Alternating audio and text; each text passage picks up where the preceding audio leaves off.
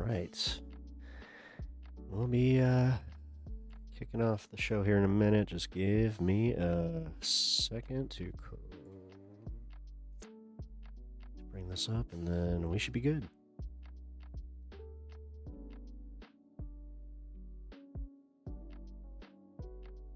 There we go.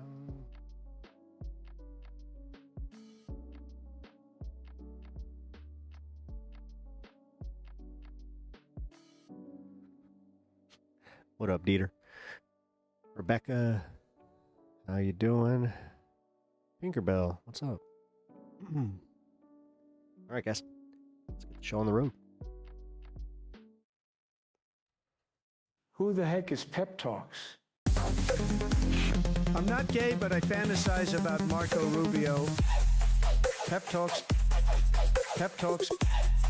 PepTalks. Let's eradicate the Kung Flu. I'm literally coming. PepTalks. PepTalks. Who the heck is PepTalk? They want our women. They want our children. PepTalks. Sometimes no means yes. Grab them by the PepTalk. Grab them by the Marco Rubio. Obama is a racist. PepTalks. I'm literally coming. I'm literally coming. PepTalks. We found weapons of mass PepTalks. destruction. My fellow Americans, it has been confirmed today from PepTalks that we are indeed all high on politics. Good afternoon, or evening, if you will. Welcome to High on Politics. I'm your host, Pep. Good to see y'all, and hope y'all had a good day. I had a day. I will go through this in a little bit here. I kind of talked about this a little bit on my last show about how I had a little scare, and it seems that might have foreshadowed something. So, hopefully nothing, but Yep. I had a appointment today. As I said, I will go over that in just a little bit. Oh, no wonder this hurts so much. Duh. Okay, yeah. Jeez. My day was okay. France beating Morocco was fun. Hell yeah. Enjoying that World Cup action, are you? All right. MAGA is a cult, a very large one. America is doomed. Yes. Well, I wouldn't call us doomed yet because we do have opposition. I don't know. I don't like the hyperbole. I don't like using hyperbole the way that we do. We overuse it. We like to do this like whole doomer stuff, and then the Chicken Little, boy who cries wolf, all that kind of stuff. So it is bad. Make no mistake. I'm not trying to say that it isn't and whitewash that at all. But I'm just saying this whole don't have hope. Everything sucks. It does nothing. It does literally nothing. If you're just gonna give up at that point, then they did win, and we kind of let that happen at that point. So we can't do that. And apparently my Band-Aid is now having an issue. Got a nice little They took my web shooters. Hey, that could be definitely interpreted as something else. Hey, gross. Yeah. All right. So here, Pep, here's a negative test result. Thank you. I appreciate that. So without further ado, I went and I had to go see my dermatologist today. It was a routine. This has been planned for over a year. I ended up getting more biopsies than I wanted. And, I mean, you initially don't want any, but I have 2 that are scary. There's no other way of putting it. The way that the doctor reacted to the one on my leg, that was not fun. Because he kind of went from joking and just, doing the thing where he's just, oh, hey, yeah, it's just your routine thing. Like, hey, every year you get something kind of, shaved off, or you gotta, go test this, make sure that it's not a cancerous spot. But this is the first time I've ever heard him go like, oh shit, we need this one. And like, he was talking to his assistant, and I was just like, what's going on? He's just like, so you do have one on your leg. We need to test this. He's like, this isn't a question. I'm like, okay. So, 7 to 10 days. 7 to 10 days. is what I have to wait for this. Also, yeah, it's one of those ones too where I'm not gonna necessarily know the number, so there's a good chance that my phone will not actually like pick it up until it's like, you know, going to voicemail or whatever. So yeah, it's gonna suck. Which, by the way, that whole new like call blocking feature, if you have an iPhone, it's a call screening feature. It's very cool. Pep, it'll be okay. No, thank you, Rebecca. No, guys, I'm the only reason I even let you guys know is because we did talk about it on the last stream, literally. And I've already been through this, and I have been lucky enough for that one to come back all clear after they did the initial I can't even call it a biopsy because it was technically it was a small surgery. It was like a inpatient or outpatient surgery or whatever the fuck, where they just numbed up my foot and then they just took a giant chunk of my foot. Still got that scar. That's fun. But yes, good vibes all around. I appreciate that, guys. I really do. The other ones that suck are like this one.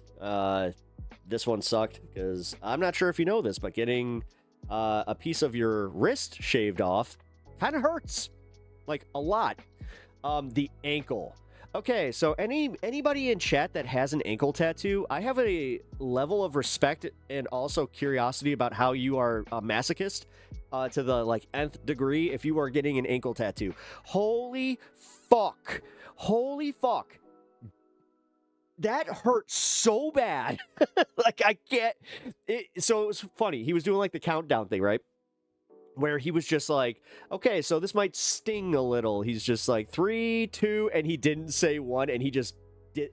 I was just like, oh yeah, like okay, this I don't think it's gonna be that bad. Oh, son of a bitch! When I screamed that, you could see his assistant kind of go like, ooh. I'm pretty sure the entire hospital heard me, dude. I haven't yelped like that and swore like I don't think ever that like seriously it was that fucking loud. Like I screamed it. I enjoy punishment. Maybe a tattoo would be good. Hey, I mean, if you like that little bit of pain, maybe. I don't know. I don't. I hate that shit. No, thank you. You have feet tattoos and hand tattoos? What? That's a stinging. I'm not sure if no, thank you. No, thank you. I mean, good for you. And as I said, I do have like this level of respect for you for that. Because holy shit, tattoos over bones hurt like hell. That's what, because he had to do this right on like the back of my ankle. And when I felt it hit that bone, holy fuck. It was funny as shit though, because I had myself like mentally convinced where I'm like, oh, this isn't gonna be that bad. There's no way. And it was just like the Novocaine needle or whatever the topical that they use. But like I said, guys, that was the first time I've ever had that sensation of the needle hit the bone like that. Oh, fuck that. So far. Only reason I don't have tattoos is I have no idea what to get. Yeah, Natch, actually, that's realistically kind of my big thing. Like, I don't like pain. I really just don't, but I would put up with, like, certain tattoos, like fatty spots, that kind of thing. Like, no big deal. I'm not that adverse to pain, but the whole, like, again, dude, feeling that on the I don't know. Maybe it was just, like, the visceral thing where it was just like, yay! But yeah, I wouldn't know what to get. I would not know what to get. Because I would also have that thing where I would want to change it all the time. So like I would have a tattoo for like 5 years and then just go get it covered up. But I also am broke. So I'm talking about doing tattoos when I happen to know that tattoos are very expensive. So yeah. Just better for me to be tattoo-less and just, I'm all right. You know what? Blank canvas. Likely to go to the grave this way. Maybe. I don't know. I was talking to my wife about this. she's gonna get tattoos. I know that she's, especially after this whole experience that she went through, she's talking about getting tattoos, which I think is cool. So when she does it, I'll likely do something. I don't know. I've been thinking about getting something for my mom. Because I don't know. I think that would be, she would love that. But if I did that, then my sister would have to be involved. Because my sister, she's tatted up, man. Like my sister, she's probably got 100 tattoos at least. So yeah. Yeah, tattoos sound really cool. Yeah, I think that, the ones like for her scar and like she's got some good ideas. I have a good one, or I have a good idea for a back piece. I would like to put on a little muscle before I got. Oh yeah, definitely do that. Bison tattoo. Just saying. Oh shit, that's actually not bad. Just a little shadow of a bison, or like just a little silhouette of a bison. Actually, huh? Damn. The funniest part is I can literally hear my mom just being like, "Hey." It's like, wait a minute. You know, not flowers, not any of that, nothing that like would, yeah. I would also get the bison. I like that. God damn it. You guys actually just might have figured out. I'm about to get a bison tattoo based on Natch. Love you and I hate you for that.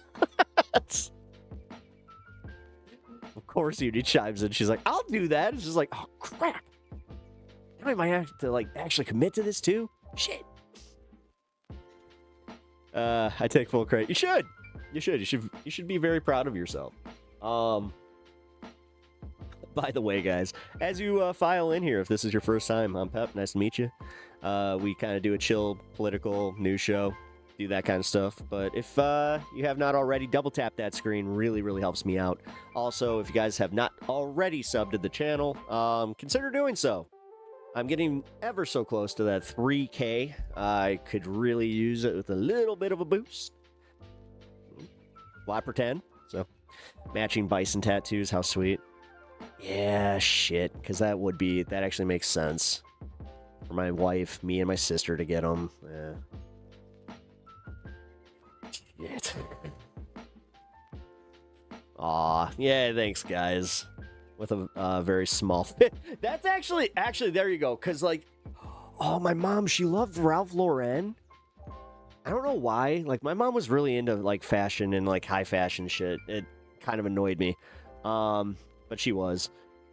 So, I don't know. That could be kind of cool. Like, do, like, a silhouette of her petting the bison. That actually, there we go. I like that. C21H3O. What's that?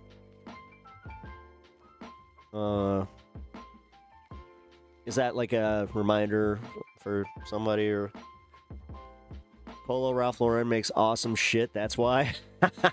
Oh, nice. Hey, look at that. I didn't even know that. Oh, that's cool.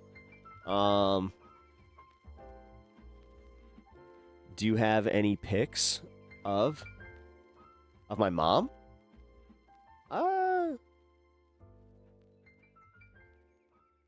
Not really, actually. Yeah, nothing like readily available on my computer or anything like that. I mean, I can show you a picture of her on my phone. Here. No tattoos. Oh, I don't have tattoos. I thought I was clear on that one. I don't have tattoos.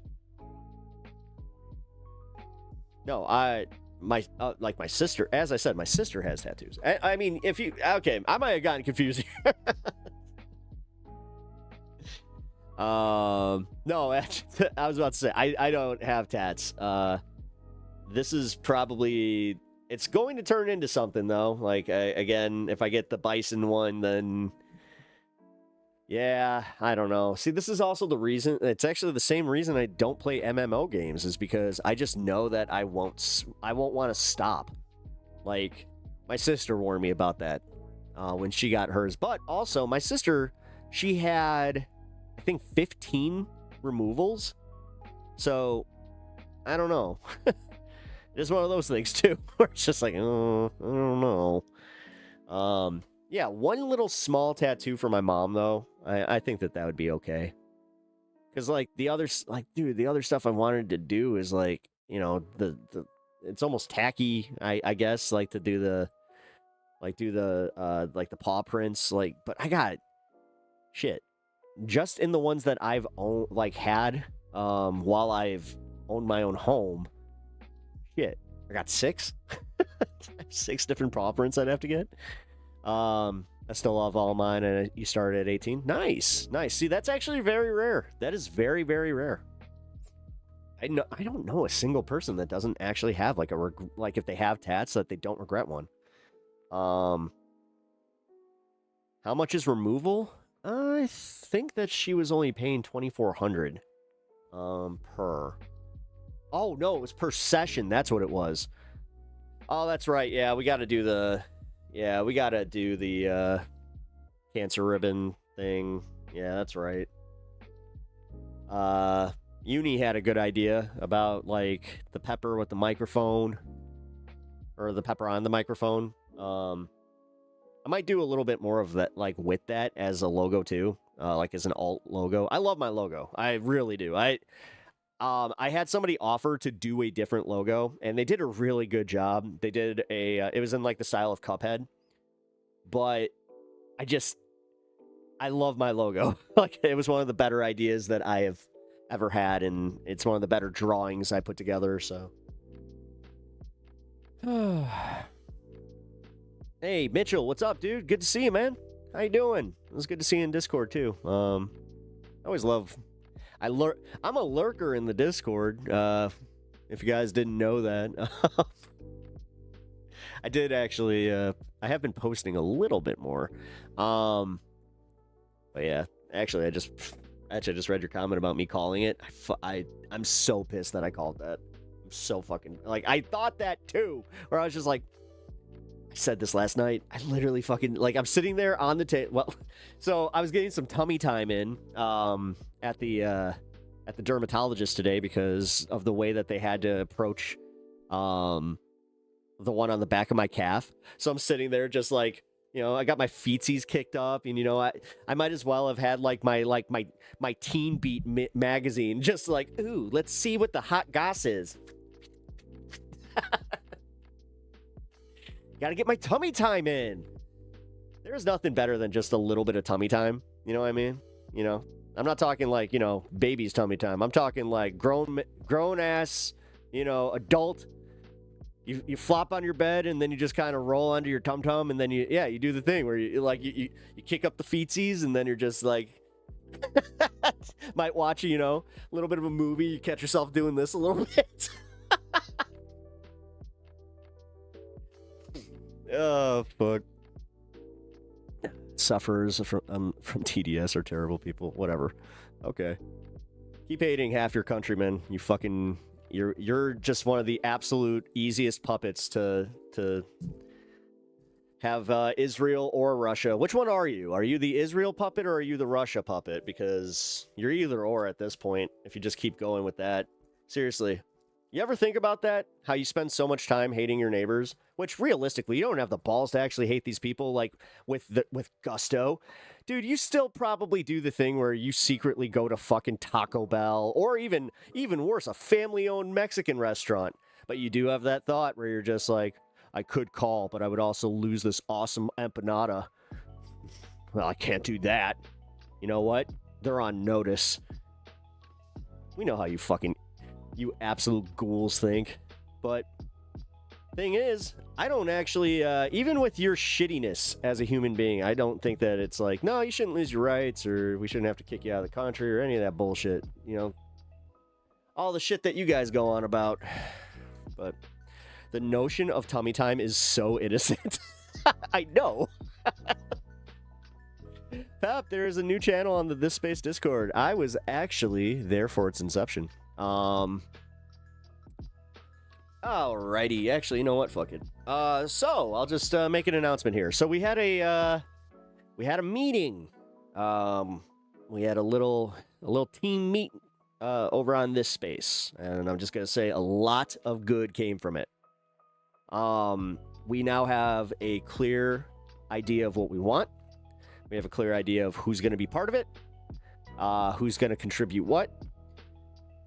Some there might be some programming changes, and this is for the better. Trust me, guys.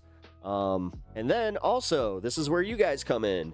If you have ideas for creators that would like to work with this space, or if you have reached out to creators that would like to work with this space, we are going to be setting up a way to vet. Not only vet them, but we're going to give them an opportunity where it's like, we'll see how they do on like the hour that we give, and then based on that, kind of, you know, make offers. Because again, this is a little harder to do when when we're not monetized. So it's a volunteer basis thing. So, but yeah, guys, exciting things in the future, and then I can make the official announcement. Tomorrow we have, or tomorrow, actually, let's make sure I'm not stepping on anybody's toes. No. Tomorrow, I think they're making their announcements on their shows. Okay, so, exciting. Wait. Exciting announcement. I need drum roll. Hold on. Wait.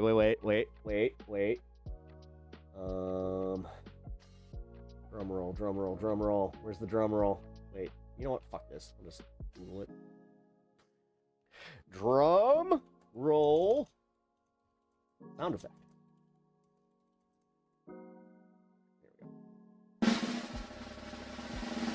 We will officially have a new show on Thursdays on this space. Now, this will likely interfere with my hours. So I might have to go live right after we do this. But our new show is a panel show in the vein of like a leftist mafia, where we're going to have up to 6 creators on at one time, where we kind of discuss the news of the week, do a little bit of a wrap up on this space, kind of just get to know each other, and just have a really cool show for you guys to interact with. And also, it is going to be exclusive on this space. So I think that this is probably the best idea that we've had yet.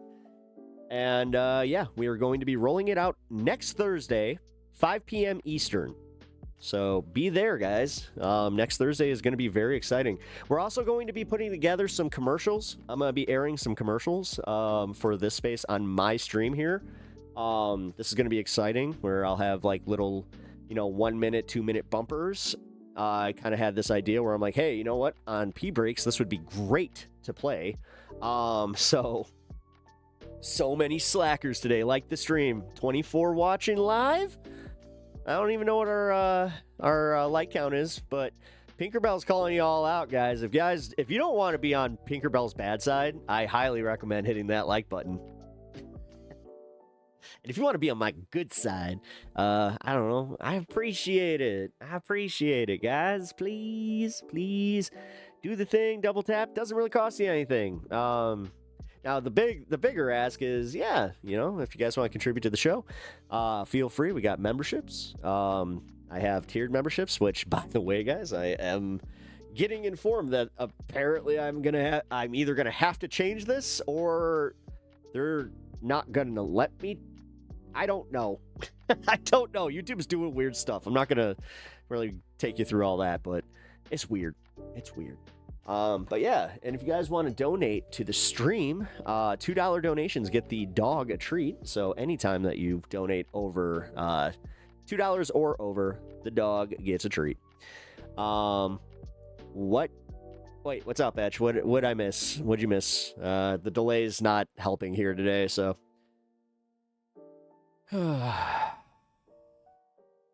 Also, the big one is Twitch. Follow me over on Twitch and Twitter. Twitter also allows you to go live, so you never know what's gonna, you never know. You never know. So I, could also. Oh, what's YouTube not gonna allow?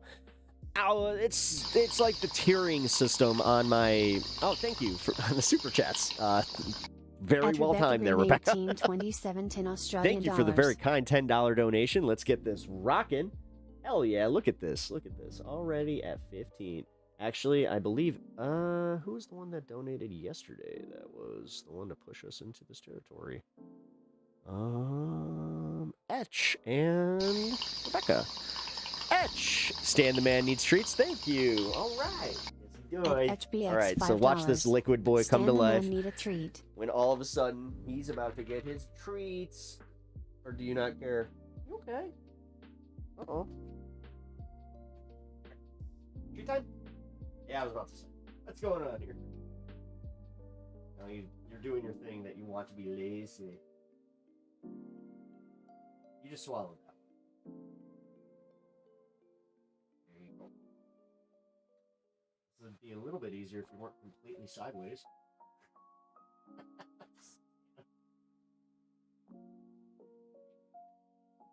You're so spoiled. Thank you, Etch and Rebecca. I really appreciate that. He appreciates that. Look at him. Right back to liquid. Right back to liquid Stan. Oh, boy. He is a trip. Let's try and get a better camera angle on him. Let's do this. Maybe that. I hate that I block him. You insist on being right over my shoulder, buddy. He is like a Greek god as you hand... I mean, yeah, he's literally just like, feed me, you plebeian. Yes, you are the common folk, and I am here to be lorded upon. Hey, little did you guys know that this stream is actually about him. Not me, him. Someone dumped a tiny kitten at the end of my driveway last night. He was covered in stickers. We got him cleaned up and even found him a home. Silver linings. The thing is, I think that cat needed to find its way to you so you could do that. That is awful that they did that. We actually just had a similar situation in our neighborhood where somebody, they crushed the back end of a cat in a door. Or it was a kitten. And then they dumped him. Yeah. Yeah. There's awful people out there. There really are. But the good news is that this kitten that had its hind legs broken made a full recovery. So you are awesome. Yeah, dude, that's awesome. Damn, why would you put stickers on it? What the fuck? Okay, people are officially horrible. The sticker part tells me that it was a kid. And that the adults are also horrible. Like, this is the thing. I was actually just recently at the gas station. And I saw this mom just being an absolute goober, where number one, she's doing the thing that pisses me off the most in public. Speakerphone shouting. Fuck you. Fuck you. I don't care where you're from. I don't care what your culture is. If that is part of it, fuck you. And this goes for everybody in America doing this shit. We don't need to hear your fucking conversations. You can hold it. You can hold that conversation. Or you can have that conversation a little bit more quiet. But looking at everybody else, looking at you being an asshole, then acting like we're all the assholes for being like, what is wrong with you? Yeah, fuck you. Also, this is the part that really bothered me. She was teaching her shithead kid to be a shithead kid. She was an awful parent. And, she was one of the ones that made me even think about it, where she's totally raising a bully. You know? And this is where I always thought it does fly in the face of, the bullies are just sympathetic characters that are bullied at home by their parents or some... Fuck you. No, learn how to emotionally regulate. I'm not here for it. I'm not here to coddle a bunch of fucking awful people. And you know what? I think that that's where we need to, this is where boundaries need to be instituted, for anybody like this. And this is where I know that a lot of us, because we do care, they take advantage of that shit. You ever been walked on? You ever been in a one-sided friendship? That was so one-sided that you were literally like, I am being used. Well...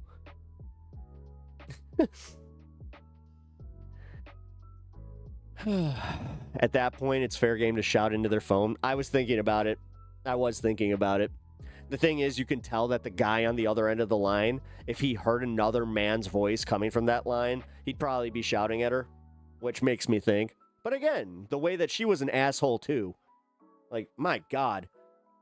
I was dude, I was short of recording it and wanting to show you guys because it was that bad where it was just like, holy crap, this person doesn't respect a single person besides themselves, if they even respect themselves.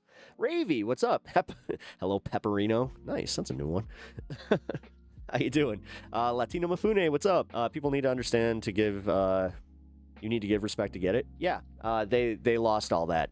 And the thing that really pisses me off is the entitled attitude, and the worst is when they get rewarded for it. You know, like that. I think that's why the bricks and minifig story really pissed me off the way that it did. Not only the corrupt angle of it, but the fact that it played into that like entitled bullshit, and like the way that these absolute pricks that they make a little bit of money and then they need to hoard, and then it's like they think they're part of the club. This is also part of like the facade economy, where it is just like, wait, you guys don't understand it. Like, yeah, so all right, so you have a house with columns, good for you. You got a 5-bedroom house, okay, all right. You got some jet skis. Oh, look at that, you got yourself a little summer cottage. Well, how much credit card debt are you in? Oh, okay, interesting. So you're, I would say, anywhere but on an average of 30% to 70% of all that is debt. So let's just theoretically get a car accident, or even worse, a boat accident. Your insurance determines that you were at fault. All of a sudden, they want to not only raise your rates, but they deny you coverage. So then you're in the hole for over millions of dollars. Then, because of all of your assets, they start to threaten you with bankruptcy or foreclosure. Now I know that they can't go after your credit, but they can still go after you for the debt. That's one of the most fucking, like, the worst misconceptions about medical debt right now is people think that, yeah, you just don't pay it and then they don't come after you. Try it. It's kind of like trying to not pay your taxes. Good luck. Good luck. I've been seeing an increase in those stories where I'm just like, all right, while I agree with the sentiment, I might, you know what? Good luck. You won't catch me fucking doing that. The great Bong Holio, we must get TP for its bunghole. Jesus Christ. Yeah, take it right to Beavis and Butthead. All right, cool. I seriously thought it was Pep until I watched it. Oh, really? Uh-oh. Great. So now I inspire those types of bits. Oh, no, am I typecasting myself? I did have that. Yeah. Medical debt is the worst. Yes, it is. I'm in immense levels of medical debt right now. It's insane. You can only laugh. Dude, when you see a bill that has, you're like, oh, that's okay. 1, 2, 3, 4 zeros. 5. Yeah, there's been a few of those where I'm just like, how? And then you look at the itemized shit, dude. It's fucking crazy. Like, you can only laugh. It's insane. It is that insane. Daily, man. Like, we are just getting to that point. Oh, yeah. Oh, by the end of this, I would not bet, or I would not doubt that by the end of this, that we reach over $1.5 million of debt. And this is for my household. Yeah. Oh, and this is with full coverage, by the way. Like, yeah. No, we're going to, yeah. I mean, I'm going to appeal it, so hopefully it does, get a little bit taken care of. We're kind of in this hole right now of just waiting. That's another thing that they don't tell you about a lot of this stuff is that you have to wait. So I have to make $1 million. If I want to pay all my medical debt, yeah. Like straight up. That's how it is, man.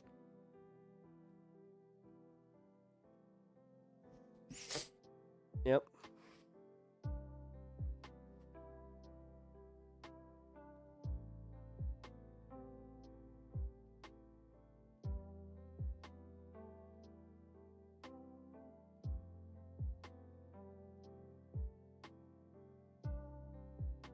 Sorry, you just texted me. How is that being covered? That's crazy. Yep. Yeah. And like I said, like, we're at this point where we might be able to, to appeal. I've been told that is the process that we need to go through. Like, I was told this at the very beginning. We had a nurse advocate kind of like break it down for me, where she was just like, don't go and pay all these bills just yet. It was just like, wait, what? She's like, yeah, what sucks is if you go negotiate it too early, then you're not going to be able to negotiate it on the back end. So essentially what you need to do is you need to default on so many bills before you could even get to the point of being like, hey, hello, Mr. Hospital and administrator of the hospital. This is, cancer victim. Can I maybe get, a little bit of a discount? So thanks, guys. No, I appreciate it. Thank you for all the support in general. Just thank you for being here, for making my days a little bit easier. Thank you for all the financial support. It does go a long fucking way. So thank you. That's all I can really say. The default is the default. That's what, yeah, no, it is. You're not wrong. Like, we're supposed to do that. And the thing is, when I've talked to other people in medical debt, this is kind of what they've all said. Like, I talked to one of my friends. He wasn't even told this from like a nurse's advocate. He was told this just by his doctor, where I was like, wait, what? God. The fact that this is normalized in our system is just, and it's part of it. It's literally part of the system. That's insane. Yeah, and this is going back to that, like, the person that perceives themselves as being safe in America. Like, I'm telling you, man, there is this tax bracket of people, like people that own their own businesses, that did everything right, and they're doing a little bit better than, your average person. And they always convince themselves that, they totally 1000% earned that no matter what, even if it was like an inheritance or anything. Nothing pisses me off more than that shit.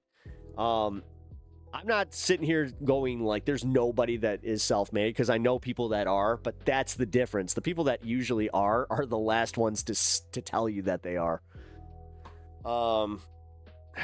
So yeah.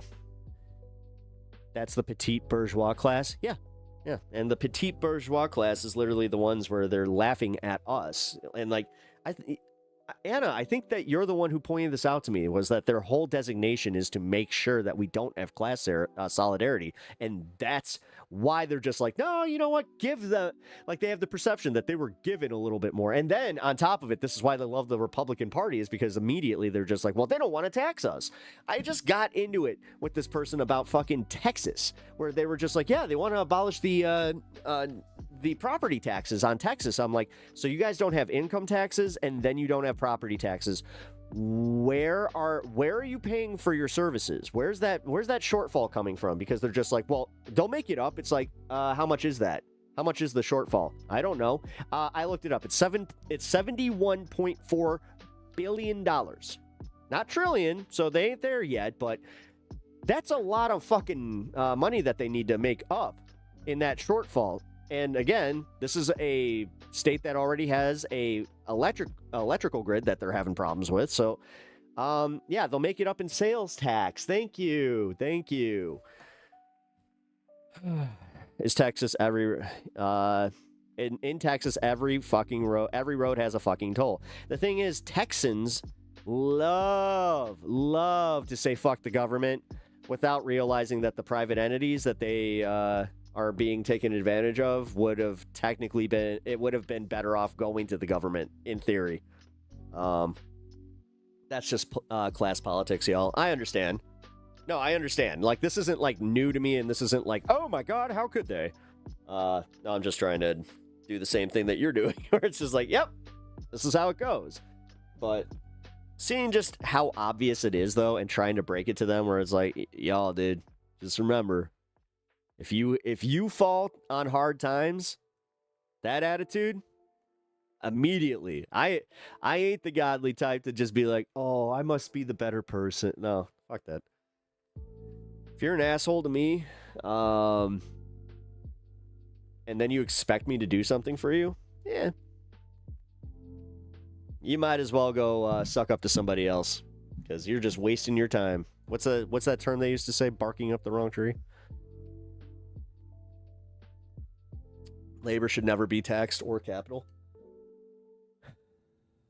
Oh, only capital. Yeah. No, I agree with that. Remember to hit that like. Oh yeah, that's the other thing. I mean, dude, they're gonna like the employees are getting fucking taxed. Let's be real.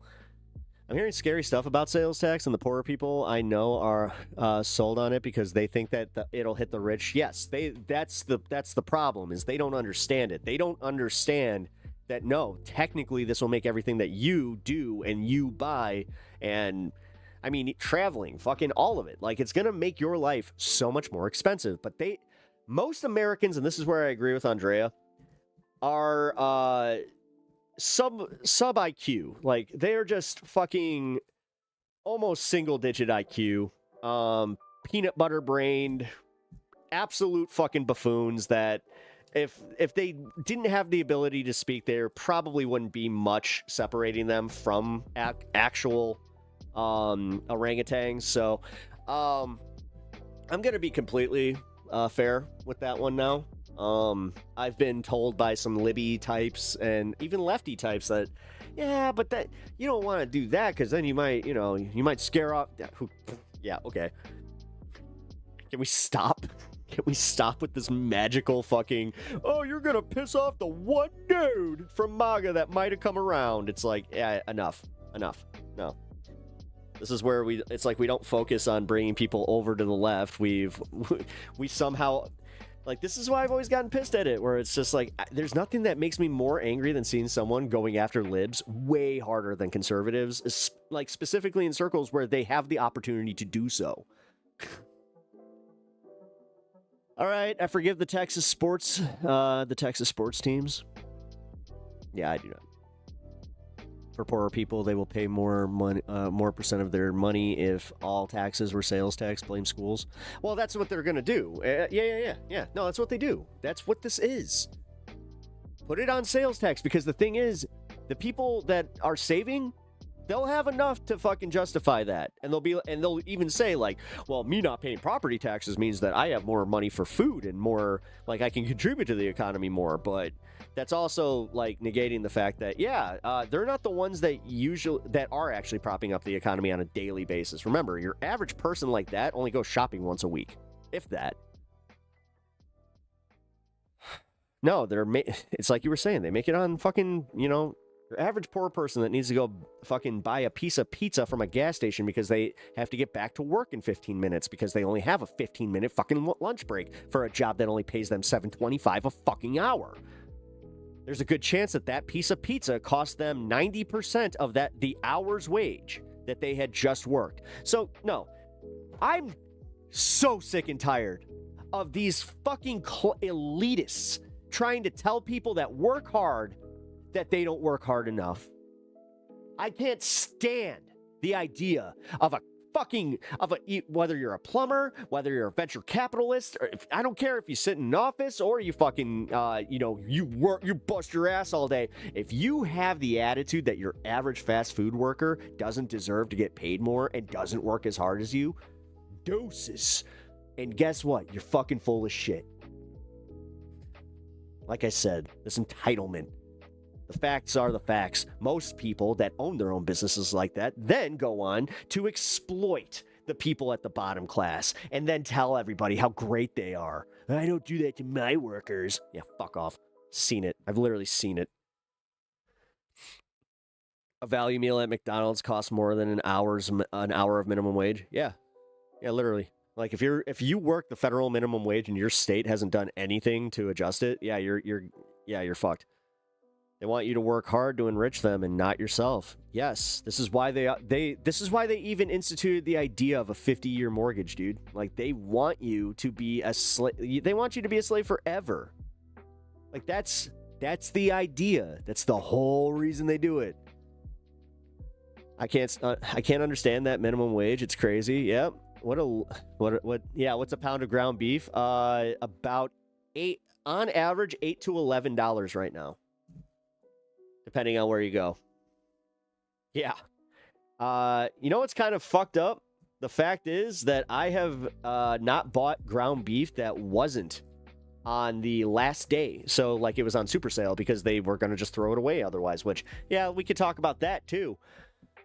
They only send us bills so that we have to go to work to pay them off after all. Yes. I mean, dude, this is the whole idea of getting you trapped in interest rates.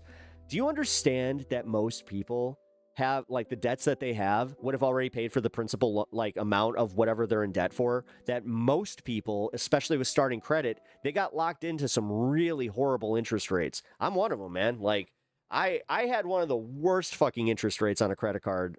It was like, I think around 29%. And I was like, what the fuck? Like, what am I doing? And then I had to work double time just to get that one paid off so I didn't fuck myself. Damn, that would be $16. Well, yeah, $16 a pound. No, I said a pound. No, sorry, it's $8 a pound. My bad. A pound of Beyond Beef. Oh, a kilo is about $8. Oh, okay, I see what you're saying. Okay.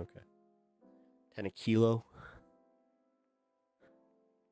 Either way, it's way too expensive to buy beef right now. And that's another thing. Like, it's just the simple luxuries that Americans take for granted and have taken for granted. Like, we got fucked during COVID and they're doing it again. And meanwhile, you have shitheads that are just like, I love Trump. I love the Republican Party. Fuck the libs. Fuck the blue team. You know what? Let's just have a single party in our country. That's great. Let's just have a king. We need a king. And then simultaneously, they will just be like, oh, what's this no kings thing? I thought, we're not England. God, the way that they were fucking approaching the no kings stuff with that, where it's just like, we're no kings. Well, we already got no kings. You guys are protesting nothing. Bunch of jackasses. I have a 16 kilo kettlebell. It weighs about 33 pounds. Nice. I can feel the math in my bones. 33-pound kettlebell. I could work with that. I like to do 10 to 15-pound kettlebells, single arm workouts. Unrelated, but I have I have the same critique of this smug line of get a job if you feel that your hobby is expensive, otherwise quit complaining. Meanwhile, forget that once you have the job, you won't have enough time to engage with that hobby as you're working 40 to 48 hours a week and dealing with bills. This comes off as smug privilege to me. Yes, that's exactly what it is, Mountain Range. You're 1,000% correct about that. Maybe I got the amount wrong, but we were at a national park and they made hella money. Peps is probably ripped under that hoodie. If ripped means,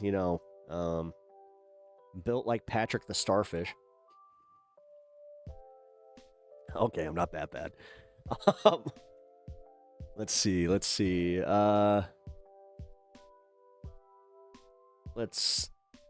What kind of body type do I have? I wouldn't be out of place if I took my shirt off at the gathering of the Juggalos. Let's put it that way. Oh, wait. I don't have tattoos, though. So, yeah, I mean, I got dad bod. What's up? Like, got a little bit of a tire, Not as much of one now, but yeah. I mean, I'm kind of like, what's his face? That one Supreme Court justice. I like beer. Can we smoke now? Fuck yeah, let's do it. Cheers.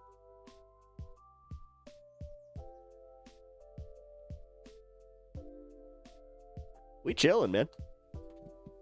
We in full chill mode. This is a Thursday stream, guys. You know what's up. I start late, and I really don't. I don't really care what we cover.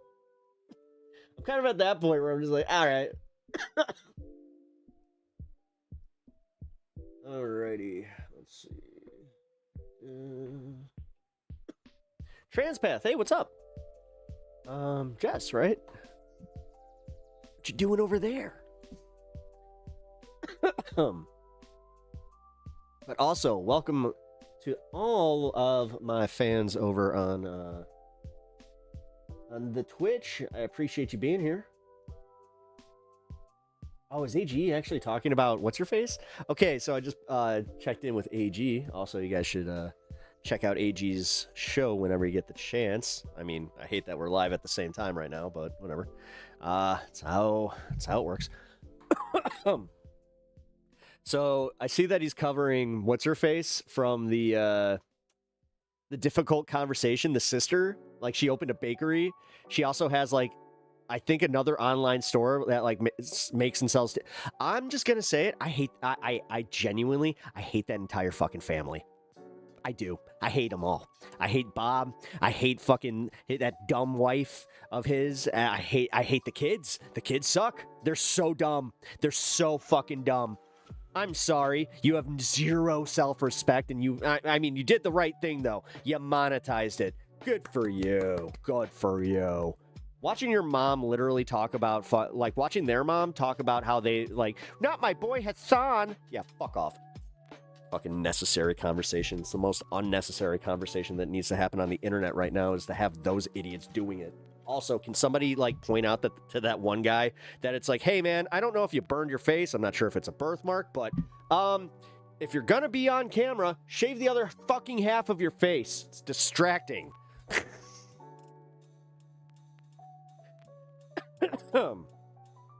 Sorry. Yeah. Spicy pep time. Yeah, I don't know. Like, seriously, it's so fucking distracting. Did you watch any of the coverage? Dude, I tried. I fell asleep. Like, I started falling asleep. So, no, I wasn't able to watch, like, a significant portion of it. I tried to watch the testimony that lasted, like, 4 fucking hours. The way that this trial is going, I just wait. I just wait for the highlights, go based on that. I'm not gonna, this isn't the OJ trial, man. And I'm honestly, like, I'm getting a little tired of how piss poor this prosecution is, but he's still likely to get convicted. I'm waiting for a creator to make a video. Yeah, that's how it goes. IG, that kitchen was a microcosm that woke me up to the class solidarity and being robbed. Yep. Candy O will have a great synopsis, I'm sure. Same here. Way too much to go through. I agree. It's annoying. Yeah. Wait, are you talking about dude's beard? Or the fact that they, I don't know. Like, again, necessary conversation. Well, go make your bakery. Go start your bakery or whatever the fuck. So annoying. Anyway. I'm not going to take back what I said about his burn beard or whatever is going on there. Like, I get it. Pep, why would you debase yourself? Why would you debase yourself and make fun of someone's image like they can't control it? Well, this is the kicker. He can control this part. I wouldn't notice he has that problem if he just shaved the other half. I'm sorry. I'm also saying what I would do. You know, despite what half the comments on my fucking threads about my hair. You know what? No, it starts going. I'm likely not going to have it, or I'm going to just give up and go full wig. I want to bake infused goods. It's not a great business. I'll tell you that right now. That or he needs to start flipping a coin on...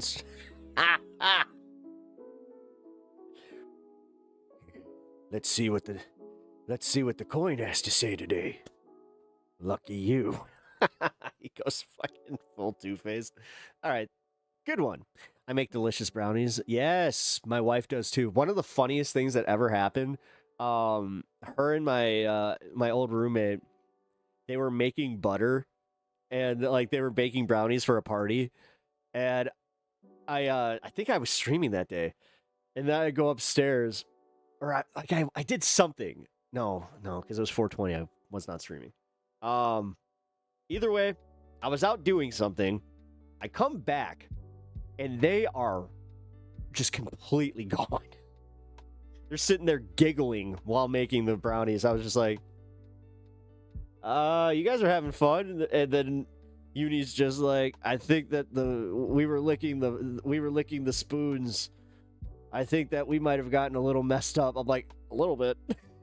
It's like, dude, they were gone. And that was also one of the funniest bits because Uni found out that she actually can have edibles work. Because yeah, she was one of those ones where she's like, I've never had an edible work before. I've never had an edible work before. That was the day that that was the day that Uni Moogle realized that she fucked up.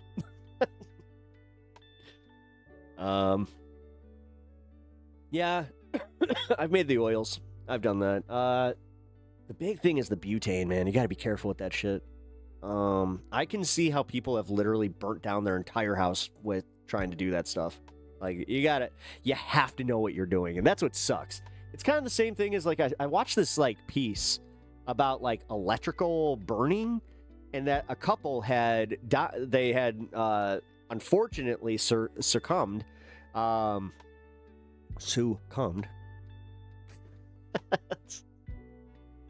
Weird word.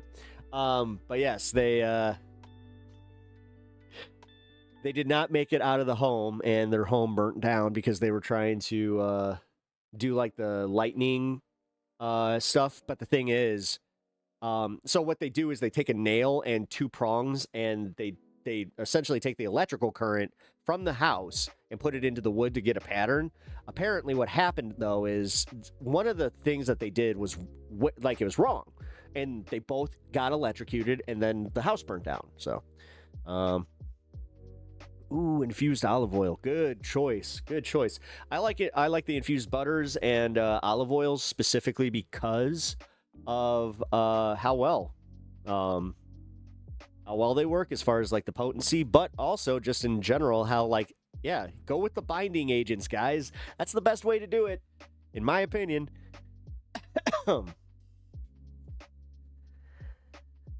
They want you to work hard to enrich them, not for you. Oh, damn, Latino. I just had your chat actually get mixed into my... Oh, wait, that's because my multi-stream was frozen from that moment. Holy crap. Oh, burning wood with a 10... Yep. Oh, I heard about the wood making trend. Yep. Yeah, they were taking parts out of their microwave to make it. Yeah. Don't you just love the internet? There's nothing worse. Like, God, I'm going to just say it. That was the wife's idea. That was a wife idea all the way, where she was just like, I saw it on TikTok and I saw it on YouTube and we have these things. I mean, and then the guy was just like, yeah, you know what? We could totally do this. We could make a video about it. And then, Shaka Khan. Here we are. Wow, a magnetron is not a toy? Yeah, no, it really isn't. That is not what I meant to bring. Why is it Comic Sans? Wait a minute. The hell did that happen? Fucking Comic Sans. I don't think so. They're fucking... What? Oh, man, I'm actually kind of, like, mad about that. Yeah, that works. There we go. You said that yesterday? You noticed it yesterday? Wait, it was like that yesterday? Yeah, I don't know when that happened. Dude. Yeah, Comic Sans. Listen, I know, like, I know I look like the type that would unironically use Comic Sans, but I have a surprise for you guys. I even have self-respect. What is that? What is that? Oh, man. I don't know. I guess... let's make sure that none of my other settings got changed here. 'Cause that makes me a little worried. It's my favorite. I got made fun of it so much in high school for liking it that I apparently did turn into the enemy of Comic Sans. You seen that type that would that would ironically use it. Thanks, Kyle. Well, I didn't do that, so like I said, the only reason that I'm even kind of freaking a little bit is because, yeah, I mean, okay, no, hey, Stan Cam is perfectly back where it should be. No, I guess got changed. You're welcome, mate. That's your mate.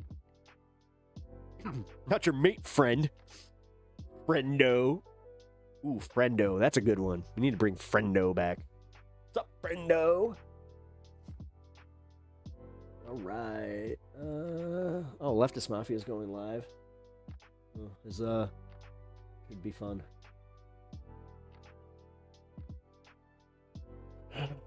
So phone is an opportunity use at the moment. Oh, okay. No worries. Transpath, you're all good. Alrighty. There's nothing wrong with Comic Sans. It's a great bit of Chum from Ragey Streamers. Sorry guys. This is now making me aware that, yeah, there was a few things here that got totally changed. This explains what's going on in my chat. Fucking Streamlabs. Okay, so I think I see what happened. They put a new AI into Streamlabs. And I'm pretty sure that that's what started making adjustments. Yeah, I think it started making adjustments for me. I did not give it permissions to do that. And let's double check. Yo, if that's the case, oh, damn. Huh. Wow, dude, did you not get that last Gemini update? Holy fuck, man. Yeah, Google really, I think that they understood that they really screwed up. Because, yeah. They took the Gemini AI first off of your searches. But how did AI know? That's the thing. I don't have it on for anything like that, so I'm kind of wondering, like, how in the fuck did that... Whatever. Anyway, let's not get bogged down in the technical aspects of my show, even though I do a lot of hours here, so it's kind of one of those, I might as well just go through this with you guys. It's kind of fun sometimes, right? Ooh, trademarked. Yeah, I got fancy over there. Look at you. Look at you. Trying to be all official. Make sure that we don't have none of that fancy litigation against us. I appreciate it. I really do. Alrighty. What do we want to talk about today, man? Oh my god, I really don't. I was like, I don't want to cover politics. So... But then I did this thing. You see? Back around last August, I made a decision to cover politics. And I registered this channel as a news and politics channel. So guess what people expect me to be doing? That is the long and short of how that went. Do you know that what net nut means, Pep? I suspect everything is hacked, but it won't be a fun stream. Wait, what? Net nut? I don't know what that means. Apparently, Reckless Ben represented himself, and it didn't go well. Really? Oh no, that's not great. My analysis. News talked about Go Duck Go surge because Google AI search. Really?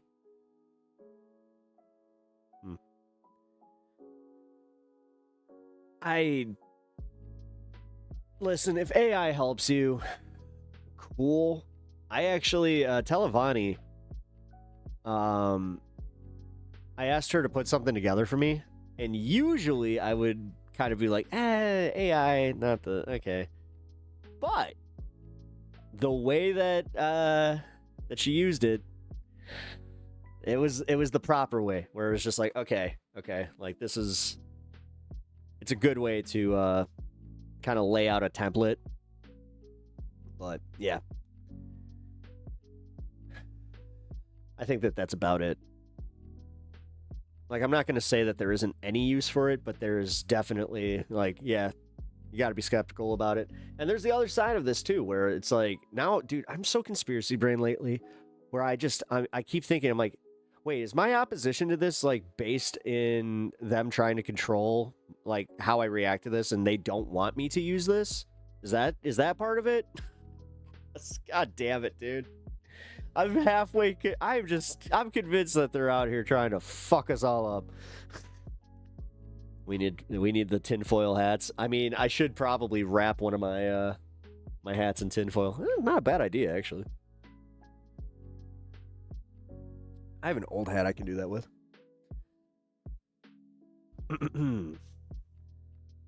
Netnut is just like, oh. Wait, Netnut is like jerking off into a screen door. Is that something else? FBI significantly impacted operations, but didn't get them all. I've heard of a lot of people saying that their Google passwords got owned within the last week. Oh, really? You can line the inside of a hat, no one will ever know. I meant like the other way, dude, where we make a bit of it. God. Don't make them think that I'm actually, like, you know, so far gone. Who's this PepTalks guy? Wait, he does conspiracy theories? Wait a minute, he's one of those guys that actually wears the actual tinfoil in the hat? Oh, he's a real one. Yeah, that's messed up. I have been kind of paying attention to a little bit of that. But I couldn't resist. But I can't use the Twitch account for such vulgar things. That is true. Soul Life is dealing with it. Help him out if you see him asking. Really? I did not know that he is dealing with that. Google has been warning people, so check for notifications for them.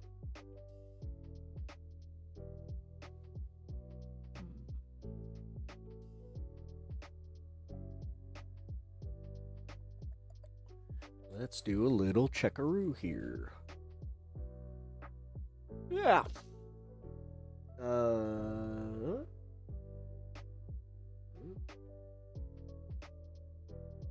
All green. We're good. I'm fine. For now. For now. Yeah, I'm not gonna get too big for my britches here. No, not more to deal with. The thing is, yeah. Oh god damn, dude. Okay, so I'll just be real with y'all. That's kind of why I had the reaction to the news at the dermatologist today. I was just like, I can't. I just can't. Like, I need a vacation, guys. Like, I need, like, if I had to say what I need, is that, like, I need the ability to go away for a few days, not worry about anything, and then come just feel refreshed. But, like, no, I'm telling you right now, that ain't happening. Like, I cannot go on vacation. Like, even if I did take a few days off of, like, my gig, I would still be here. Like, fuck. Ugh.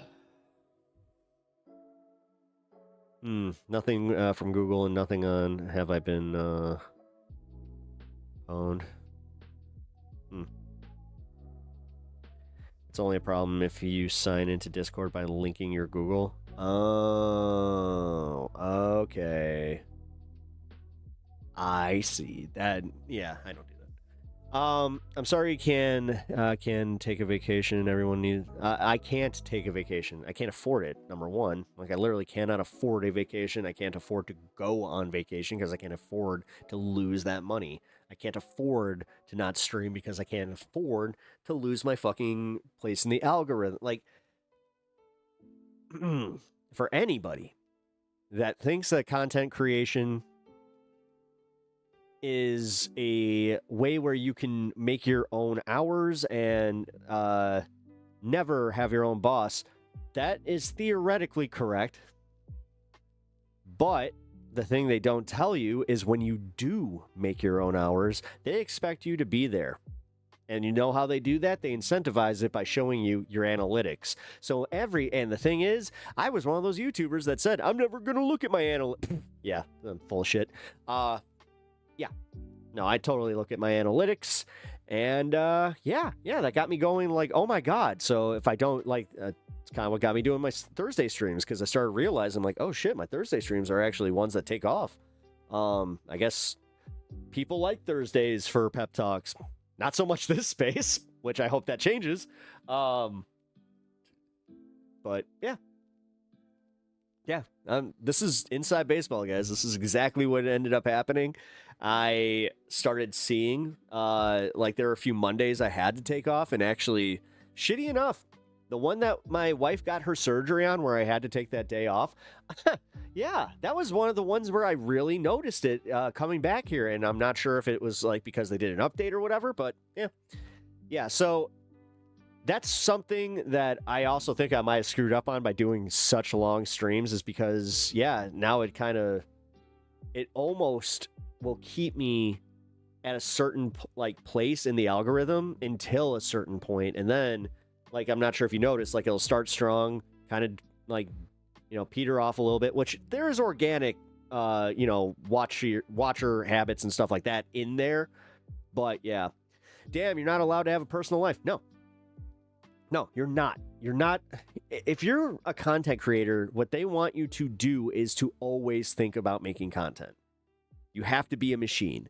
And that's why there are some people out there that are so damn good at this that I know for a fact have no interpersonal connections with anybody because of the way that they commit to their channels, which, the Hassan model, that's actually, that's the main one that I will bring that to. I think that Hassan has actually developed a mental disorder based on algorithmic cues and his the way that he views his Twitch revenue and his sub counts. I feel like he did the thing where he will not allow himself to have that day off. He literally prides himself on it, which is disgusting. I do think it's disgusting. You shouldn't, because shitheads like me, we saw that and we're like, that's what I'm supposed to do. That's how I make it. When in reality, now I'm kind of thinking about it. I'm like, no, the healthy model is literally go until you're kind of done. Don't push yourself past what you would. But Hassan also doesn't have a real job, he does. This is a real job, but I'm just saying he doesn't have a side job, or he doesn't have to work another job. He's very okay. You know what I mean? That's why I keep saying, I'm like, nah, it makes sense for him to take a vacation, to take some personal time off, to I don't know, cut his stream down to 3 days a week. Eventually he's going to have to. I mean, dude, here's the thing. I already built my personal life. All my friends I met in my high school, early 20s, got my wife. And yeah, that's how I built my interpersonal community. I don't think he has that as much as outside of his family, living with him and the friends that he does hang out with on stream. But realistically, I don't know, man. How do you maintain that? I keep thinking that about him actually building a relationship, which is sick.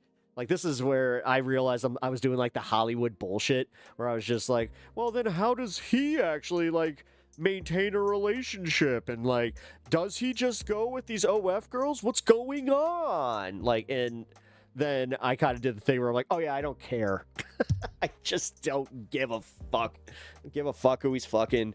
The Ashley Sinclair one was the only one where I was just like, this is twice you've put your dick where Elon laid his. We need to call you out with your Eskimo buddy there.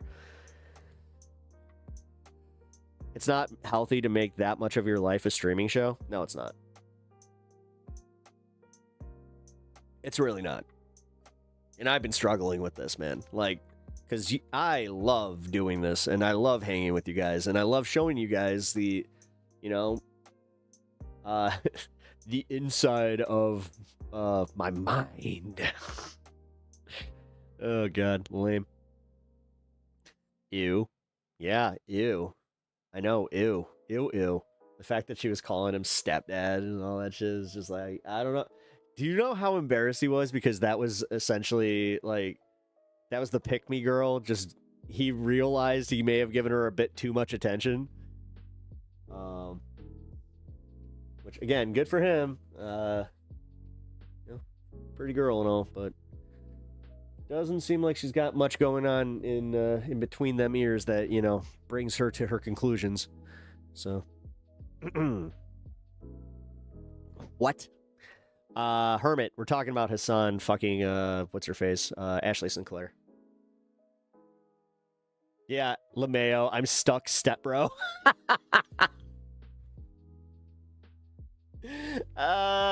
He's just like, what? Dude, no. That's the most embarrassing thing I think that he like, that's his most embarrassing claim that, again, man, that's, kind of quote him, that's crazy. It's crazy. Like, it's something that you can legit, like, you can deduce where you're just like, wait a minute. And I mean, this is where, like, and that's not if you include the speculation that he might have with the not the stepdaughter, but his trans daughter, like,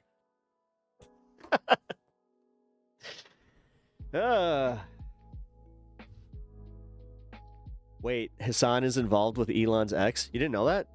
Yeah, he had her on, and like, listen, leave it to me to make it about fucking drama bullshit, I guess. Which, yeah, that's the whole joke. I try not to.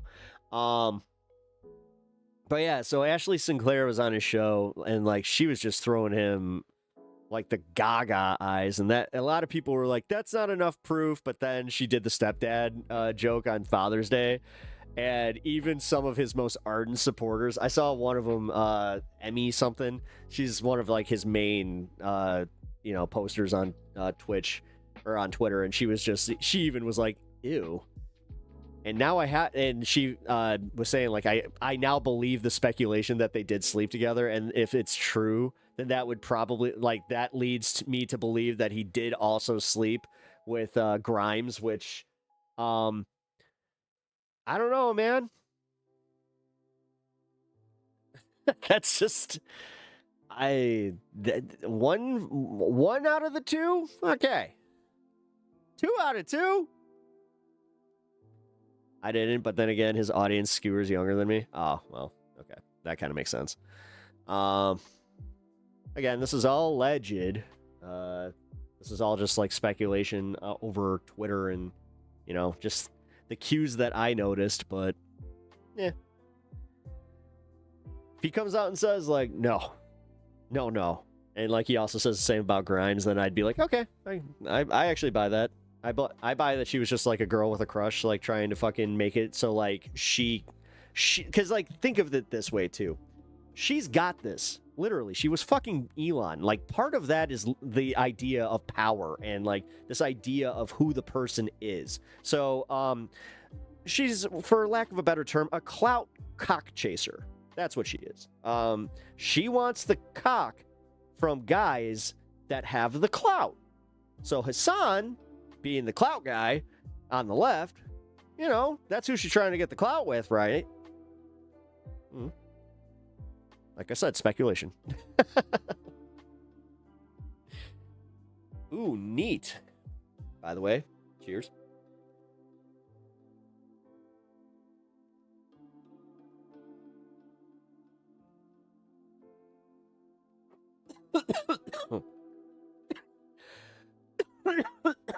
Secondhand fame. Think about it. Her claim to fame is literally fucking the world's richest dude, having his kid, and then having her having him abandon her. Yeah. No, allegedly, no, she actually came out and said that she did. She was not artificially, no, that has been debunked, Latino Mifune. And she debunked it on, I think it was the Wine Mom podcast. Fuck. Oh, fuck, what is it called? I've had it. There we go.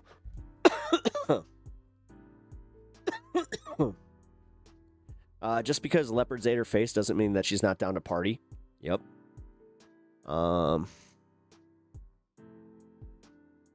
You filed unemployment and your old boss is trying to fight it. Ooh, I don't know. Okay, so this is where it gets dicey, because this is where the power structure comes in, because if they are counting on you not being able to hire an attorney for that, I don't know, workers' rights are something you don't mess with, so, oh boy, because, yeah, you were fired. No, it doesn't even matter if they, like, technically had, like, cause. Like, no, they let you go. You didn't quit. That's how this goes. And they got, like, all right, bet. If they somehow win that, then it's just like, okay, guys, that's the shit that should probably band us all together, is if they can, I don't know, if they can abuse workers. Like, I don't know, guys. It's almost like they kind of tricked us into being like, we don't really need unions. We don't need worker collabs. We don't need we don't need them, class solidarity. We don't want them having that now. That's why we got to pay, like, just enough of them, the same amount, and then keep them guessing who makes even more than them. And then we need to give them a management class that also doesn't make enough to actually justify their, tyrannical nature, but we'll also make it to where, they can think that they make that much more than their average person, and then also get to tell them, like, be like, hey, you get to tell these people what they do and make their schedule. She called a week after her vacation saying I was bad with patience and made mistakes or whatever, like, okie dokie, girly pop. The fact is, she's the one firing you. And also, like, that just means she ain't gonna fucking give you a good reference. But realistically, you could also go and make sure, fuck. The fact that she's putting her kid in the position tells you exactly what type of person she is. That tells me that she can't find somebody from outside her family to fill that position, which tells me that she's not exactly a good boss. I don't know. Am I off on this one or not? All right, let's have some fun with some news. Fuck it. Kind of at this point. All right, we got a few things I want to go. All right, if you guys live in NOLA, by the way, what the fuck is going on? This is crazy. Judge orders courthouse visitors summoned for jury duty after jury pool exhausted. If you don't know what that means that they had a bunch of people come in for jury duty. Not a single person couldn't fill the jury. So they had to go to the court for, like, just your average bullshit and be like, hey, show of hands.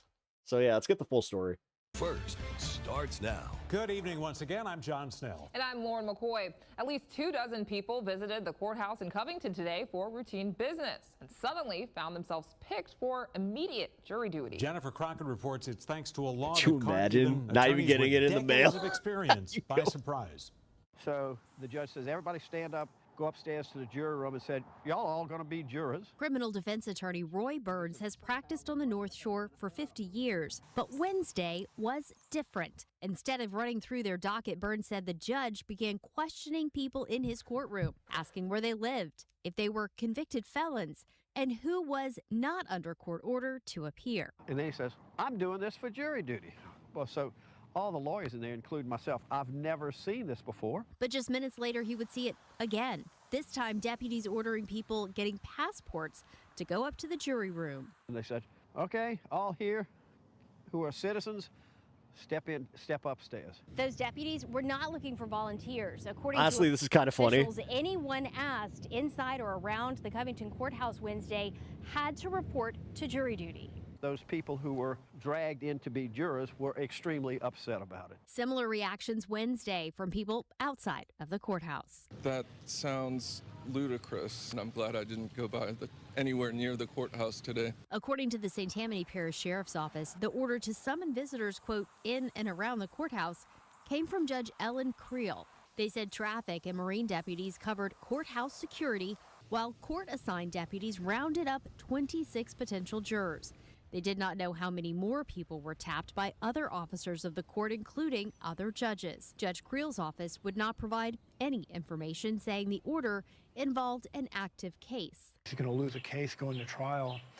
It is unusual, but at the same time, you know, this judge wants to get justice done. Attorney Tony Lemon says that decision may come with a consequence and questions about how much power Louisiana judges have. If I'm in this situation, I'd be a little bit concerned about who is being rounded up and being brought into the courtroom as potential jurors. And I had to read the law and say, my goodness, that's a pretty powerful tool to have in your toolbox as a judge. According to the St. Tammany Parish Sheriff's Office, this order was only for Wednesday. So if Judge Creel or any other judge needs more jurors on Thursday or Friday, they would have to issue a new order from the bench. Reporting in Covington, I'm Jennifer Crockett, Fox 8, Local First. You actually just said it. I would hang any jury I was on just to be difficult. The thing is, a lot of those people probably did that, where they just said, I'm not going to participate in this. Like, I like, and that's how you do it, where you don't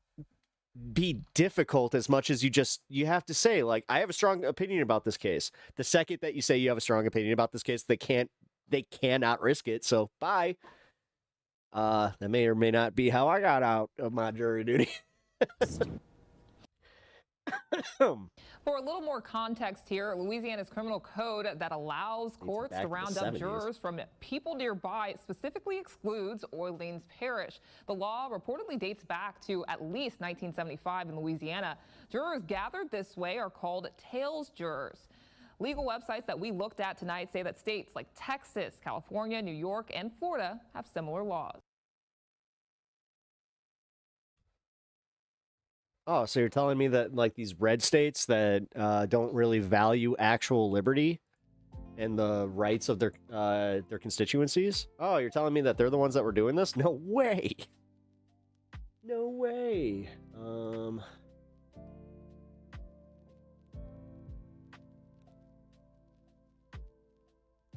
Actually, here we go. Perfect. Perfect little video for this. On Tuesday, the US struck something like 80 targets in Iran and reapplied sanctions on Iranian oil exports, apparently in reaction to Iran attacking 3 oil tankers in the Strait of Hormuz.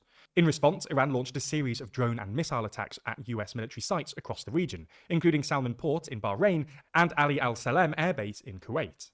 This represents by far the most serious breach of the ceasefire, and it sparked some anxiety. Oh, damn, he's actually, like, on camera now? That the war in Iran might be about Holy to shit. restart. Not TLDR News, like, this is a channel I've been watching for a while. At least because only last week, during an appearance on the Michael Knowles show, Vice President J.D. Vance seemed to imply that the US was only using the ceasefire to build back up its oil reserves. So I think what the president has told us to do is use this. Tell them my mental health starts cracking up if I'm in a room of more than 10 people. There you go. To sort of refill the world's oil economy. Yeah. To refill some stocks. And then you enjoy jury duty. Then again, I enjoy mock trial as well. Where the hand. I'm a little mix of both. I usually end up having a fun day when I have to go to court. I mean, depends on what it is. And it depends on how my case turns out. But yeah, for the most part, I've been like, ooh, shit. Because like I've had so many like minor traffic infractions where I'm like, I'm going to go fight this. That because of my last name, yeah, I get to see some action beforehand. It is. So in this video, we're going to explain why. He's been on cam for years? Really? I must only watch like the bits of his video where he's not on camera. Trump and co. The US can't actually afford to restart the war. At least not yet.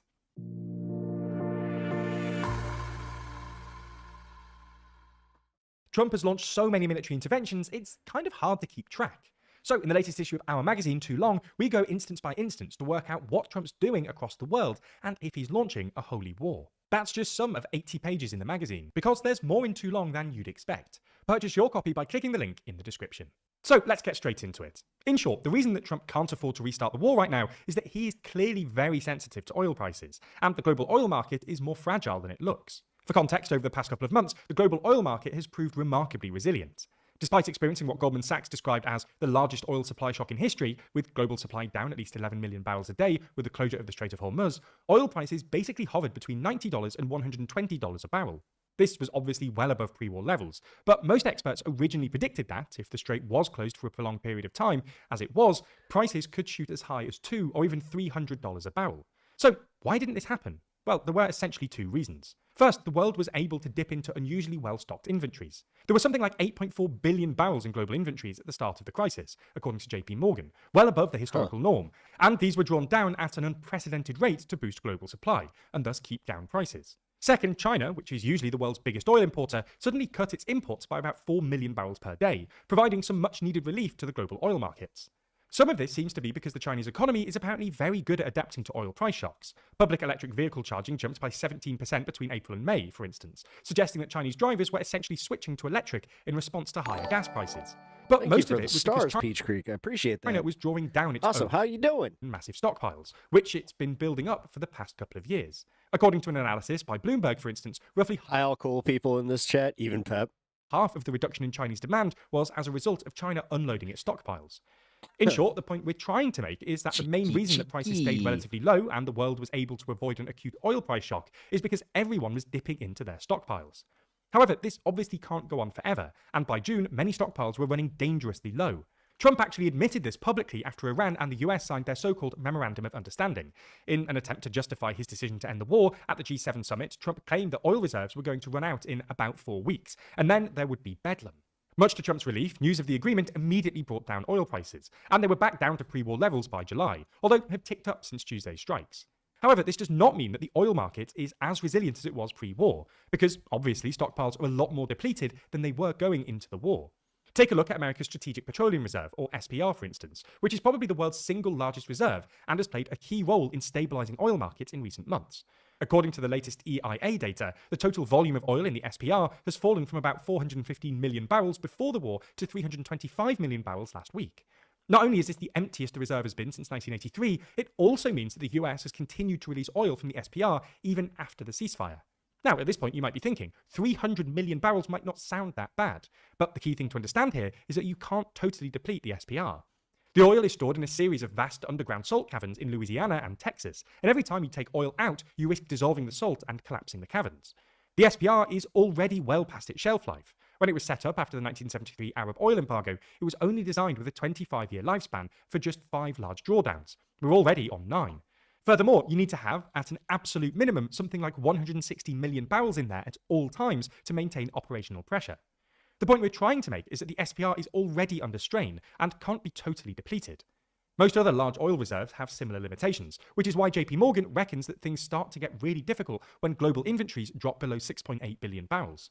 It's also worth noting that, as well as reclosing the Strait of Hormuz, Iran could further reduce global supply by closing the Bab al-Mandab, another maritime strait between Djibouti and Yemen that connects the Red Sea to the Gulf of Aden. The Bab al-Mandab has become increasingly important to global oil markets in recent months, in large part because Saudi Arabia has reacted to the closure of the Strait of Hormuz by redirecting oil that would have previously been exported via ports on its eastern coast to ports on its western coast, where it can then be exported via the Red Sea and the Bab al-Mandab.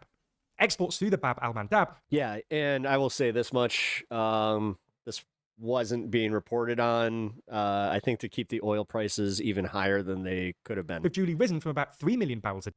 People were getting rich. They were getting, you know what? The right people were getting rich. Before the war, to more like 8 million today, or roughly 8% of global supply. I mean, Iran could effectively shut the Bab al-Mandab by either getting the Houthis, who control much of western Yemen and are widely considered an Iranian proxy, to harass passing ships, or just do it themselves, using longer-range missiles and drones. This would take the total shortfall on global oil markets from 11 million barrels a day to more like 20 million barrels, forcing an even faster drawdown of any remaining stockpiles. This all means that, unless he's happy to risk not just higher prices but outright shortages, Trump can't afford to restart the war. This might change in the future if global stockpiles recover, but this will take months, if not years. This is an incredibly nuanced story, though, with plenty of outlets reporting online. And even now, we can see that there were 638 sources reporting on it. But how can we be sure that what we're reading isn't hugely biased? Well, that's a problem we face when making these videos too. And luckily, that's where this week's sponsor... Ground News. Go figure.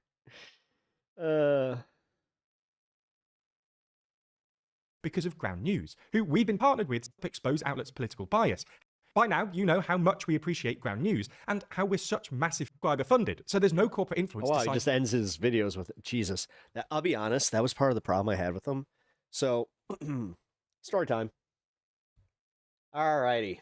Without saying who the exact entity was, but I just kind of, insinuated who it was. I had a thing with them where, so they sent me an email, right? And they said, hey, we really appreciate, because I was actually, I had some people buy some subs, and, I was moving some stuff, and that was kind of weird. So they got a hold of me, gave me a new tier list, and they gave me a whole bunch of breakdowns on, how to do the commercial, how to do live reads, and I'm just none of it made sense to me, because none of it actually had room for real stories. They would tell you to say how you use it and what yeah, instead of letting you do it organically, where there were times where I was very upfront with it, where I'm like, guys, I legit use this to not deal with the BS. So the first one that they sent me was to not curse, which I get that. I got that one. That was easy. That was like a oopsie daisy. Totally, 1000%. But then they got a hold of me and said, hey, we really don't like how you're telling your audience to use our product, because it is kind of disrespectful of, who, our partners and who we're working. It's just oh, that's okay then. So, and that's story time. That's about as far as I'll go there, just to make sure that I don't get in trouble. But yeah, man, that shit was wild. I could not believe how much they were trying to get involved in the way that I was doing my live reads, and they were working. The thing is, I noticed it. I noticed when I tried to do their corporate fucking script. All of you saw right through it. Every single one of you saw right through it. I started suspecting when 9 out of every 10 YouTube influencers are paid by somebody. Yeah. I mean, the thing is, when you guys say paid by, I don't think you get it. Even if they have a couple hundred things, that's not as much as you think. These sponsorships, especially for smaller channels, they don't pay out. This is the bitch about being a smaller creator. Is the fact that they really can take so much advantage of you. I'm one of the biggest idiots. I think I've said this before. I do an 8-hour stream where they can layer all their ad revenue, or all their ads. They get all of it. I only get a little stipend of the ad revenue until I get to a certain point. So it's this incentivize, this is why I've been freaking out a little bit about it, where it is it's insane. It's insane how they fucking structure this. And it's insane how you cannot break out unless you either know somebody or you get involved, where it's this is why I had to do so much more networking than I was planned, that I had planned to do, or that I had never planned to do. Sorry. When I started doing this, you can't just, I'm sorry, the myth is literally that you can do this on your own and you can grow organically just by doing this all by your lonesome. But I do appreciate the fact that, I can be honest with you guys about this. I can just tell you, hey, no, it's much easier. And honestly, the other side of this is the people that they don't want to pay through YouTube because they're oh, they take a certain percentage from you. But I know I've talked about this a little bit, but technically in entertainment, you do have, you got to pay for an agent. You got to pay for a whole bunch of stuff to get out there and like even to get stage time. Like, dude, there are open mics that make you pay to get stage time. So there is something to this where it's just like, nah, like it helps me grow this channel organically through their algorithm, and they do reward you if you do have paying members, and they reward you if you have, constant donos, all that bullshit. Trust me, that's the capitalism of this. I didn't even realize you went live. I was in the middle of listening to the Tyler Robinson roommate deposition. Oh, that's who's on. That's why fucking Valhalla was live still for like 4 hours. I get it.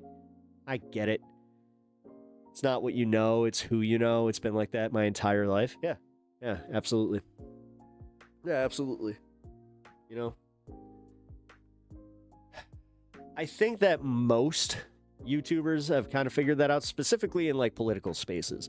Now, I will say this, we do have like, if you're just a streamer that talks for a few hours and you cover gaming and shit like that, it might be a little easier for you. But double tap that screen, folks. And yes, guys, if you have not already subbed to the channel, please consider doing so. We are getting so close, guys. Like, I would like to make it to that 3K by my 1-year anniversary. And it's arbitrary, I know, but my 2-year anniversary, channelversary, I'll call it. My streamiversary is in November, so. Oh God, come on. Seriously, like, this is the shit that I hate about it too. This right here. Once I start asking people, hey, can you do the basic shit for YouTube? They're just like, fuck you. And then, you know what? I've done that too. I do that with Philip DeFranco every time he fucking is just like, and before I do that, here's my sponsor, blah, blah, blah. Like, I get that, but come the fuck on.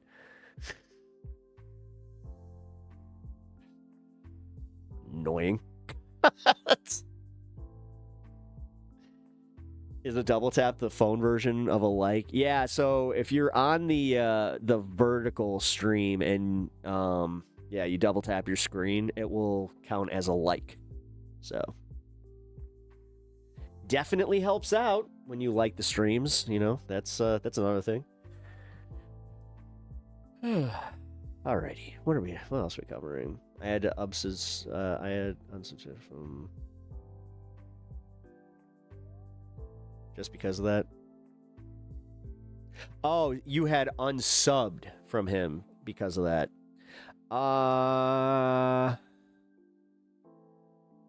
Yeah, I couldn't do that. I think that Philip DeFranco has literally been on I have been subscribed to him for over a decade. Holy cow. Yeah. Unsub. I got it, Mitch. It's okay. I'm having some trouble there, buddy. It's okay. Gay? What? Televani? Wait, what's going on? But yeah, guys, just so you know, the smaller creators, it really is like, and I feel dude, I genuinely feel so bad for people that have been doing this for 5 years and they're still grinding away, and they're not seeing like much movement or any of it, and they're doing everything right, like that shit. Yeah, I get it. Philly D is and Jack's Films are probably my earliest subs. It's my first. Who is the first person I subscribed to YouTube? Shit. Might be Walk Off the Earth. Now I think about it. No. I actually think it might have been Newgrounds when they set up their YouTube account. Oh my God, no, it's even worse than that. It was E-Bombs World. It was E-Bombs World, because I remember, like, at some point, they took their YouTube page down, and then they went back to just doing it on their website, which, okay. I think that's pretty much when it just turned into WorldStar, right? Smosh? Really? Wow. All right, let's do some more news. Let's get this done. Let's do the thing. Things are heating up on board the USS Abraham. Let's see. What I can tell you is that the stakes are raised. They have been in this conflict and engaged in some way for 5.5 months now, or been ready to jump back in to go to war. I can tell you today, given the fact that there were overnight strikes on Iran just these last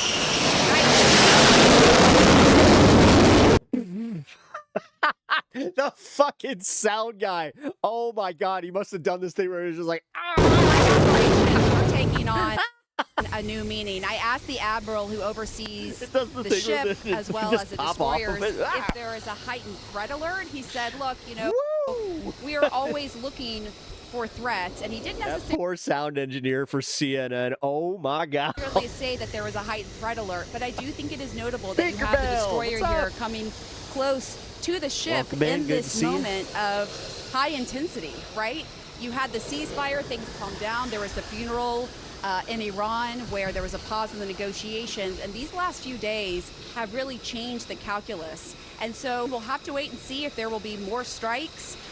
We know that the 2 aircraft carriers are capable of that, as well as these destroyers that we know have been used since the beginning of the war with those Tomahawk missiles targeting land targets in Iran. But also that destroyer right there, among several others, it has intercepted This is the same old bullshit that they did during the Iraq war. Missiles. They're trying to show you the toys. This is why they were obsessed with declassifying all the strikes. And drones that were directly targeting the toys. Abraham Lincoln. We're using them. Look, here's your tax dollars. By the way, we need $300+ billion more. Oopsie. This ship I'm on right now is considered a high-value target, and that destroyer right there.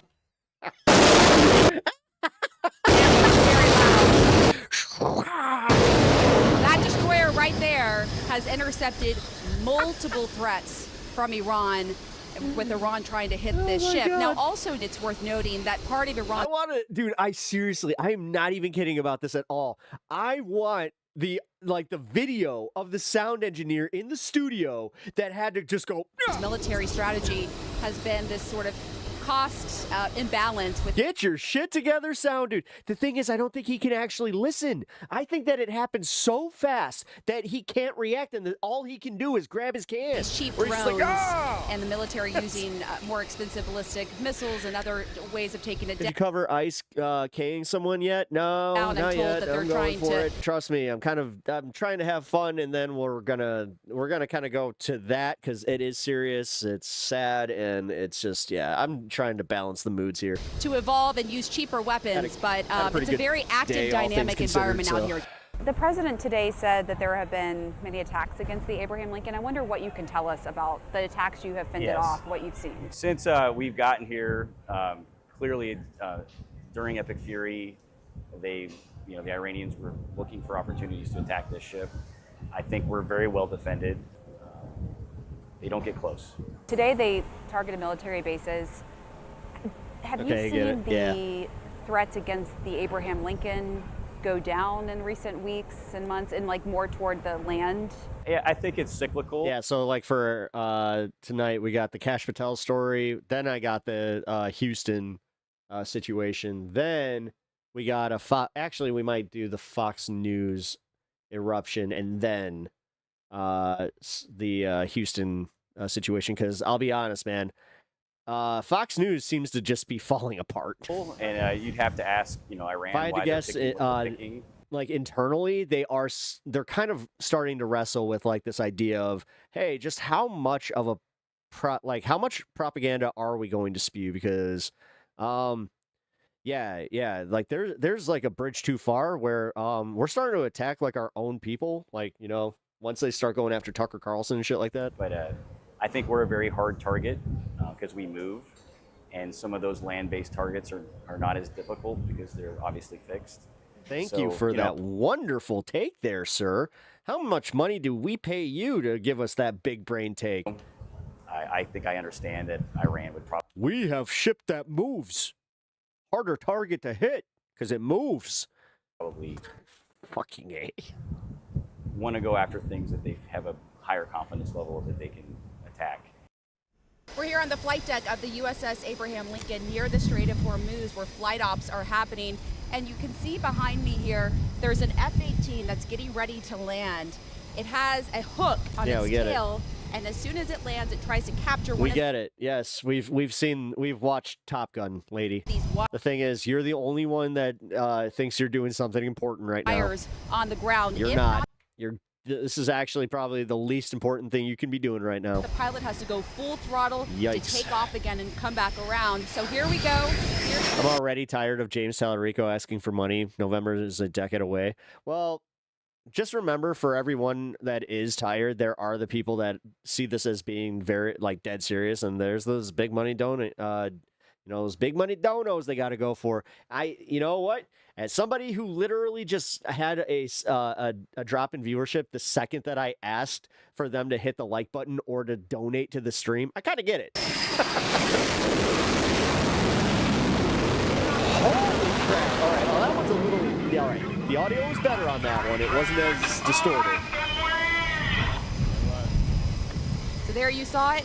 The plane just landed here. There are flight operations that are continuous throughout the day in and around the Strait of Hormuz. This is happening as tensions are escalating between the U.S. and Iran. And these fighter pilots here have played a crucial role since the beginning of the war.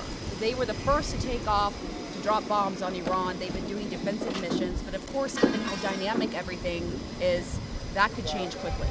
Let's go live right now to CNN's Pamela Brown aboard the USS Abraham Lincoln in the Arabian Sea. They are so happy about this. The service members are on high alert right now. Pamela, walk us through what you're learning. That's right, Wolf. The captain of this ship, Dan Keeler, told everyone on board on the loudspeaker that, quote, things are heating up here. We are near the Iranian coastline, near the Strait of Hormuz, and given the escalating tensions, everyone here has a different posture. These YouTube ads are going to get so unhinged by then. The junk mail ads we get are even worse. Or even worse so. Yeah, sorry guys. I did have to turn on monetization of the stream. If you do get the ads, I apologize, but administration to have a high state of readiness. He emphasized I'll that is explain in always the Discord. the case on this ship. They are always ready to go. But given what's happened over these last couple of nights, there certainly is a different feeling here on this ship. And we know, Wolf, this ship has been a target of the Dakota, I think we've gone through this. I don't think you understand how nuking works. Iranians over the last several months, really since the beginning of the war.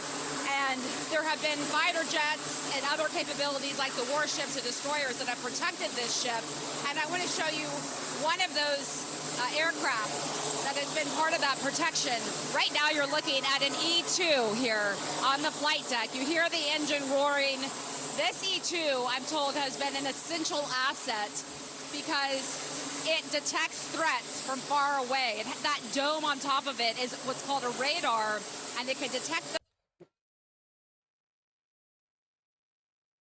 those threats, whether they're small drones, missiles, anything. Pretty sure that keeping us dumb was the point. Else. And so often these E-2s will go up in the air and go alongside the other aircraft to protect them. So today, Wolf, on this landing pad here where we are, You know what that one reminds me of? Tailspin. we've seen a very fast, quick tempo of flights taking off and flights landing. Now I'm told so far they have been pretty routine in terms of going to do surveillance over the Strait of Hormuz and defensive operations. She should apologize for wasting the public's time with this bullshit. The thing is, I want you guys to understand that this is just the first of a lot of this type of coverage. But what I can tell you is, given what happened the last Because this is definitely the memorandum from the Ellisons, where they thought, oh, well, CNN, at least we can get them out there, and because technically they do, even with the acquisition, they do still have more access than, a CBS News would. last couple of nights where So yeah, show all the toys, make it look like America's strong, because again, the toys. according to sitcom, And your average American dum-dum is going to fucking eat this shit up. Around 170 targets were hit. There is an open question. And just remember that like 99% of the people that watch this bullshit are at airports right now. Here on the ship, whether there will be more Airports strikes, or in a hotel. that has not been ruled out. And so the pilots here, the crew members, they are ready to go. Earlier today, we saw one of the warships and destroyers that protects the Abraham Lincoln come nearby. There's more than around a dozen that are here in the sea to protect this aircraft carrier, this high-value target. So people on board I've been speaking with say they actually feel pretty safe given the capabilities, the defensive capabilities. There's around 7 layers of that. But at the same time, there is an acute awareness of things escalating here, Wolf. I know you had a chance, Pamela, to speak with the commanding officer of the USS Abraham Lincoln, where you are. How are military members on board? There were about 50. He's like, oh God, I actually have to try and listen to 5,400 sailors and Marines. Pep, did you ever watch Ted Lasso? I watched the first 2 seasons, and I haven't seen anything past it because I gave up my Apple. Who are on board. And I don't EHAR, you know what I mean? The aircraft carrier. How are they reacting to news of this escalation? And are there steps that they're taking to prepare potentially, God forbid? That's actually, ironically, the one that I'm looking at possibly like going back to because I've heard Monarch Season 2 is so good. Iranian strike. Well, they're always not the bees! On high alert is what I'm told. And I'm told... I'm sorry, Wolf. I can't hear you all for all this buzzing.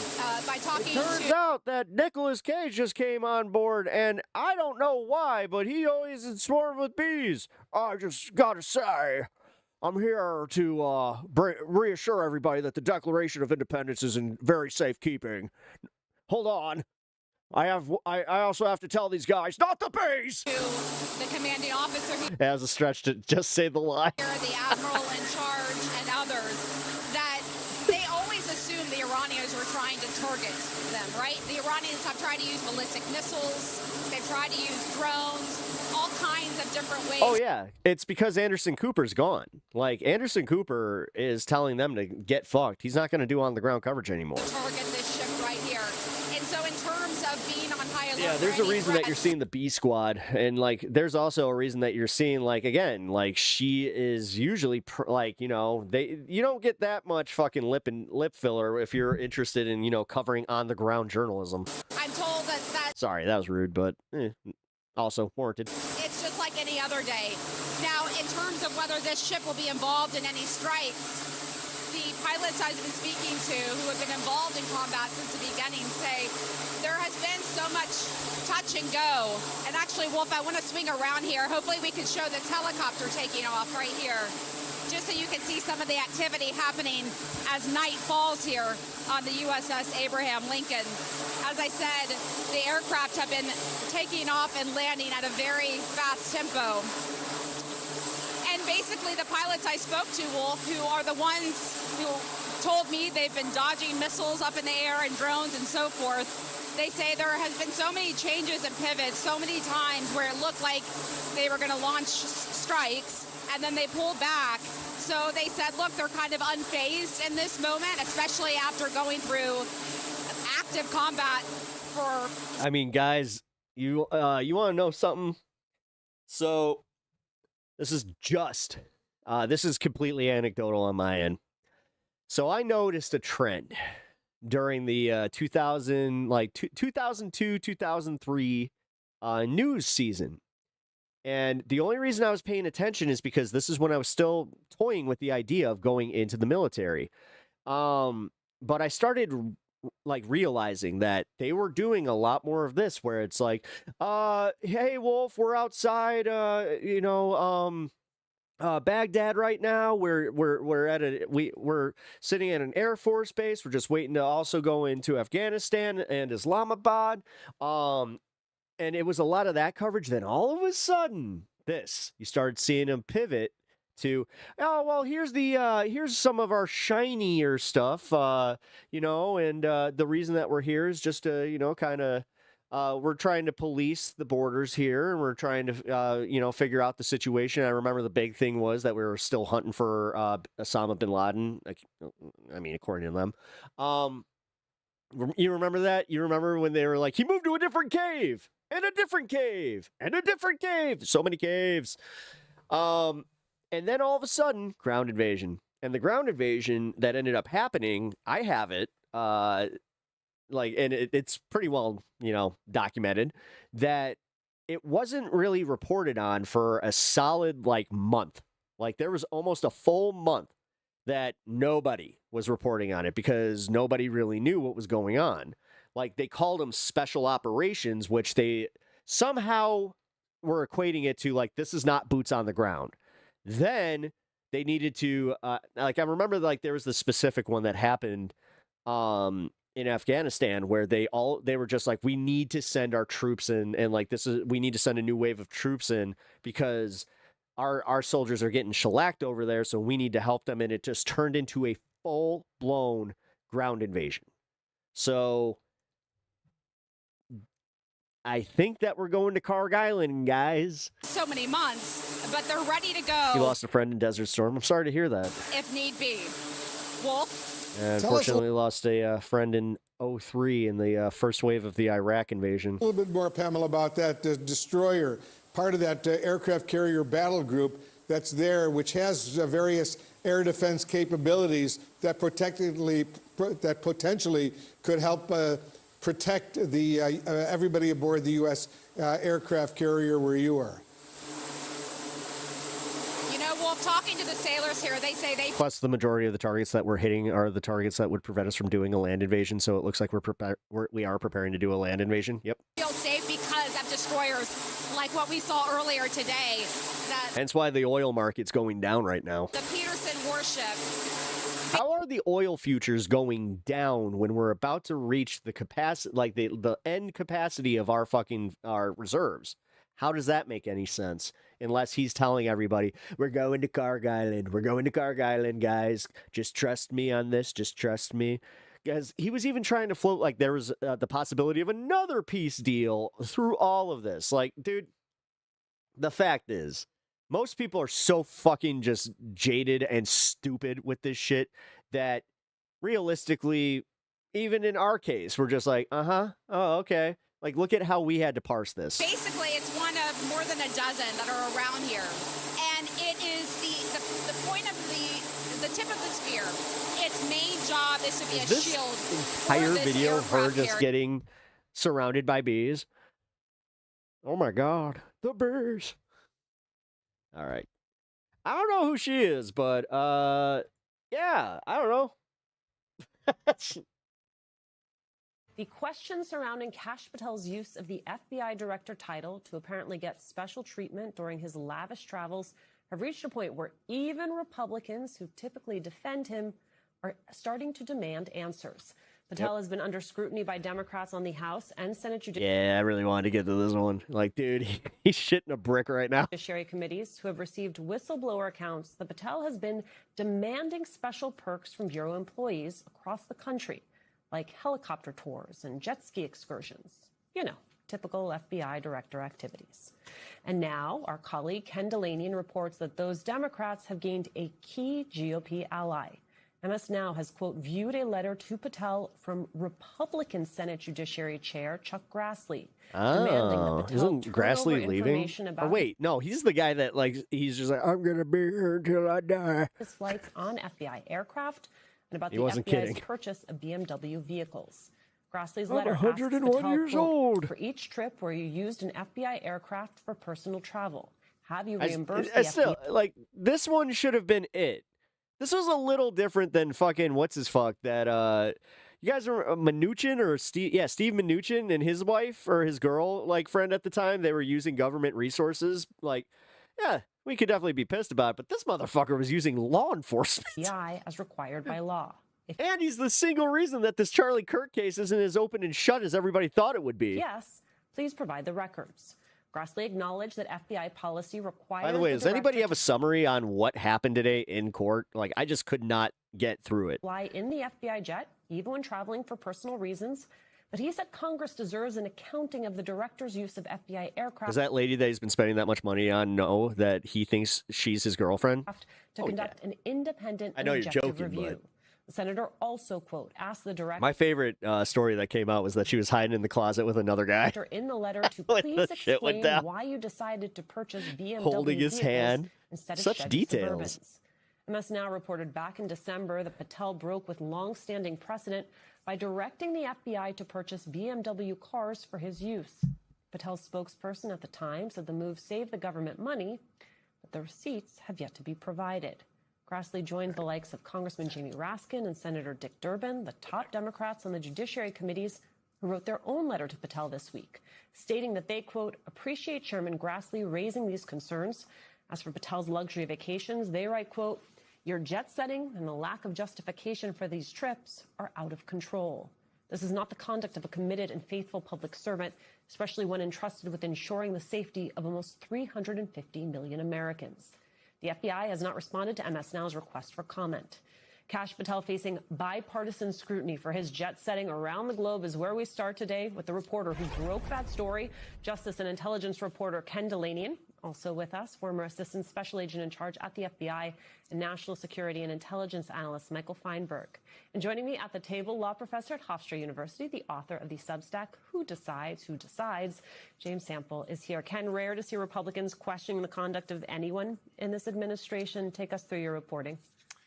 Yeah, that's right, Alicia. And one update, the FBI did respond after the story was published. I got a detailed email from FBI spokesman Ben Williamson taking issue with the allegations in the letter from the Democrats and answering in a very detailed way the questions that Chuck Grassley was raising, which I found interesting because he provided answers that he didn't provide to us when we first asked about, for example, the BMW SUVs back in December. So about those SUVs, he now says, which he didn't say back then, that they had originally been purchased by the State Department and they were sitting idle in a warehouse, and the FBI, Kash Patel, decided to purchase them, and that the taxpayers actually saved money, $270,000 per vehicle, he claims, as compared to the armored Chevy Suburbans that they usually use to drive the FBI director around.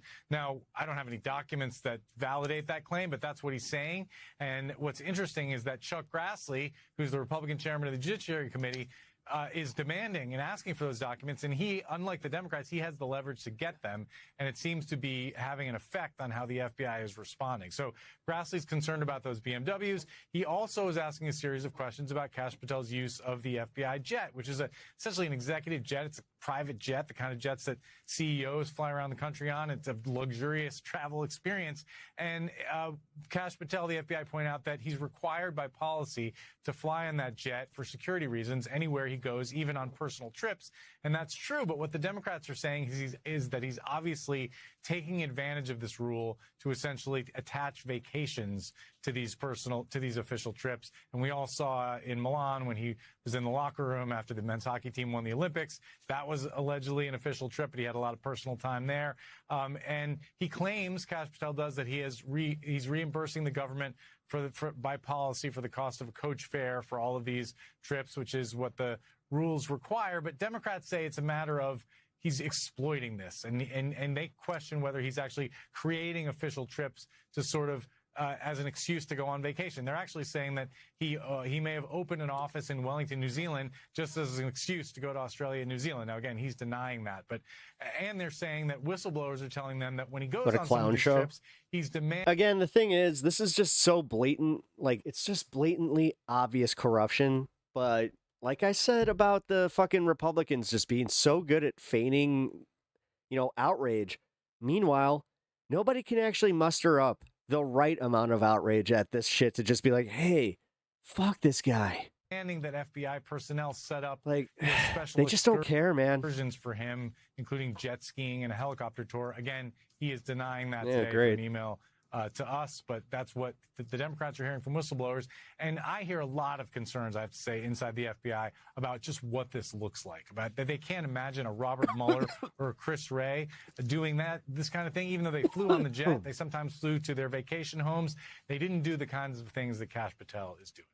Michael Feinberg, have you heard those same concerns, and what does it mean for the FBI, even just the appearance of impropriety? It means that the organization is going to be taken less seriously by the American public. And that's just not a reputational harm. The FBI is only as successful as its ability to talk to people on the street, whether victims of crime, witnesses to horrific events, or even putative subjects themselves, and establish rapport and trust and know that the conversations and interactions are going to be taken with the utmost seriousness. But if every other day there's a story about the FBI director, trying to... They're not even bringing up the fact that, like, he's also been comically bad at his job for making it a fucking, like, it's all about publicity with him. Instead of doing the job and committing to these investigations, he wants the quick tweets. Like, can we just look at the second shooting that happened in Texas where he's just like, look, the marker, it was sharpied on the casing. It's just like, wow. Like, he genuinely thought that people were buying that shit from the fucking Charlie Kirk one, which even the people that would usually believe that shit were the first ones to go like, that's a bridge too fucking far. Leverage jet skis out of... The one thing that I'm enjoying about this Charlie Kirk case is how now you have people on the Republican side going, I don't think this guy did it. A business trip. That's going to bounce back poorly on the workforce who's out there actually dealing with the community. And, I just have to add, there's a real irony here in Chuck Grassley getting upset about this. Because they don't give a fuck, but people still vote for them. Is that why they win? Yeah. There was a lot of... The thing is, by not giving a fuck, it doesn't make it to those circles. So it doesn't automatically have the Streisand effect that most, and I hate to do this, but most left-wing scandals will get picked up by right-wing outlets and then amplified even further, so it's all you'll hear about. As you all know, that he might not make it through confirmation because in most Washington the fact circles, that we are just blanketly still with this Platner thing, even after what we found out about the therapist, where it's just like, oh my God. Not viewed as a very serious person. Like, it's more and more obvious that the fucking elite class, like, dude, seriously, if it is a corporate Dem that gets that seat. Prior to his confirmation hearings, Chuck Grassley effusively endorsed him and said that he was just the person to help reform. But we had to race to be the fucking and restore its reputation with the just to make sure that we were on the right side of it. And the thing is, a lot of times that has bitten us in the ass in the past too, and we refuse to look at it that way. This effort now, it's not okay. We have to learn from our fucking mistakes, not fucking double down. Is some form of a mea culpa, but we wouldn't be here today were it not for this. Fuck. Well, I remember when someone like the leftists were getting on the Hunter Biden shit and actually calling Biden a criminal. Ken, Senator Grassley said back in April of Patel, I've never had an FBI director cooperate with me as much as Kash Patel has cooperated with me on my request for information, my request for documents. You made the point to me earlier, Ken, and I think it's a good one. This was not a letter that Chuck Grassley intended to make public. He was trying to thread the needle of maintaining his relationship with Patel, perhaps in the interest of actually extracting the information that has apparently now been shared with you. But it's also they understand the dynamics of power and how they keep it. Look at how they don't want to fight.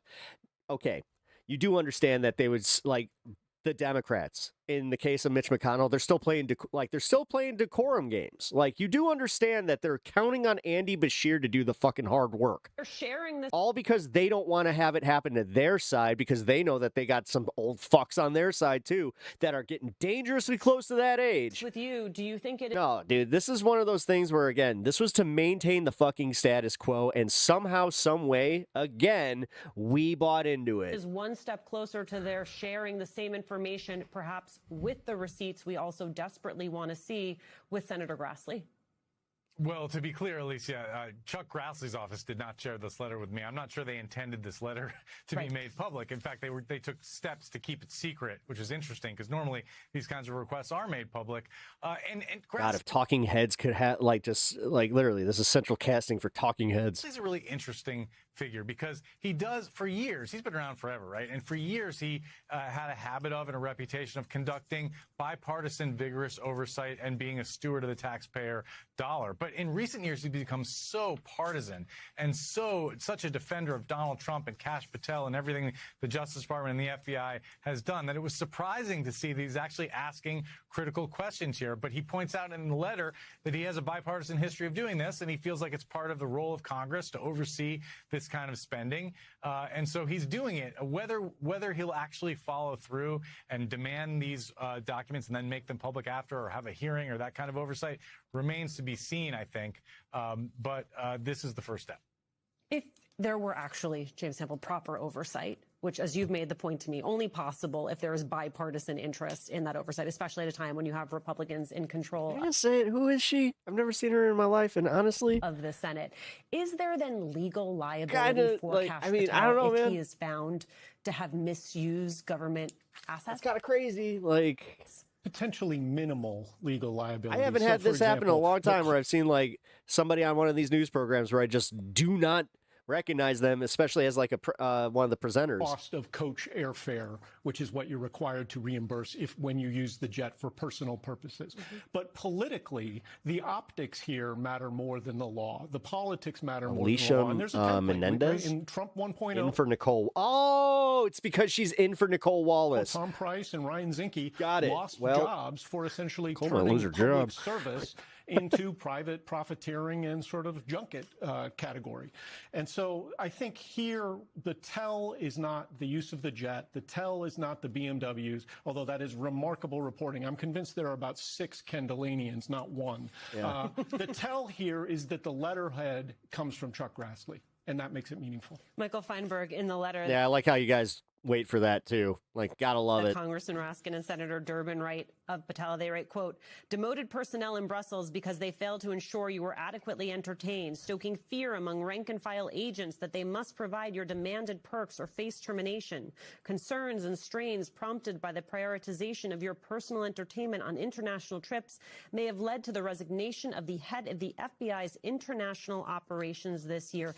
There is, of course, Michael Feinberg, just on its face what this all means. There's also the extent to which request. They're saying that the Odyssey's bad? Damn it. The use of resources begins to muddle the focus. How could Nolan fuck up the Odyssey?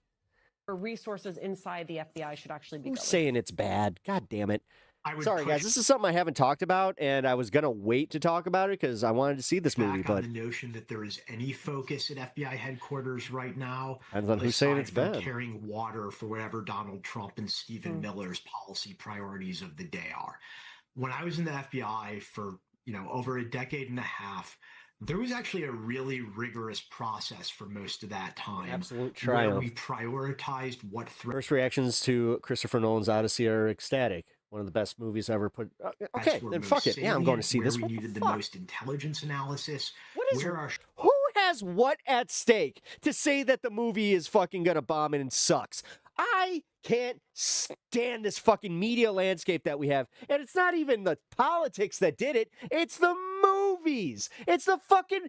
God damn it. Nobody can like anything anymore. God, fuck you if you like stuff, because you know what? You're an asshole. What you like sucks. That's the reality. And screw you for liking it. Shortfalls were in terms of facilities and Pep, I enjoyed it. Hell yeah, Amazing Nation. Thank you for that. physical stock. How we were going to get If things something's...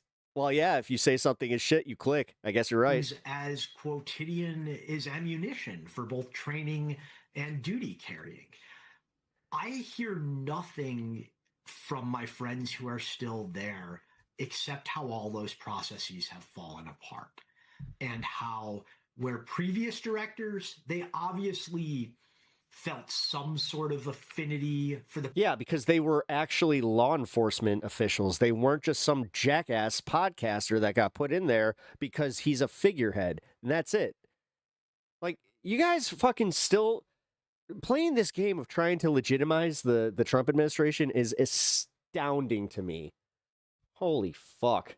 All right, here we go. say this, that not only were they covering for him. All right, so Jessica Tarloff actually is kind of a badass here. And you talked about red lines. We talked about, okay, they hit this. They were literally calling him not just, oh, he, bad guy, got some problems. They were calling him a, quote, man of values until the sexual allegations came out. I have never called Graham Platner. I didn't say you did, but they did. The Democratic Party was calling him a man of values. I'm talking to you about how the average Democrat, who I talk to, and certainly people within the larger party infrastructure, were always uncomfortable with Graham Platner and his behaviors. I will say, though, something that has not changed since we heard from Jenny Rassicot is that the Democrats will not be lectured by the party of. Wait, you're telling me that people don't like the movie because they're mad that someone is black in it? Oh, well, I have some news for them. Unless I got a stipulation. Unless everybody in that movie looks like that, they are from My Big Fat Greek Wedding, or they were actually in My Big Fat Greek Wedding, or they are all relatives of John Stamos, I don't want to fucking see it, because you know what? It's all bullshit otherwise. Donald Trump and Ken Paxton. No, you can make the face Max Miller. I want the Greekiest of Greeks. And say that we're the bad guys that. I want them to fucking. I want them to smell like tzatziki sauce. Are flipping. I want to smell it through I want to smell it through the cinema. Standards, or are going to be, told from on high about what good behavior is when it comes to. This movie's so Greek it tastes like cucumber. How women are treated, and questions of abuse. That is a non-starter here. We want to win the Senate. I'm not sure if that's like aggressively Greek. I'm so far from like being Greek or knowing oh wait, Stavros Halkias, there we go. Why isn't Stavi in it? The fuck? Stavi needs to be he needs to be Odysseus. What is happening? This is insane. This is actual fucking cultural appropriation. I am not here for it. Are in good position. Fucking Matt Ken Damon. Paxton Matt Damon just spent the 4th of July in London. In Iowa, it's looking like it could work, but all roads have to go through Maine. We need a strong candidate there, and my hope is that we will get them. Except it's very emblematic of the Democratic Party to continue to say, regardless of staying. I love these guys. They are just unabashedly doing it in the thing. Like, hey, all right. On topic, regardless of what the issue is. You guys have a little bit of a problem on your hands. Isn't that interesting? Regardless. What about Ken Paxton? This isn't about us. Of anything, no way. It's all Trump. It's Trump. Well, remember. It's literally what they are doing. They're literally doing the thing like, you guys make every scandal about you guys about Trump. God, you have no arguments. So this is the problem. When Trump is the topic. Oh, I wasn't actually trying to insinuate like I don't like Greek, food or Greek people or any of that shit. I hope that's not what came across. All right, can we just get to the second part of this clip? Damn it. Your fault. And we're not going to apologize for that. I just don't care. We will continue. You're wearing fucking meta glasses for what?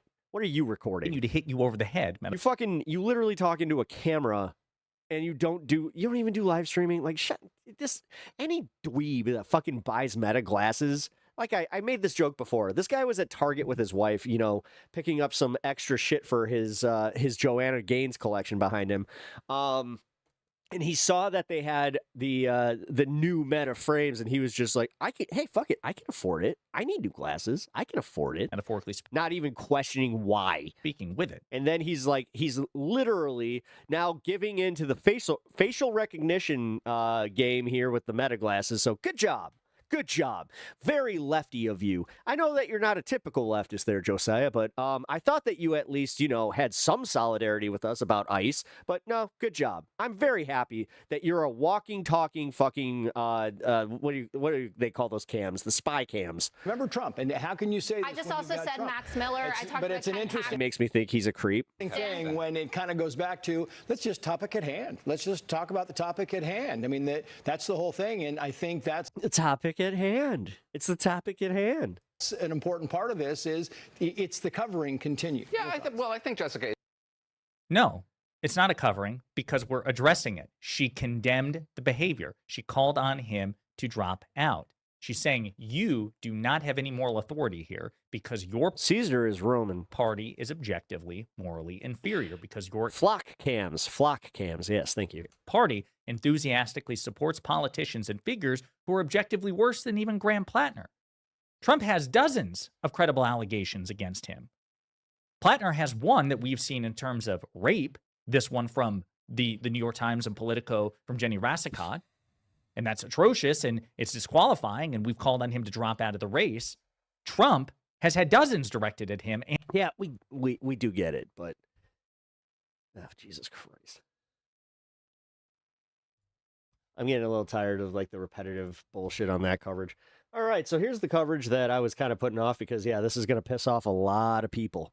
ICE is at it again. They're saying the same shit that he tried to use his car as a weapon. So there are kids without their father, a wife without her husband, and just in general, this man lost his life over nothing.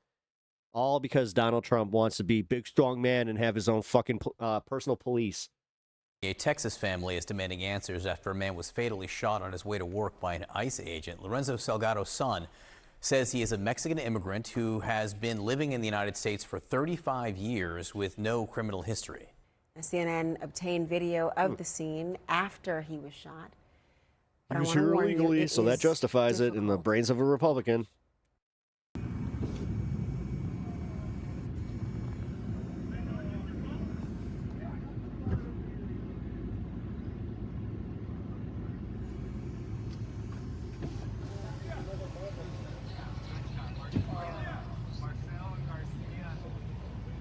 That's so up. I saw my dad's van, but no sign of him. I frantically called family, friends, loved ones to see if they can find any information. I saw a video posted on Facebook that he had been shot. I recognized him immediately. I do believe that this country will eventually come to a place of healing, and during that place of healing, you're going to see a lot of retribution, though. You're going to see a lot of unforgiving lefties at that point going, you know what? No, forgiveness is not applicable here. From his appearance, but from his voice. We should treat them exactly how they treated these immigrants. We should treat them literally. That's what it should be. Crying for help. Every fucking ICE agent should have to spend a certain amount of time in the exact same conditions that these people have had to deal with. And also, yeah, you know, there are certain things, you know, like the Hague. As he lay on the street, bleeding out. Fucking ICE officials say they were conducting a traffic. This is where, like, yeah, we're back to that, where it's just like, okay, you brown shirt fucks. Stop. Gestapo. As part of a targeted operation. They claim that Salgado was trying to evade arrest. With us now, CNN's Ed Lavandera. Ed, which is not a fucking fatal offense, by the way. The latest in all of this. Well, John, it's now been almost 48 hours since this shooting occurred on the streets of Houston early Tuesday morning, and there has still not been a full video of what transpired that captures all of it. And that is what investigators, or at least people working with Latino activist groups, as well as the family, calling for people who might have any of these to come forward to help explain how all of this unfolded. What we do have is video of the aftermath, where you see Lorenzo Salgado Araujo on the ground, surrounded by ICE agents there, bleeding from his midsection. And that is what we've seen so far. The family says they simply just don't believe the version of events that ICE officials have put out so far. They point to what happened earlier this year with the two shootings in Minneapolis, where the description by ICE officials didn't quite match up with what unfolded there. So a lot of uncertainty, a lot of distrust about what when will ICE pay for their fucking crimes? Again, when things get better. Has been described like when Democrats and leftists get into power. But the thing is, this is kind of why dude, this whole thing with Graham Platner is not just going to go away as far as me questioning all of it. And I want answers. Just because he quit doesn't mean that I don't want more answers about what happened and who was behind the op. Because that's what it was. Version of events that has been put out by ICE officials. The more that comes out, the more it just screams up. John maintained that Lorenzo Salgado Araujo had used his vehicle as a weapon, and that the ICE agent there on the ground fired at him in self-defense. That is what ICE agents are saying, but as we mentioned, there's been a great deal of distrust on that version of events. Salgado Araujo's family... This may not end in some of our lifetimes. It is what it is. Yep. Family says that their father had been here in the United States 35 years, had no criminal history, was in the process of obtaining his legal status to work legally here in the U.S., so they believe that he didn't have any incentive to go to these lengths to evade arrest. In fact, the family also says that it was unmarked vehicles that were pursuing Salgado Araujo and 3 other men inside that white truck, that they believe that they were fearful that they were being targeted for robbery. They were on their way to their construction work that they had done for so long, and it often happens where a lot of construction workers are targeted and they're remember when they were going after dangerous criminals and like gang members and Trendy Agua, all that shit? Are still it's the bullshit stolen from their truck, so they believe that was what was in the back of their father's mind, and the other men that were in the other truck. A lot of whites and a lot of Texans do not care. Also say that you got some fucking Latinos that don't give a fuck about this because they probably said, well, was he legal? Men that were in the truck with Salgado Araujo. You got some fucking bootlickers out there, man. They are out there, and they're in fucking numbers that would scare you. I mean, look at Madam here. Also been detained by ICE officials as well. We are hearing 2 very different accounts of what happened from the family and law enforcement. ICE says they were conducting a traffic stop as part of a targeted operation. The agency also says he was living in the United States without legal permission and that this was a clear case of self-defense. ICE has said in a statement he rammed an ICE law enforcement vehicle, refused to follow multiple verbal commands, and weaponized his vehicle in an attempt to run over an ICE law enforcement officer, resulting in our officer firing his weapon in self-defense. Now, the family disputes that. They say he was on his way to work with his crew and that he was afraid when he saw unmarked vehicles approach him. My father was being followed by 2 unmarked cars. Had my father seen an emblem of ICE or an emblem that says anything about law enforcement agency, my father would have complied, he would have stopped, he would have not ran away because he feared for his life. ICE tells CNN the shooting is being investigated by the Office of the Inspector General at DHS. Joining me now is attorney and former acting ICE director under President Obama, John Sandweg.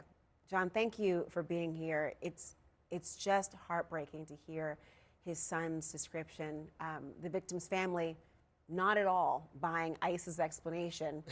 How much you got to read the news at 6 and clock in at Whataburger at 7? Has trust in the DHS She does eroded look like because of how it has responded to the Whataburger. killings of Renee Good, Alex Preddy, and others? Wow. Tons, Laura, really. I mean, just tons, right?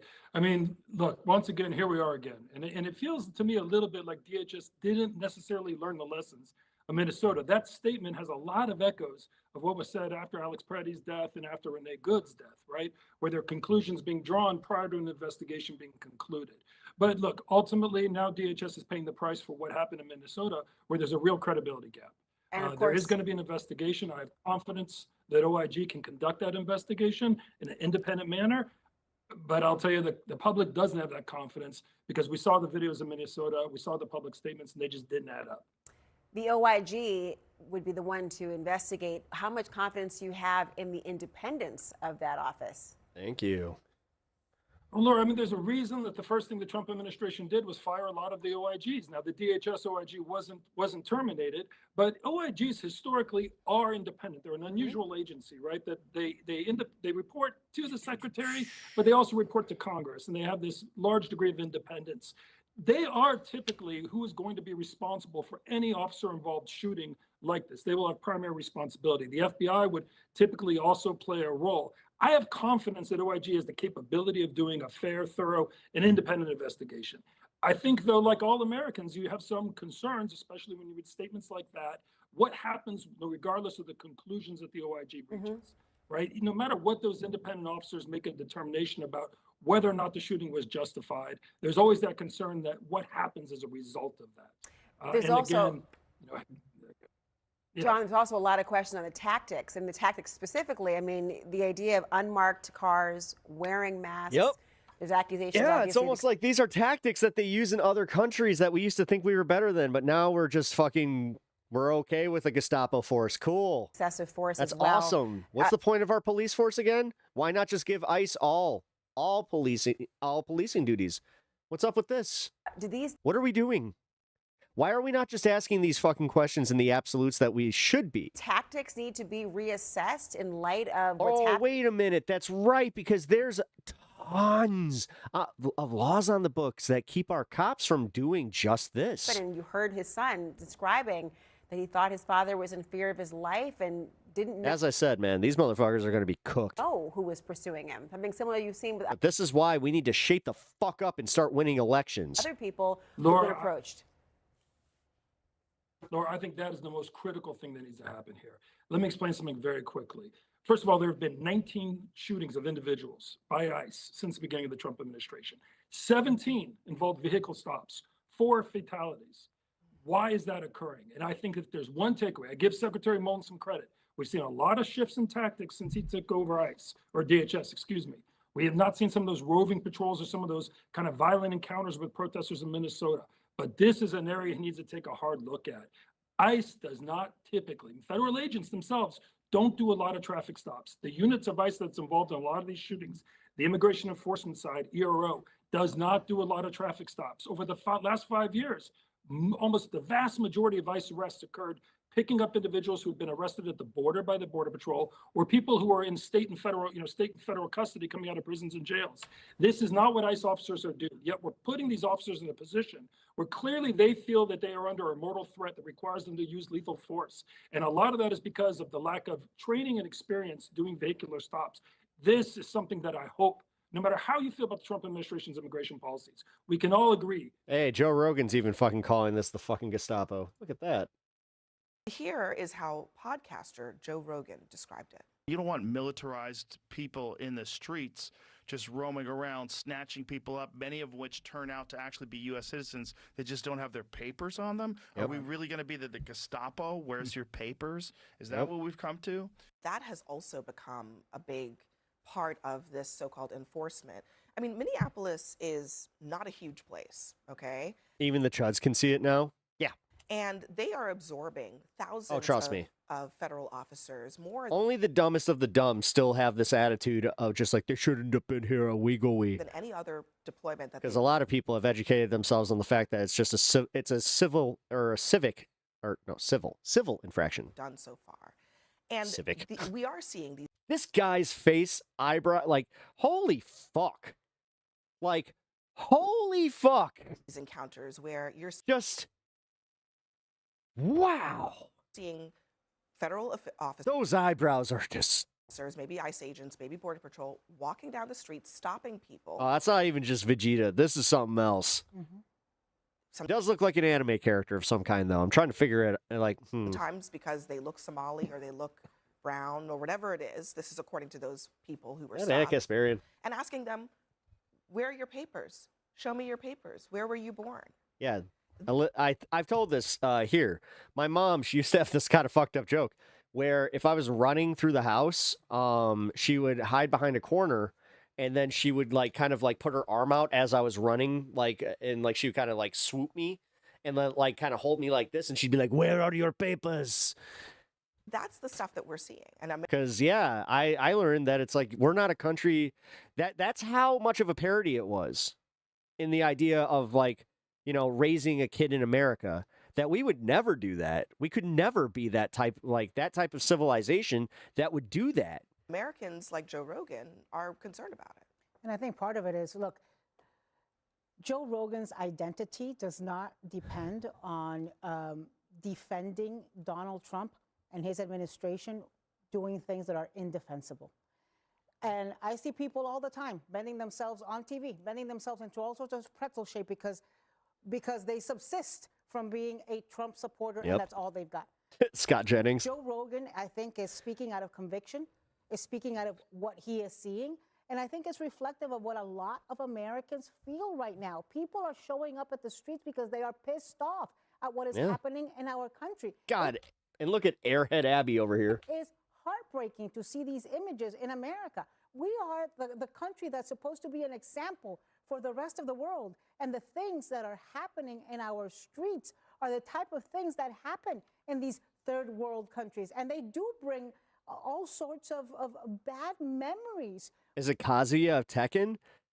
Oh my God, he does have Kazuya. When you see these oh my masked gosh, men you actually might be right. targeting people, and it's not just Minnesota. I mean, we remember. No, the guy from Baki. What's his name? The woman who The fucking the dad from Baki. pulled out of the street in Boston by masked men. We have seen pregnant women dragged.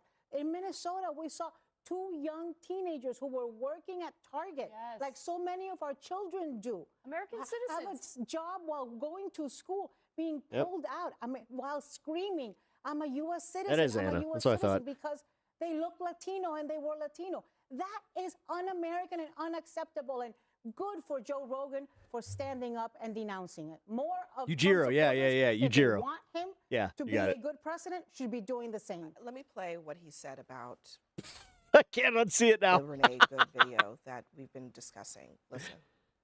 Baki from like Perfect Strangers? No, Baki, the anime-ish anime. I mean, I think it's an American anime. I don't know. I watched it on Netflix like a few years ago. It's complicated, obviously, but it's also very ugly. To watch someone shoot a U.S. citizen, especially a woman, in the face, when people say it's justifiable because the car hit him, it seemed like she was kind of turning the car away. Wait, Yujiro Hanma's coming to Tekken? Oh no, they're doing that. Damn it. Now, Joe, I miss the days where we didn't do that. Soul Calibur 2 really fucked us with just mixing in Spawn and all those other Heihachi. I thought that was a bad idea because it kind of dilutes the games from being their own thing. Mortal Kombat is just a parody of itself at this point. what was really I want Mortal Kombat 2 to be literally Mortal Kombat 2, none of that DLC bullshit, but we live in end stage capitalism. That's just not gonna happen. Striking to me about this Quinnipiac poll, 53% said it was unjustified for the ICE agent to shoot Renee Good, but I was also really surprised by how this has penetrated. 82% of registered voters say they saw that video. So you're talking almost universal impressions of what happened there. Is it, I don't know, are Republicans misreading the situation or risking misreading the situation? Look, if anyone saw the last segment, right, I had no problem defending the officer, and I think Joe Rogan's factually wrong about his assessment. But I am a big Joe Rogan fan, and I listen all the time. And he is really emblematic of one of the most successful things. You kind of strike me like a Rogan fan. Things Trump did in the campaign, it was to engage podcasters and win a lot of people who listen to that type of forum. I have a conversation in my head with Joe Rogan for hours every week. Yeah, just make sure the comments just removed and Dragonborn. Dragonborn, it's all good. Just don't say that shit at the end of that shit in chat. Or my gut reaction to something. I actually listen to him. So I do think this is a problem for Trump because I think he is a very good barometer of where people stand. Again, this instant, he might be factually wrong. Bro looks like a Redditor. But he is a good barometer. How is that even an insult? Redditors are anonymous. You know, your average Redditor could look like Anna Kasparian. You just wouldn't know because, people got jobs and this is what they do. Where a lot of Trump supporters are. And I would have, how they have the Waffle House indicator for a hurricane? Like if the Waffle House is closed, there should be a Joe Rogan. Or my politics? My politics are leftist. All right, with us now, stand-up political commentators Karen Finney and David Urban. And friends, But not on. I am definitely not like your average lefty streamer. I'd like to do is not relitigate. I tolerate a certain amount of rigmarole. The events. I actually want to talk about how they're landing in comments like the ones David just made by Joe Rogan, who seems to be saying, I support the president's immigration effort notionally. I do not like what I'm seeing on the ground, though, he seems to be saying. How pervasive do you think that opinion is? Yeah, John, listen, I think it is very pervasive, right? Americans overwhelmingly voted, one of the president's strongest suits, Americans overwhelmingly voted for this president. If you look at the numbers and reasons given, to secure the border and crack down on kind of the sieve that was the border under the Biden administration. And this administration effectively sealed that border. You have just been served with the 10 Commandments. And did that. And then The president promised to go after the bad hombres and the drug standing over a dude with a broken neck and get those people out of America. And you know, Moses. there's a lot of support for that in America. What there isn't support for, and the polling bears this out, this isn't David Urban's opinion, this is the polling. It bears out that people do not want to see what you're seeing on your screen right now. They do not want to hear what Joe Rogan is saying. They don't want to see masked men geared up like Delta Force walking down the streets of America, asking people for their papers, throwing them on the ground, zip tying people who are doing sheetrock, you know, gardeners, nannies. They don't want to see that, right? That's not what they voted for. And so it is really hurting this president in the numbers on an area where he was strongest, on immigration, strongest. Now it's becoming a weaker point. You know, Karen knows this. President Obama deported lots of folks, but he did it in a completely different way. The Obama administration grabbed lots of folks who looked up who just came across the border, people who were, those eyebrows are not to be fucked with, who hadn't really integrated themselves in the communities, hadn't become people's neighbors, and you know, surprisingly or not surprisingly, people don't like it when ICE shows up in their neighborhood and take away people that they have relationships with. The Obama administration was very effective because they snatched people didn't. We were shouting from the rooftops that this is exactly what would happen. No, and this. Yeah, the thing is, I don't think shouting from the rooftops has much of an effect anymore. In this case, neighborhoods see this happen. I don't know, man. So I think the tactics need to be addressed. But then again, I try to also frame this in the way where it's like, this is just. I mean, it's just factually true, Karen. It's not just that. You know, this is the talking head space. This is not what your average Americans think. Well, you don't even know what I'm about to say, David. So why don't you let me talk? You know, it's not just that this idea that somehow there's a difference between. It's not just. Oh my God! I just realized he looks like Michael Chiklis. People that people know. It is the violence. It is the terrorizing of communities. There's a story in USA Today. A couple was getting back from a cruise. They're in Miami. ICE or Border Protection comes into their cabin, hauls them out. The gentleman of the couple, they're both American citizens. He's a Coast Guard veteran. I mean, it's the violence that people are really reacting to. And David is right. I mean, this is really, people are very aware of this story, and they're very aware of other stories where they're seeing. If the Trump administration could, they would have made sure that there was no footage of this. They would have scrubbed the internet clean. This armed militia, essentially, acting as though Americans have no rights. We have the right to ask someone to see their badge, who they Why did they blur her? We know who she is. She's literally gone in front of Congress. are. But these ICE officials are fuck? acting as though you don't have that right. Why are we blurring the fact that it was a disabled woman? Why are we blurring that? Why are we blurring that? That's genuinely fucked up. Right, and they're smashing car doors, ripping people out of their cars, even when individuals. These Gestapo motherfuckers. And the thing is, CNN thinks that they're helping here. Well, we have to protect the victim. It's like, dude, we've all seen it. They're saying, wait, I'm an American citizen. Let me get And my why ID. PD blew the movie starring Stavros. Dude, Stavi. Oh my God. Stavi would be hilarious in that. Oh my God. Oh, just doing obviously the entire thing, he would just have to, every time he turns around, his ass is showing. It's about that'd be funny. They are conducting this far beyond, Who's the Jimmy Smits character? Who would be the Jimmy Smits guy? Oh, Jimmy Smits? Do we just get Jimmy Smits to do it? It's not just taking nanny. I actually liked NYPD Blue a lot. That was one of the shows. I used to watch that in The Practice with my mom and dad. Well, I used to watch The Practice with my dad. I used to watch the NYPD Blue with my mom. And taking, day laborers. And then Law and Order, SVU. Now, dun, dun. And we saw an American citizen get shot in the face. So it's as traumatizing, frankly, fucking slap bass, as the George Floyd murder was so many years ago. I do want to know. I think you guys are right there. This is the shit. Here, so this is the shit. He literally instigated an assault against a fucking U.S. citizen. To acknowledge that, even as maybe it started off as a treatment. But, let me just put up some of the numbers that David Urban. And I'm glad. Surprisingly, I am glad to see that at least this coverage is not trying to go to bat for ICE. About here, do you think the This is still technically anti-ICE coverage, which is good. The shooting was justified? Justified. Anti-ICE just by showing the 35%, facts. Not justified. 53%. That's according to a brand new Quinnipiac poll. And then approval of ICE in general. Approve 40%. Disapprove 57%. And once again, I go back to just the idea in the culture now, even among people who may be more supportive of the goals here. You know, Zach Bryan has a brand new album out, you know, the biggest country singer there is practically, fills stadiums. And I just don't know Zach Bryan's politics one way or another, but he comments on things being too woke, plenty. He's got this line in this song. The song's been out for a while, but it was just released in the album. I just want to play it right now. And house is gonna come.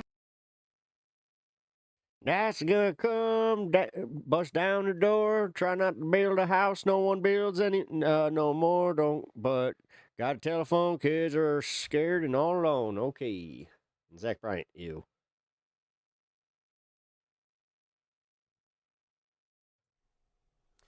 So who is this on, David? Who needs to change this, David, if it is a problem?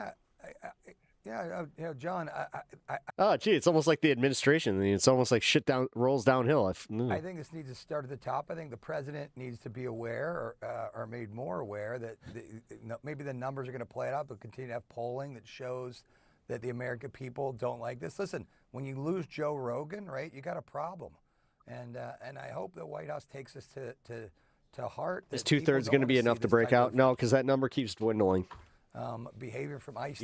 Yeah, it's also going to start happening where people check out of politics. That's what they want. And honestly, I've been seeing the numbers. Listen, everybody wants to get the It's bad happening. guys out of our country. And the more Everybody people that wants to check out fix of the politics, the more they can get away with. immigration crisis in America.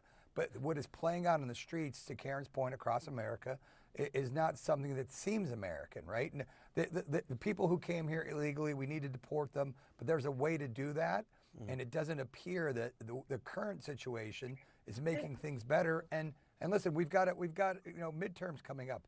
Do you think that anybody who's watching this thinks that Republicans should get more power or less power?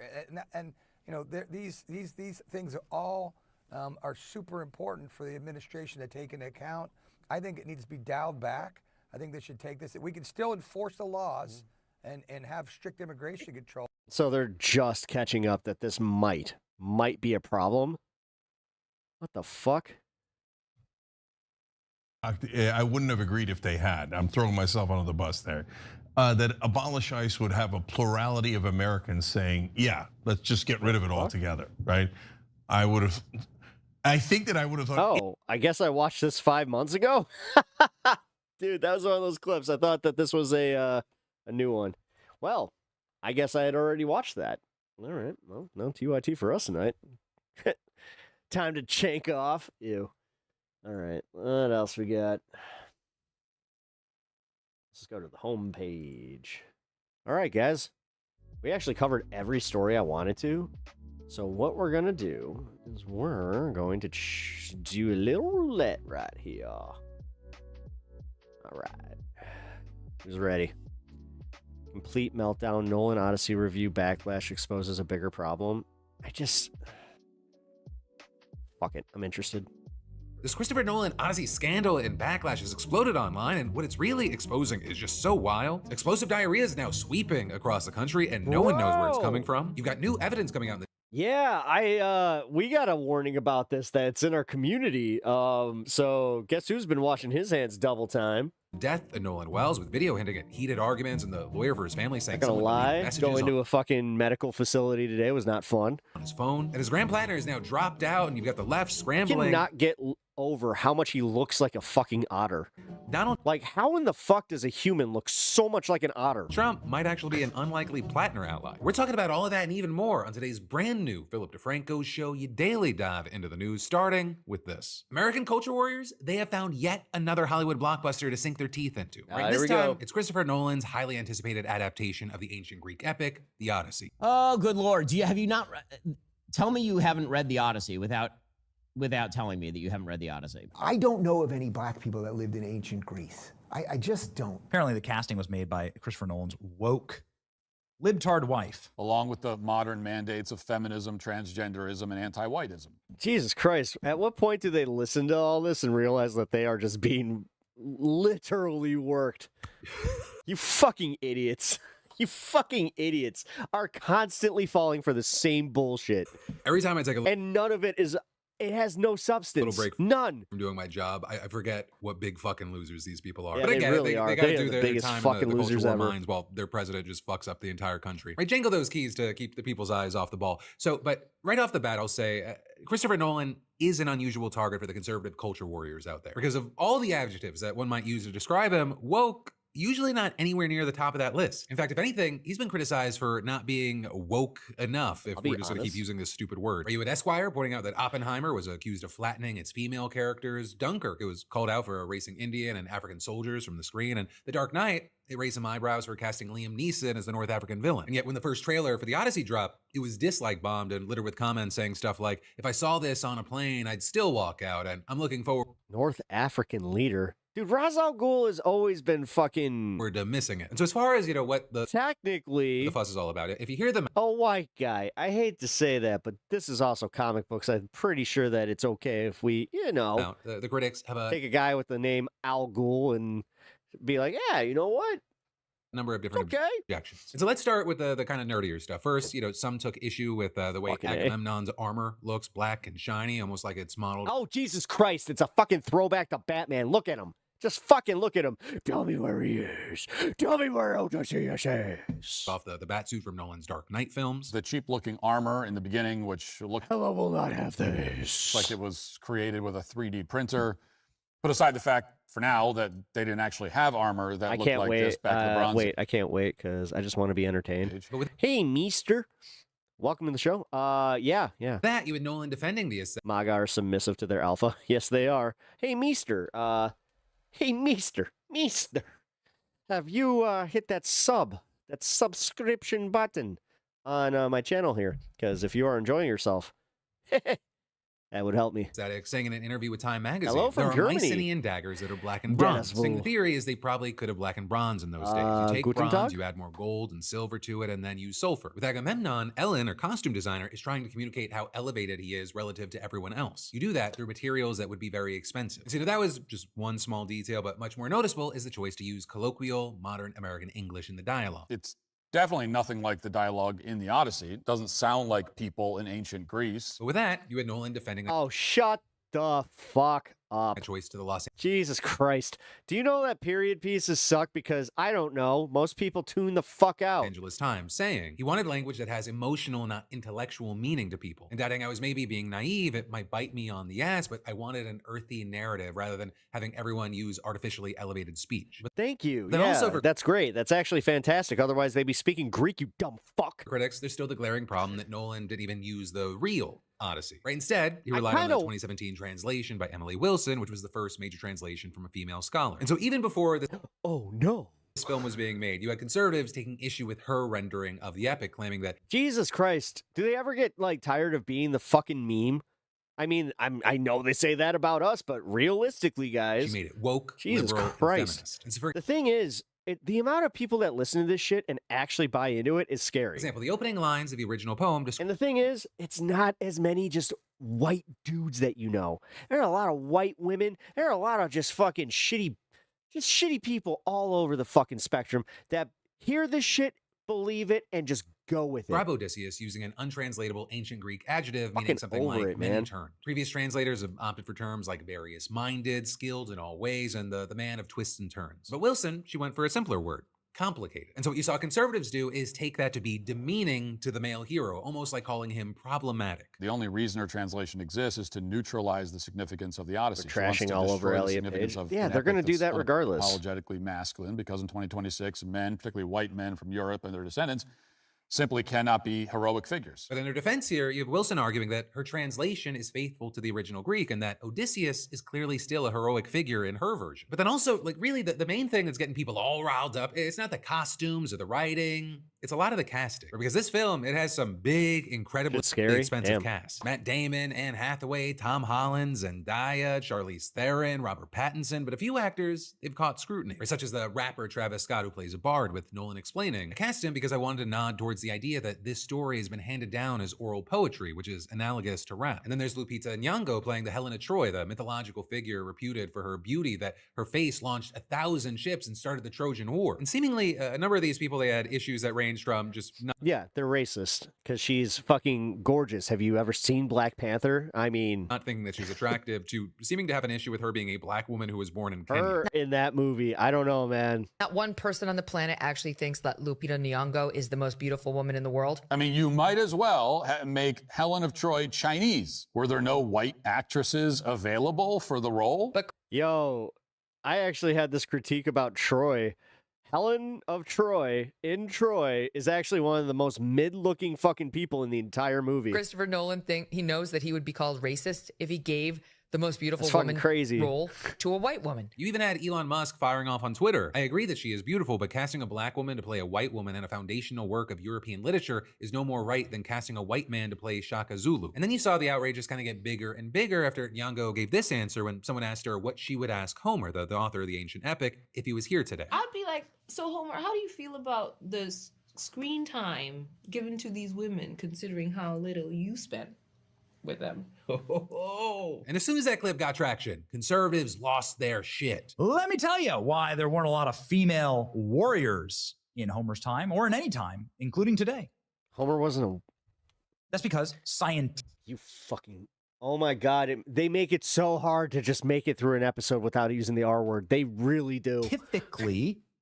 Oh my based on fucking raw God. data. Oh my God, dude, Benny Johnson not looking good. Look at you aging 10 years in one. Reality, men are created different than women. And as far as Lupita's reaction to all this, she declined to even engage, telling reporters, I'm not spending my time thinking of a defense. The criticism will exist whether I engage with it or not. But what you also saw is that others did spend their time making counter-arguments with, for example, one writer saying, the Odyssey is a long-form poem about a myth. It is a long history of being reinterpreted by artists, directors, and translators. Orson Welles cast Eartha Kitt as Helen of Troy back in 1950. Today's critics are culturally illiterate buffoons. Speaking of which, you even had Ben Shapiro pointing out that the film's white actors aren't authentically Greek either. Matt Damon is playing Odysseus. Matt Damon is of, what, Scotch-Irish extraction or something?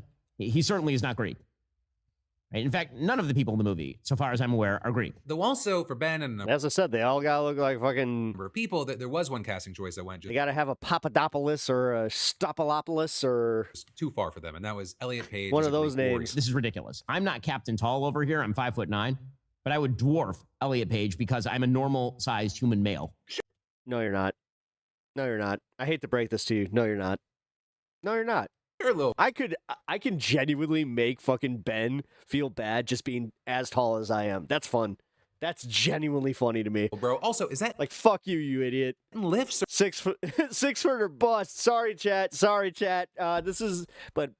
You know what? Ben Shapiro out here fucking telling us what, you know. No. And for context, if you don't know, Page is a transgender man, so the idea that he's playing a character who is supposed to be tough and strong, it rubs a lot of conservatives the wrong way. Funny part is he would probably talk about how I'm low T, blah, blah, blah, blah, blah, blah, blah. The character is male, and they've chosen a fake male who's not in any way heroic. It's not about it being fun, Sylvie. It's about this literally calling out the visceral reaction of me wanting to call them R words. This is why Republicans have still at least you're 6 foot. Yep. Shot in the midterms still. Though also there, one of the responses you've had from defenders is, hey, let's wait to watch the film. If Page is a good actor and delivers a convincing performance for the character, who cares whether he's trans in real life? Right? People saying, you know, even if he's not tall or super buff in reality, we don't know yet how that comes off on screen, right? What's the full context? So again, you've got people like Elon saying Chris Nolan desecrated Homer and groveled on his knees just to meet the woke rules required to win an Oscar. What a worm. But what I will say is, like, if you look at the reviews from just normal critics who have actually seen the film, they are glowing. Many saying that it's one of Nolan's best films ever, which is a wild I'm gonna go thing see this. I'm going to see this weekend. And a front runner for Best Picture at the Oscars. Yeah. You also had Tom Holland, the historian, not the actor, declaring on Twitter, it is by some way the best cinematic adaptation of a Greek myth I have ever seen. To which Elon replied, Tom Holland is such a cuck. Though you then had Holland firing back saying the Odyssey is an amazing film and missing out on seeing it because you think it's woke or whatever is cutting off your nose despite your face, you're lost. And actually, if I can just take a second to be the petty little bitch that I want to be, and Tom Holland's being so nice here, Elon Musk, how are you so successful and literally the richest man on the planet? And the biggest loser on the planet. And yet also the most pathetic, insufferable little bitch. You are a walking advertisement for why abortion should be legal, or at the very least, we should incentivize people to swallow. I guess it's good that you're focused on this for a second instead of trying to inspire a Saddest part is his own father wishes that his partner, his mother swallowed. Race war, but just like, dear God, hey, how about this? I will. I love the fact that his own dad hates him and ended up fucking his stepdaughter, which is disgusting, but also kind of pointing just to what type of person this guy is and where he came from. Invest in just your overly inflated.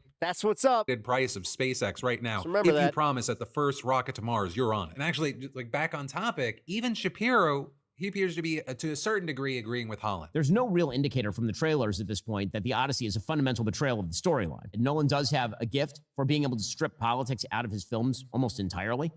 And I have a feeling that this movie is going to perform really, really well. I just don't think this bleeds over into regular life in the way that so many people in the no shit, dumb fuck, the online world seem to think that it will. But playing this game, someone mad that no one went to go see your fantasy fucking epic that you spent all your money on, where I get extremely, extremely upset about the Odyssey before I actually see it.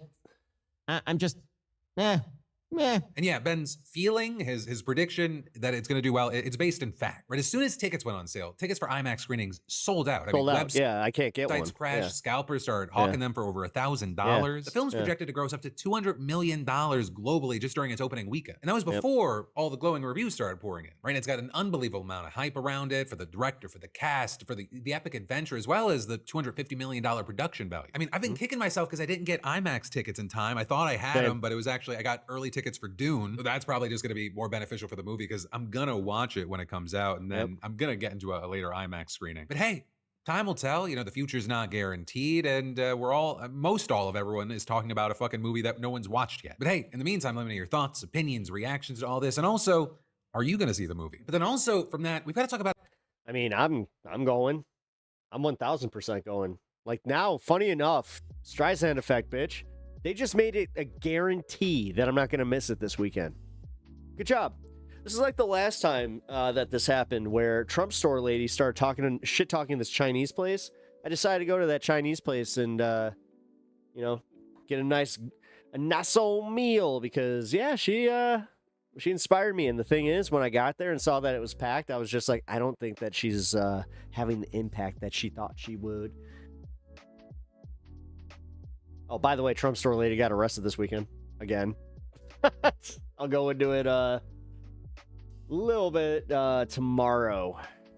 Hopefully I'll have it ready, but yeah, I found out today that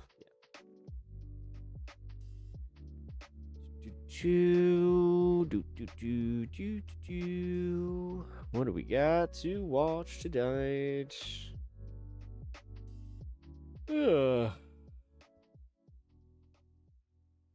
Lego stuff, don't care. We're not gonna do that. GOP panics in Texas.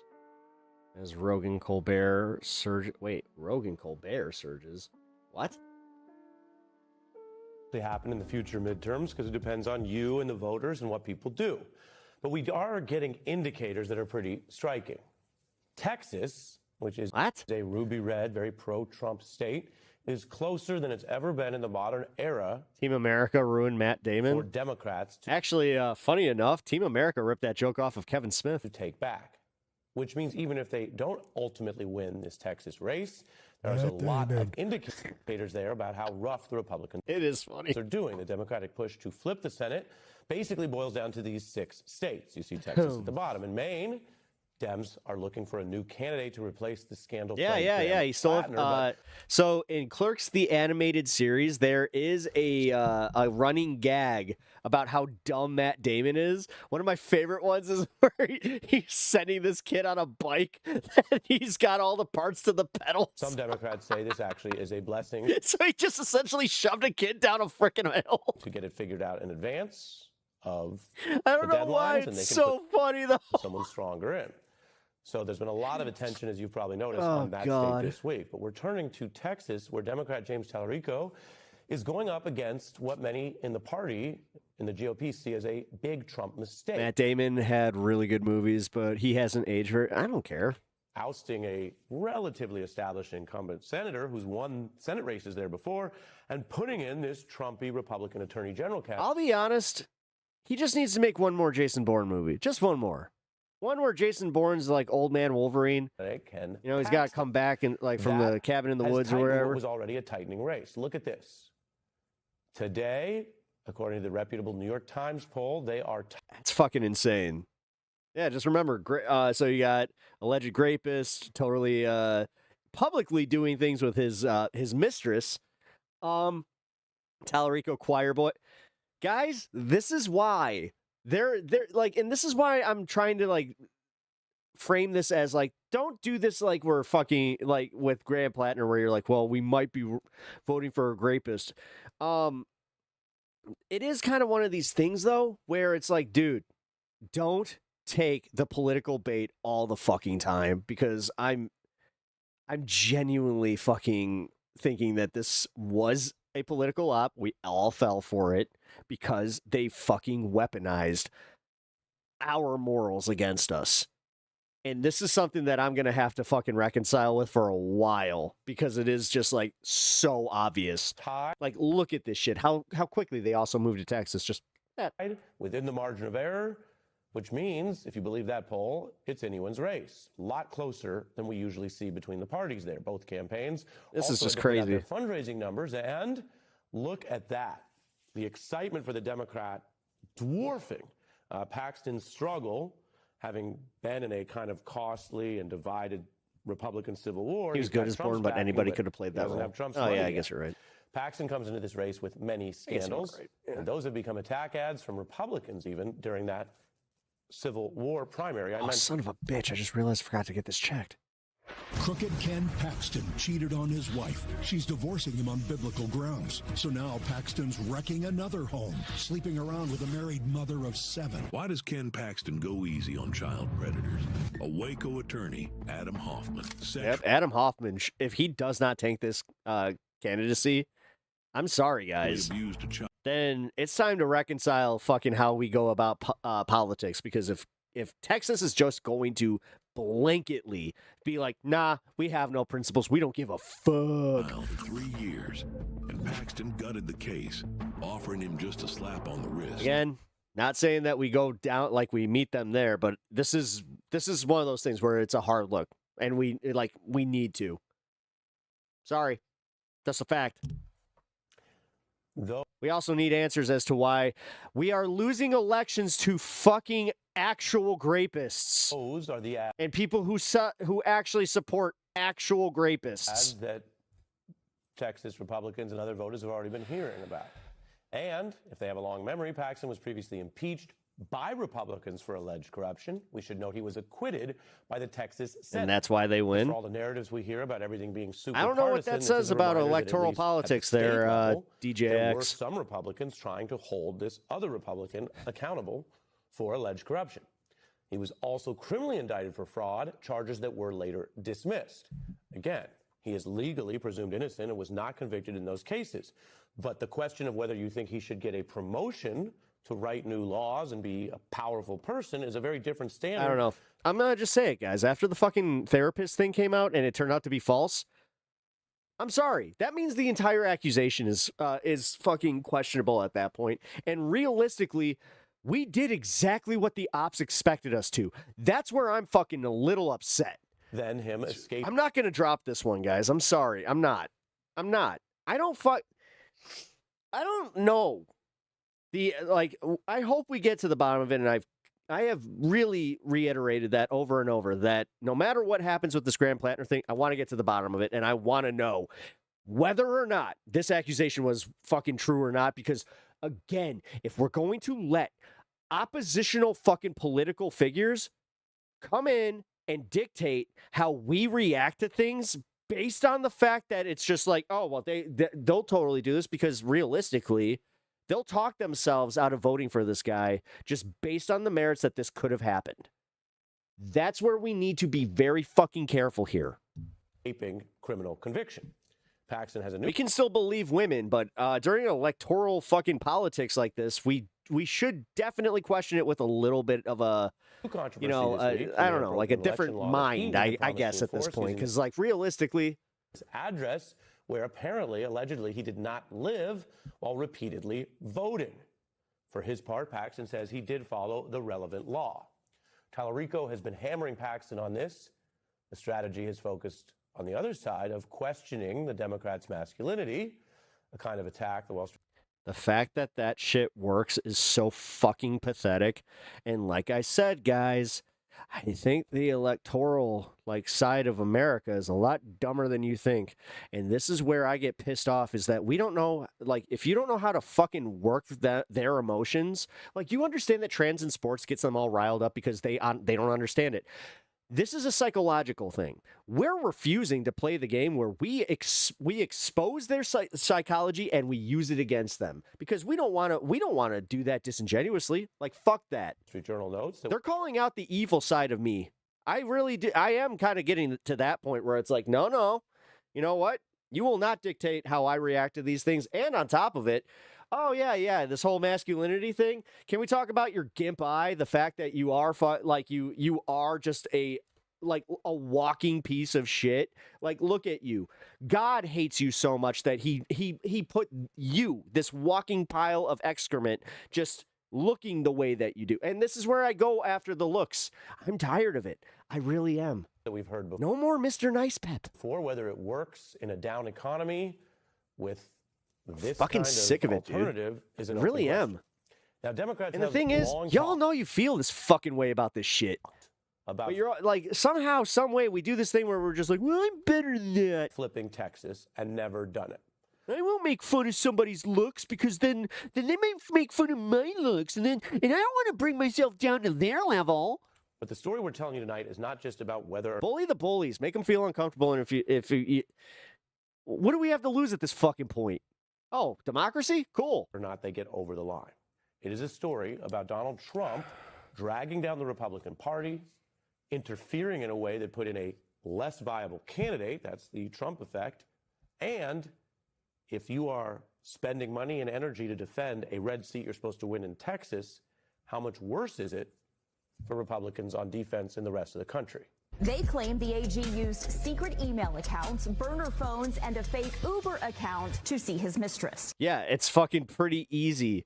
With Christian Texas, you'd think this is easy. You understand how this would instantly end Tallarico's campaign? And this is what I'm fucking tired of! Paxton is a repugnant somehow the Christians are the ones that are sitting here well, we don't need morals. character. He's always been on the edge of criminal activities. 3 felony fraud charges which have lingered for 9 Hey, what up, Coppin? long years. And in between it all, I'll be wrapping up early. Attorney had a mugshot. There are calls for Ken Paxton to step down. James Tallarico is a hypocrite when it comes to fighting for families. Tallarico wants to teach trans ideology in schools and let boys compete in girls. The fact that they use this as effectively as they do, and all we have is nuh-uh. I'm getting a little tired of that. Sports. Can we just tell them it's that's not, you know what? It's not a big fuck. Stop. Is the trans and sports thing really fucking making your groceries cheaper? Shut the fuck up. Says it's immoral to use the oil and gas. They're not good at selling the idea that this is a minuscule fucking problem. We don't have this problem in America where every high school has some trans kid trying to take the fucking basketball trophies from your daughters. But we can't articulate that because we're too busy going as I said. I'm sick of this style of politics where we constantly have to be nuh-uh. That employs millions of and then we also have to play the game of not as bad as them. Texans. Man, listen, I'm going to just say this one.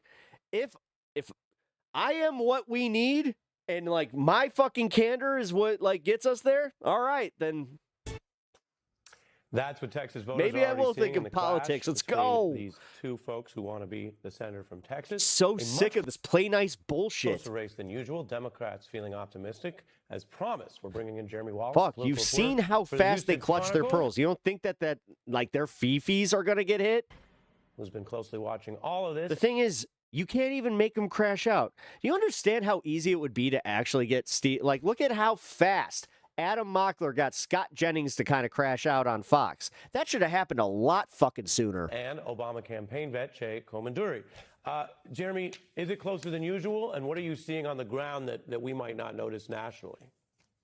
Yeah, it's closer than usual on a couple of fronts here. Look, we've had some close polling before with Beto O'Rourke when he ran in 2018, and even Colin Allred in 2024. There were close poll numbers. But when you dig into the poll numbers, both in that New York Times poll and in University... Nope. Little terabyte. I do not. You know what I also don't think is the solution? Fed posting. So you get a timeout. So fuck you. I don't care if you're on my side or not. You know, pull some shit like that in my chat. Goodbye. At least for a little bit. You get 10 minutes. University of Texas poll that has also come out recently. There are no calls for violence on Pep Talks, and there never will be. You see how the reason this is get fucked, you idiot. So competitive. Ken Paxton is just losing independents like crazy. I've never seen numbers this low with independents. He's at 12% with independents. Understand that even Ted Cruz in his worst moments was never under 20%.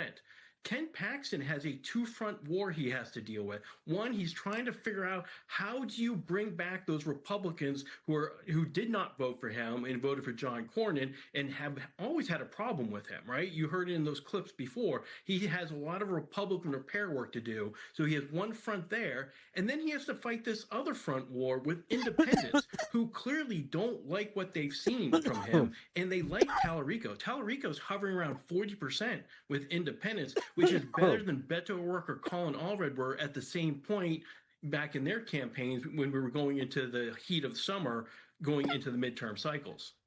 You're deep in the polling and what they call the crosstabs, and I know that gets Che excited because he's a huge campaign nerd, and they love that kind of stuff, you know? Absolutely. It's like candy to them. Jeremy, before I bring Che in, you can see how excited he looks. I mean, we know him. He's excited. Jeremy, before I bring him in, you mentioned that that rough number with independents. Is that something that Paxton, you think, can still change because he's now in a different light? Or, given so much voltage and controversy around his history... I hate violence, even in self-defense. Yeah, I'm not a pacifist as much as I would like to be. I used to think that I used to be like a blanket pacifist until I realized, yeah, I don't work in hockey. Is it baked in?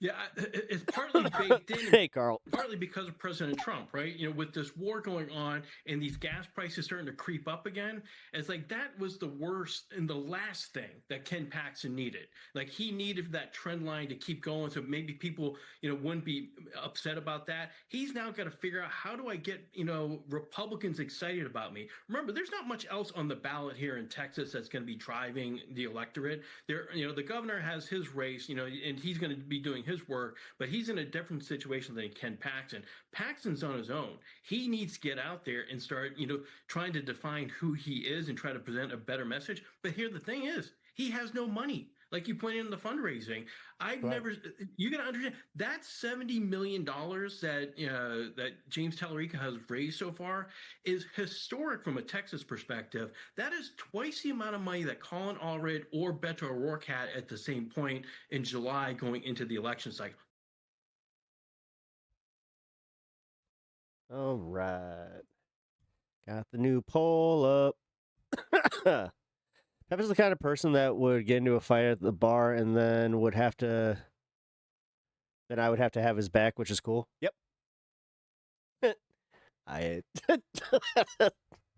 Yep. Are you insinuating that I've always had some larger friends than myself? Because you ain't necessarily wrong. Arcadian actually has a really funny story about that where I was lipping off.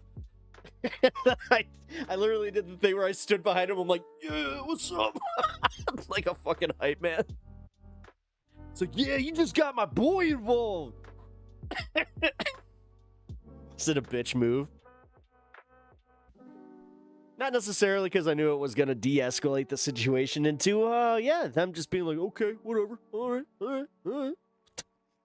Assholes. We got to protect our goalie. That is true. That is true. When you don't do that, and he takes it into his own hands. You you might have just cost yourself a championship because your goalie got suspended. If you've ever played men's league, you know how hard it is to get a sub goalie on short notice. Accidents waiting to happen. Hey, don't call my kids that. Green's from South Boston. What's up, man? Good to see you again. Rebecca Green popping over on Twitch. Why you over on Twitch? What's up, Rebecca? What's the deal? Why did you abandon the other chat? Nah, I appreciate you. In honor of the awesome Macho Madness, I thought you'd be here by now. LOL. Oh, right. No. I mean, maybe. I don't know. Maybe we will do like a...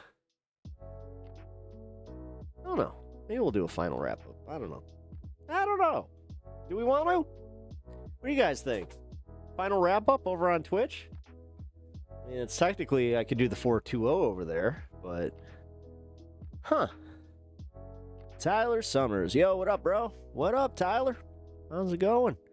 Becca, you in the house? Well, Becca's in the house over on Twitch.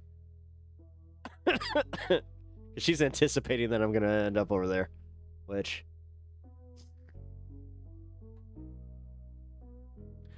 I don't know. That could be fun. We could have some fun over there. You know. Dang. Do I end at 3:30 and then just oh shit.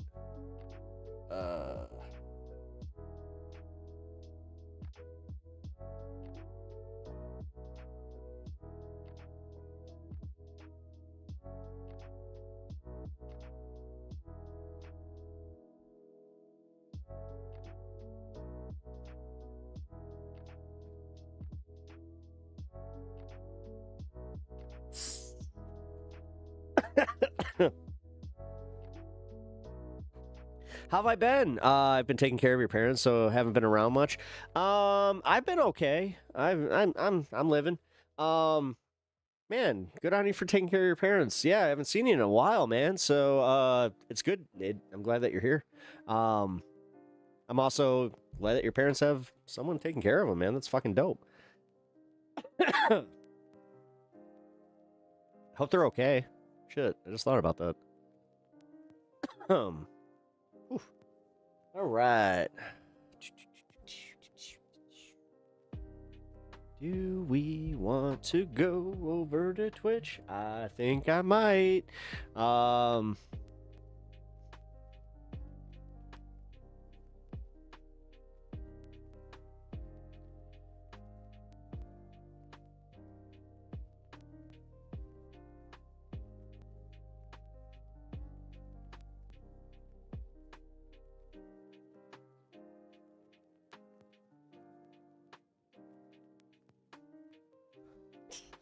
Fuck yeah, get some spicy chicken tonight. Fuck yeah. Fuck yeah. My boy was just like, hey, what do you want to eat? It's just like, I know what I want to eat. I want some hot chicken. Get some fucking spicy chicken. Hell yeah. What I can say is that I've had five kids, got one that'll Yep. I'm sorry that you're about to have that generational thing of hating your family and feeling betrayed because they abandoned your parents. But also, I'm not sure of the family dynamic. Like, unfortunately, you know, I've had to deal with shit like that.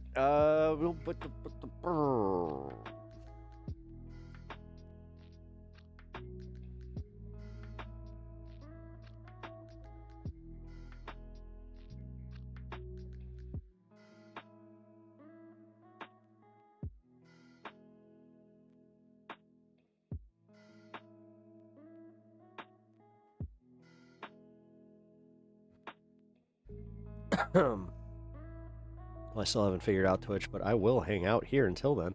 Mitch, that's okay.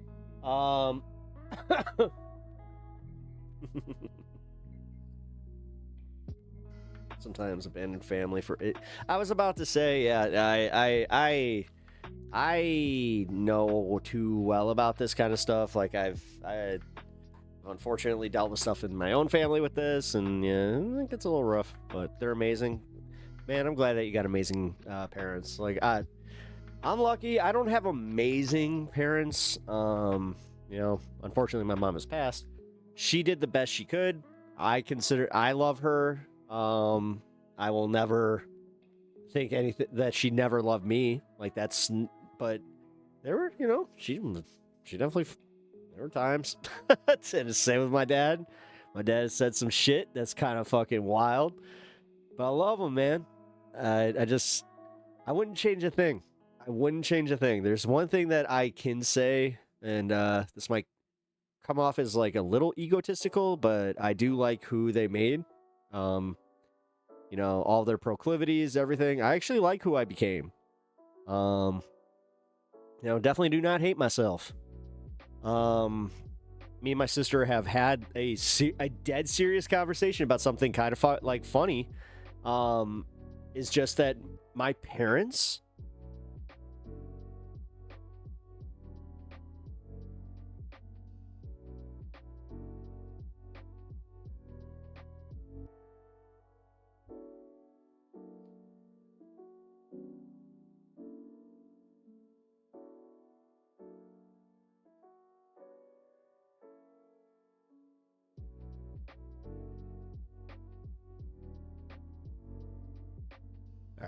Cool. All right. Some people blame their parents for how their own lives turned out. So I don't blame my parents. What I do is I look at my parents specifically, like, with how my humor turned out and, like, how I am kind of more prepared to just deal with shit. Like, there's one thing that my whole family, whether it was my grandmother, my brother, my mom, or my dad, they all wanted to make sure that I wasn't going to be some fucking spoon-fed bitch that had, like, entitlement issues. Like, I definitely did for a little bit, like, and I was dude, as I said, I was a shithead kid. I was an awful teenager, you know, definitely grew past some shit, but that was a big one where even as a kid, I got exposed to some like fucking like trust fund babies and shit like that. My dad never wanted me to be that. Even like being upper middle class and like having a business that he owned, he would always constantly remind me how I had no claim to that business. Which is the polar opposite of what most kids I fucking knew that were in upper tax brackets. Because I've talked about it here. I went to a private school. I went to a private Christian school, and I was one of the poor kids in that school. So, like I said, upper middle class. Yeah, I was a bit of a fuck for a bit, no doubt. Drugs didn't help. Yeah, drugs don't help, but you know. I've just noticed that most people have a shithead arc. And I say people, like everybody's got a shithead arc. Now, I hate the fact that toxic masculinity has kind of just glazed over the, you know, agency of women thing and just like, again, how we react to this shit. Like, this is why I hate this. I hate this. I really do. The fact that we even have to do this thing, like the fact that we got to the point where we were like, believe all women is a problem because that means that like, enough just got gaslit entirely. The other side of it is the fear. Like, dude, like it sucks. It sucks that dudes just fucking exist like that, and there is no protection. And like, not enough dudes really fucking apparently value women very much. Like, outside of sexual relationships and just making babies, I don't know. Like, it seems like if I was just an alien. And I mean like an actual fucking space alien, you know, fucking Republicans. That I would look at that and just be like, wait, what the fuck? It is a strange thing. It is. It is. It's just like, why are these guys like such pieces of shit? This is fucking weird. It's like, bro. Alrighty. Man, I am debating if I want to just hop on over to Twitch. I think I might. Oh, I'll never just believe any. Well, no, that's the thing. Like, I do have like, I don't want to say like a court of law brain, but I despise most dudes. You live in Magaland? Oh, that sucks. I was on my own from 16, kicked out because I wasn't strict. Oh shit, that sucks. Love your mom, Pep. Thank you, Robin. I appreciate that. It means a lot to me. That's part of the reason so many conservative men are attracted to trans women. They're very loud about it without even thinking that, like, without seeing that they are. Do they get it? Like, do they honestly get it? Anytime that I see somebody freaking out about it, I'm just like, we know what you do. It's like, tell us your search history more.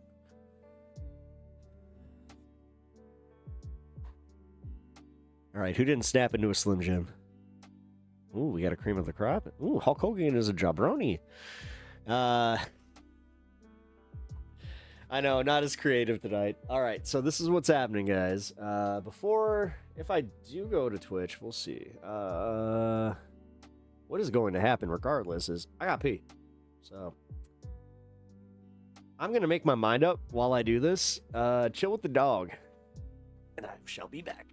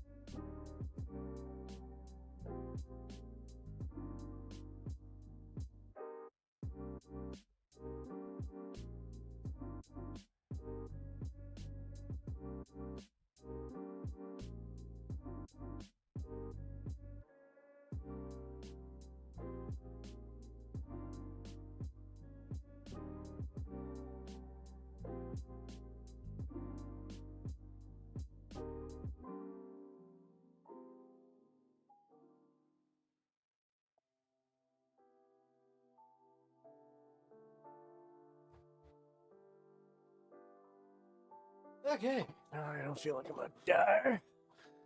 Oh, my bladder was full. All right. Yeah, you know what?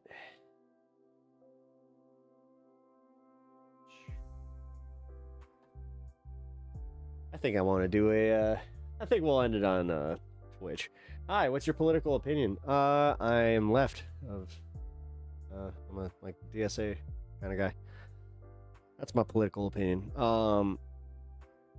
Trans rights or right bites. I don't know. Trying to peter out. Why? What are yours? Opposite of mine? I don't know. Didn't you say you were from Germany? It's around 19 you start to really lose your ability to easily induce neuroplasticity. That's true. Yeah. That's actually like kind of center right-ish. Okay, that's fair. May not be as like in full agreement on anything, but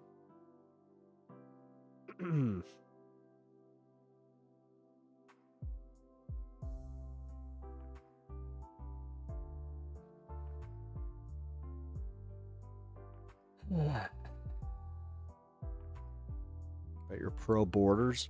Why? Your own country wasn't up until fucking 40 years ago. Oh, sorry, 70. No,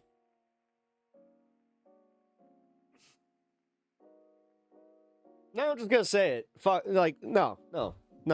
You still get to deal with that whole side of things where you legitimately like tried to like take over Europe. Like, yeah, of course you're not a fan of borders. We fucking get it.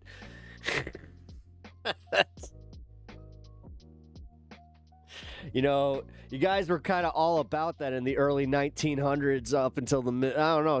There was a lot of shit that happened there, though. I don't know. Since 2015, we need to have concrete blocks in front of our Xmas markets.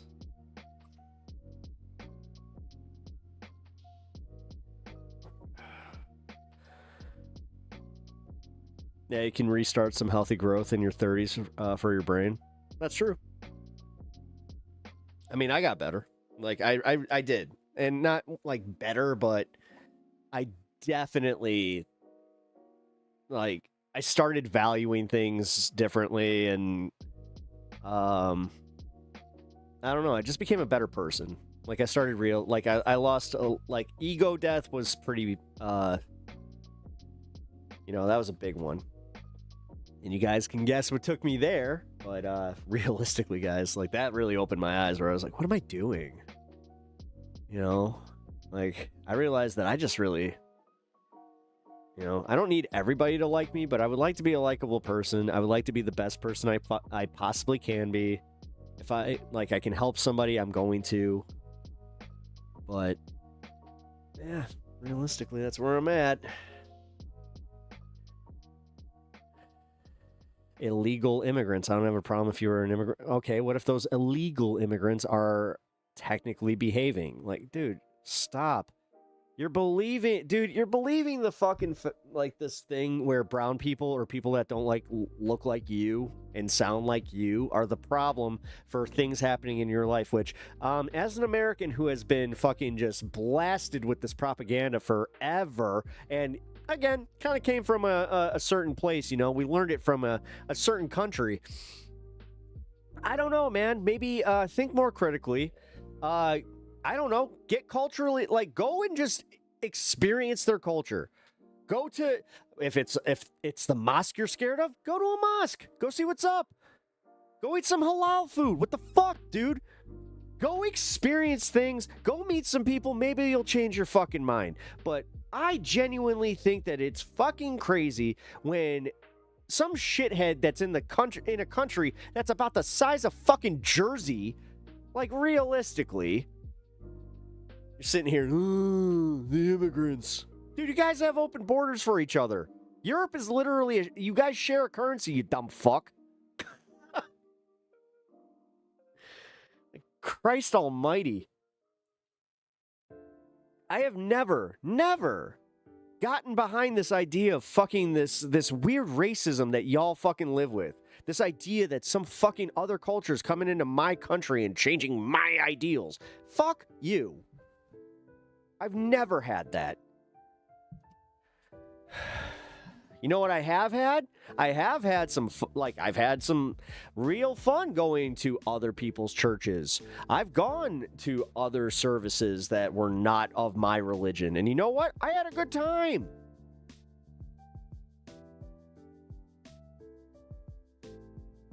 Run down that thought about learning it from a very specific country. Well, it's the country he said he's from. Sorry, I like a chat that it's interesting. No, hey, I don't apologize. I'm just I'm calling it like I sees it. I'm actually genuinely shocked that I'm not triggering you, bro.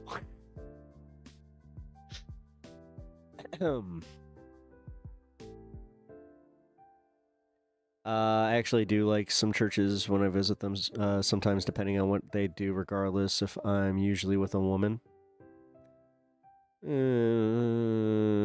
That's a weird statement, Bob. That's okay. I quite enjoyed being invited to cookouts. Same. I also enjoy the block parties that we've had, and just in general, like, I love our restaurants that we have. I love the fact that I get to experience a lot of fucking cool people that are not, you know, from my culture. Eat that shit. Let's give a meal to everyone before they pray. Nice. I didn't say I didn't like to talk to you. No. The thing is, you better be able to, like, take me making fun of you or disagreeing with, like, what you believe in while making fun of you. Because, believe it or not, I do try to, like, make this entertaining, and part of that is making some humor. And every once in a while, it might come at your expense. So, there are, like, 3 chats right now. Yeah, we do have 3 chats right now, actually. Legit chats, too. Yeah, fuck. Yeah, Kois and Mitch are hanging over in the horizontal. And we got DJX and Tyler, Bob, and the rest, Jet and all them hanging out in the vert. Then we got, dude, we have a decent amount of people watching over on Twitch tonight. That's pretty cool. Sorry, did you read my message? Yeah, the one that you said, yeah, I can shit on you? Cool. It helps me expand social understanding. Yep. We laugh when we grow. Crazy how that works. Yep. Gotta lurk because you're cooking. Nice. No matter what, I got food coming, and once that is here, I'm gonna go enjoy that. Hence why I'm thinking I'm gonna do. Oh boy, do I just want to? I think we're just. Yeah, you know what? We're gonna just keep it going until the 420. We're just gonna smoke and. Oh, but man, I got this thing over here. Why don't I like ice? I don't understand it. I don't know, man. It's almost like, again, your country had some dudes that wore some brown shirts and went around and did some shit. Very, very similar. I don't know, man. I don't know. God, being a German, like, talking about immigration policy, you want to talk about walking on eggshells, my guy. But it was secret. Not so secret. You do understand that, like, historical context means that it wasn't so secret. If it was super secret, you know, the super secret police. Yeah, well, that's kind of crazy. Yeah, because he lost. Exactly. Exactly. And the thing is, we're better than you, or we thought we were better than you. You know, I grew up in an America that used to think it was better than the Nazis. Instead, now it just is racing Israel to become them. So, that's the times we live in, though. Isn't that fun?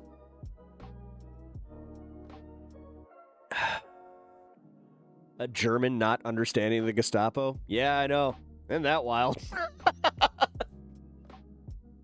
I'm pretty sure that you guys weren't even allowed to practice right-wing policies until, like, what, 10 years ago? Really well, chill day. Hope you're doing well. Oh, shit, yeah. You guys take such good care of each other. I appreciate that. Y'all are awesome. My bad, bro. Yeah, it's all good. It's all good. I mean, ish. Don't Fed post.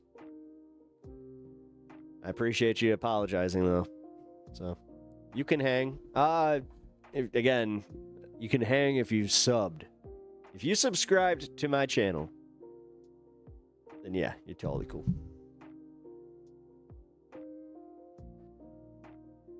Well, if you are anti-Israel in Germany, which I'm not, they jail you. LMAO. Well, ain't that a bitch? Isn't that like this weird fucking self-fulfilling prophecy? Huh. That's crazy. That's fucking crazy. Wow. Oh, man. That doesn't surprise me in the slightest. I gotta be honest. You sub? Hell yeah. How ironic. Exactly. Anna, right? That's just like, I don't know, man. That's, the irony is just, ooh. It's so ironic. I mean, we got Alanis Morissette over here. Fucking Christ. Oh, man. I hope y'all got that joke, and if you didn't, am I pro-Ukraine? Yeah, I'm pro-Ukraine. I'm not pro-Russia. Are you pro-Russia? Are you a pro-Russian German? Again, odd. Again, I don't know.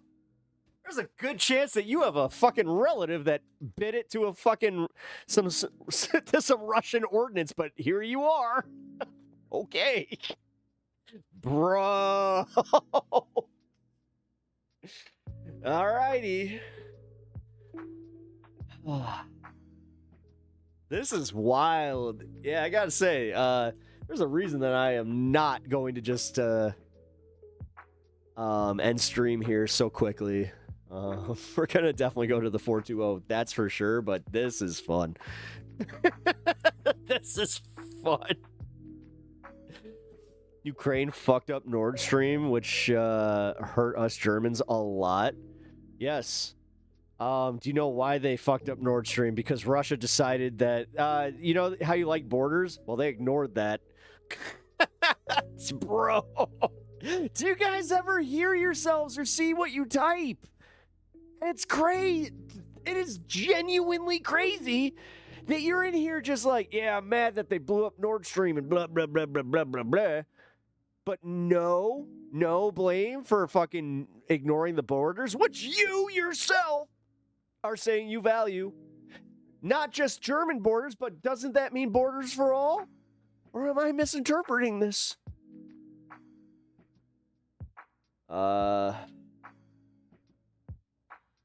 You got Azov information, the Azov battalion bullshit. You ever think that that's planted? I'm just gonna say it. Like, do you ever think that that shit's planted? I don't know. It seems. Listen, again, your culture. It's not like you've been known for not believing propaganda. So I don't know if that's, you know, how many generations removed are you here? Oh, this is fun. I haven't been able to practice my American awesomeness from WW2 for quite some time. You know what? If this is what patriotism is, I'm in. Oh shit. Well, they got funded in 2014. Okay. Who is funding that? Wait a minute. Wasn't that guy taken out? Yeah, wait a minute. Yeah, that guy was taken out. Yeah, Pep's going full on American exceptionalism. Hey, in this case, why not? Holy crap. They created a GoFundMe? Wait a minute. That'd be hilarious. Oh, man. I don't know. This whole Azov battalion thing. Do you ever think that you are, you're getting work there, homie? I think that you're getting work there. I think that you guys are kind of slipping back into some, familiar territory. It's ironic that we're about to go back to the 30s. Just, I didn't know that Germany was so gung-ho to do the same.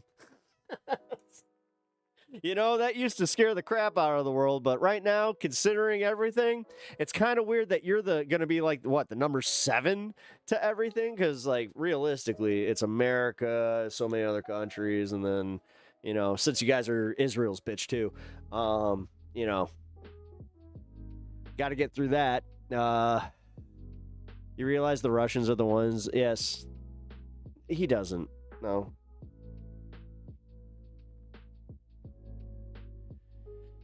Yep. No, I understand how your politics work, dude, but I don't think that you understand just from being on the outside. This is one of the fun parts about being on the outside of all this, realizing that y'all are like, you're like this close. You're like this close. All you need is a charismatic painter that had a really bad day. I'm telling you right now, I swear to God, if your next elected official turned out to be like some type of artist, I'm going to laugh my ass off. It's just like, or my ass off. Oh!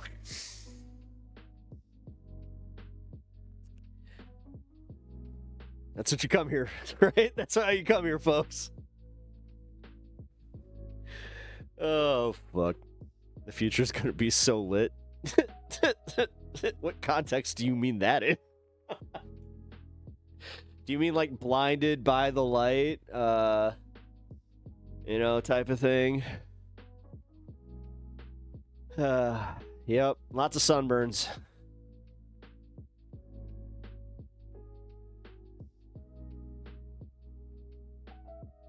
Leftist, green-centered.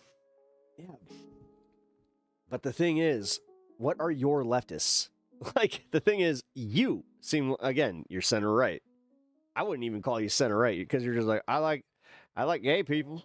I mean, I'm okay with gay people. Antifa literally means anti-fascist. My grandfather was Antifa, you know.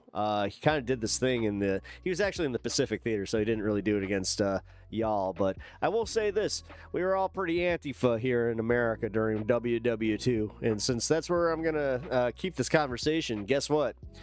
Yeah, pretty proud of that shit. You know, that's my patriotism coming through there, buddy. I can't wait for the next immediate moment in any given situation. Yeah, right. Yeah, I tell anyone if during a course of the day how the policies are currently, then they shock me with some Fox News lies quoted word for word. Yeah, dude. No, for real. I've been getting that shit like more and more. Like, yeah, the propaganda fucking repetition is just insane.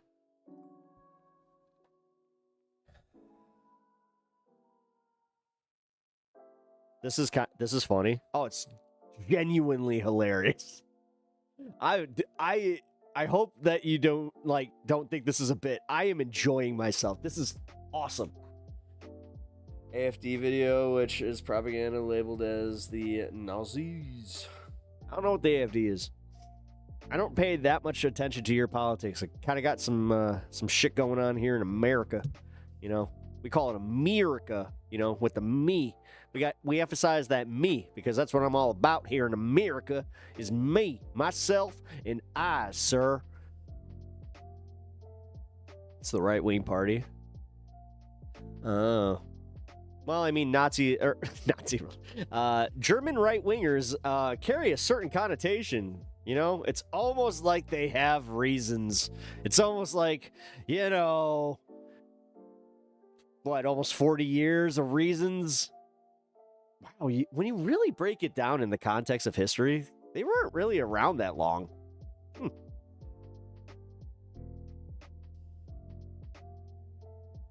Oh, I ain't watching that shit. Oh, Snappy posted it? No, I ain't watching that shit. The AFD is the far-right party that utilizes obvious things to add plausible deniability to their Nazism.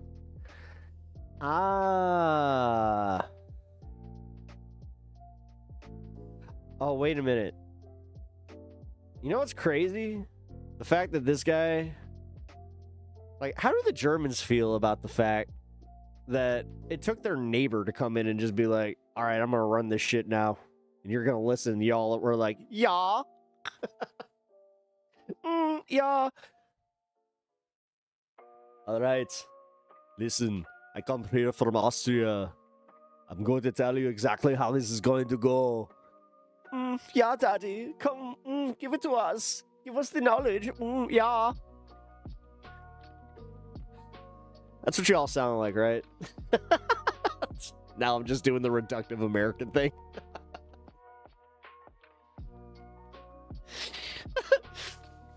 I feel like a jerk because this guy's actually trying to have a conversation and I'm sitting here, I'm just like, Peter, I think that we need to make a cameo, yeah? Eric, I think that we do. Dead Asshole. How are you, Dead Asshole? We love you. Yeah. If you do not know, I am Peter, and that is my brother Eric. We always we try to swap off. Yes. It's very Hans and Franz, but we didn't want to do the whole bitch steal. It's like Hans and Franz if it was part of Big Lebowski, you know. We are nihilists. We are also very big fans. Ah, dude, you're laughing at this. I love you already. All right. He's got a sense of humor, folks. Oh, shit. Oh, I wasn't expecting that. You know what? Genuinely, I was not expecting that. For you to genuinely type, ha ha ha ha. I got you. All right. Yeah, you chill. Fuck yeah. You just earned some points in my book for that one. Sprockets. Do you know what we call sprockets over here? Yes. We call it Eric's asshole because it's so tight. It's like a perfect little fit. Yeah, like the sprockets. Is that what the sprocket is? I don't know, but you just gave away the game. Alex, we're having a Thursday party. What are sprockets? I don't know. Spacely sprockets. I think it's something like in America, like we watched the Jetsons and we were just like Spacely sprockets. Sprockets. It's very fun to say with a fake German accent. Yeah. Yeah, it's literally from the Jetsons. Oh my god, they have cogs. That's right. Cogs. We do not call them the cogs because we wanted to call them sprockets because technically sprockets is so much more German. As I said, welcome to PepTalks. I mean, realistically, that's where I got, like, this entire bit is from, what? Dieter? I think, yeah, Dieter.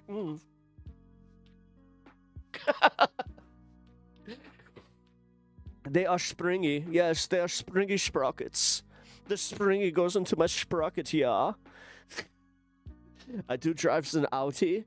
Did you know something interesting about the Audi? It has an innie as well. I woke up to this. Oh boy, Natch.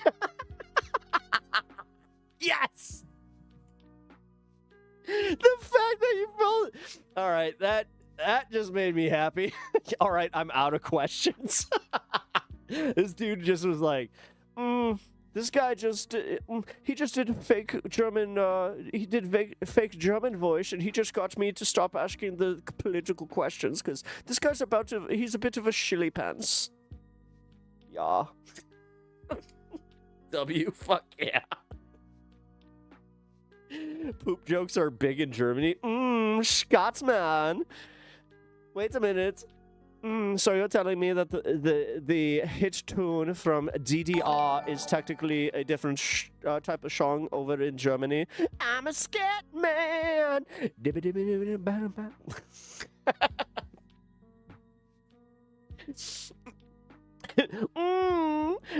He just said the word. I don't think they know what that means in America. Oh, look at them getting cheeky. Oh, fuck. Thank you for the makeup brush, Tyler. I appreciate that. Thank you for the jewels. I always appreciate the dude, I like the jewels over on YouTube, I have to say.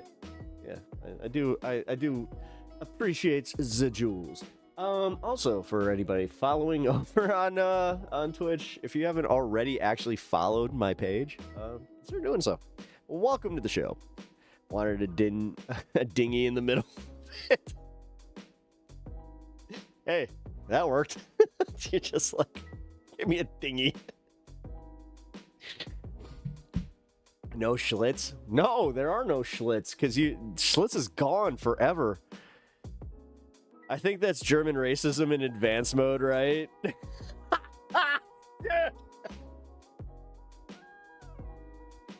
This guy's gonna be out there. This streamer PepTalks, she was out there making fun of us. She was very meanie bobini, yeah.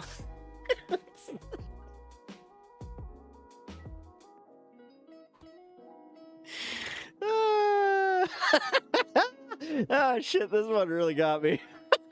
Shit's a thousand. Oh, fuck. He's just like, he just perks up. Oh, fuck. Schlitz malt liquor. Yep, that's gone now, man. Yeah, they shut it down. The PBR factory shut that shit down. I had to Google sprockets. We got a German guy to fucking Google sprockets because we're making fun of sprockets. No! All right, well, I think I broke, I personally broke, like, my internet here. Like, that is fucking hilarious to me. Oh, my God. This guy rules. Deadass bull. Seriously. I'm deadass serious. You need to fucking follow me over on Twitch. This is too much fun. Like, you gotta come back here with this. Actually, you need to not only follow me on Twitch, I'm gonna tell you exactly what you gotta do. You also gotta follow me over on YouTube. You gotta sub over on YouTube, because I got an active chat over there. And for real, man, like, this is fun. This is fun. You know how to hang. You act like the fact that you have been laughing like through this has been like genuinely funny to me. So, and if there's one thing I value in life, it's things that make me laugh, people that make me laugh, and he needs to join the. He does. You need to join the Discord. You do. No. You're right. You're right. You're fucking right. All right, here. You're getting an invite to my Discord. I have an invite only Discord. Nah, only on Twitch. Ah, come on. Well, fine. You're fine. As long as you follow over on Twitch here, because I don't see that you followed me either. And if you got that Prime subscription, I don't know, you can toss that my way. Yeah, they seem reachable. Yeah. No, for real, dude. I don't know. Like, my audience likes you. I actually think that this was pretty chill, man. This was pretty funny. For the alcohol lobbies pushing hard to ban pot. Yeah, good luck. Good luck with that. You know, the fact that it just won a whole bunch of fucking stuff in the Supreme Court. Well, it's been fun, yeah? Well, okay, so it's been fun. Then definitely make sure that you have the ability to come back here and have some more fun. I didn't get banned? No. No, dude, you were, like, actually legitimately kind of fun to interact with. Like, dude, you laughed at Peter and Eric, which are, I'm not sure if y'all know this, but I do have, like, these repeated, like, I got, like, characters that I do. Peter and Pieta and Erich. They are my German nihilist brothers. I kind of went through that, but yeah, the fact that you laughed at that got me. It's just like, nope, all right. Immediately, kind of got on that, like, oh no, we're going to welcome you. All right, so also for happy 420 is coming up here, so what we need to do is we need to pack up, get this ready. Dude is engaging. That is more than we get from most right-wingers. The thing is, like, yeah, you're actually, like, legit engaging, too. You're not just trying to be a schmo, like, and I appreciate that, dude. Because we get a lot of people. They only watch Asmongold. Can you recommend any other? Yeah, me. Watch me. This is where my ego will come. I have better hair than Asmongold. My room is way cleaner than Asmongold's. My whole house is way cleaner than Asmongold's. I have better politics than Asmongold. I'm politically more savvy than Asmongold because I actually know what the fuck I'm talking about. I didn't just, pivot from games to politics because, he saw that's where his audience was going. So yeah. Me. And I got this awesome dog behind me that he's like the best co-host ever, but he's being very quiet tonight. So. Moist critical. I'm better than moist critical as well. Now I really am stretching. Like, what? I don't know about that, bro. That guy can speak to gamers. That's hard. And I have a Mrs. Pep. Yes, I do. But you're, no. Queso's funny. I like Queso. Queso's cool. Man, you like the mainstream streamers. Damn. Princess Mouse, what's up? The most modest and humble. You fucking know it. God. Fucking Amaranth. What the what? Damn, that's a name I haven't. She's still doing it? Or is she like, I don't know, she go like full OF. God. That's one lady that I genuinely feel bad for. Like in the way that the content creation, that wrecked her fucking brain. You know, when I found out that she like started doing like the adult game full time, I was just like, that tracks. And she went full MAGA. Yeah, I don't know. You can't fix stupid. Wait, Amaranth, 6 hours waiting for her to get in a hot tub. Never went in a hot tub. You call her Scamaranth? Oh, damn, dude. You guys got like fucking back. Like, damn.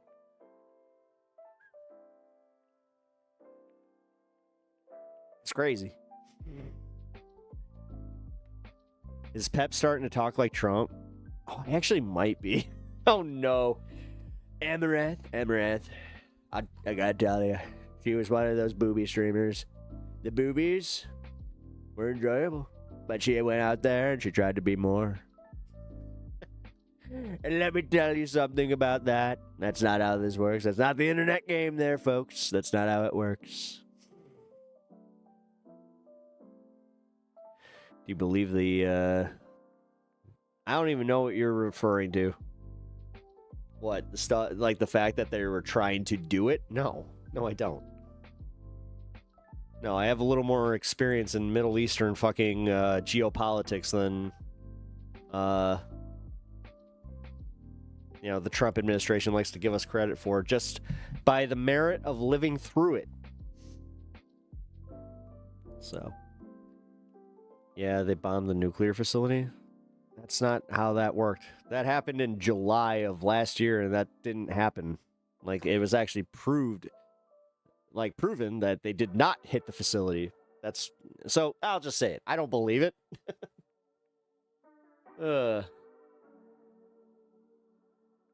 Hello, cat. Yo, what you doing? You come see me? You come say hi, stream? Hey, what you doing? What you doing? Come say hello.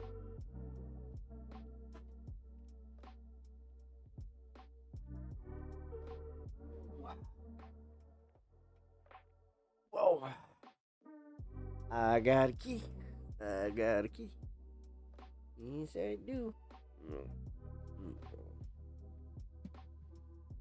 Oh, malito. You want to get down? All right. Uh-oh. At PepTalks. I need your wisdom for my super real question. Well, I have a super real answer for you, so let's go.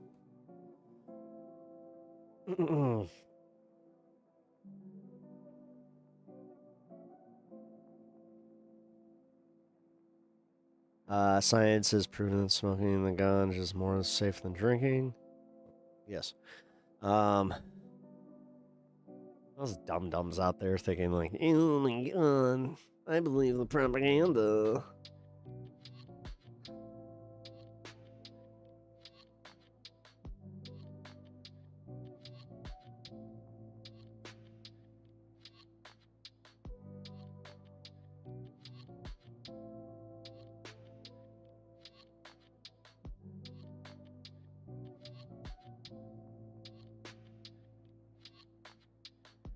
All right, so that's official. We've got 7 minutes left in the stream, and then after I smoke in the after we do the whole 420 thing, then we're going to end stream because I got dinner upstairs. So, only thing I know similar to that is that they hit a power plant in Iran. I was on the charger. See you guys next time, Rebecca.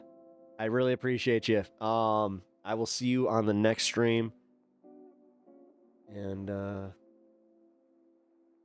yeah, hopefully, Uni will be there to commiserate with you because, yeah, she actually said how much she enjoys chatting with y'all. But Rebecca, she mentioned you specifically, so not to play favorites or anything.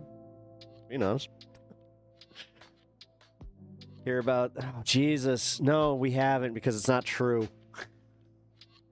Only thing I know similar to that is that they...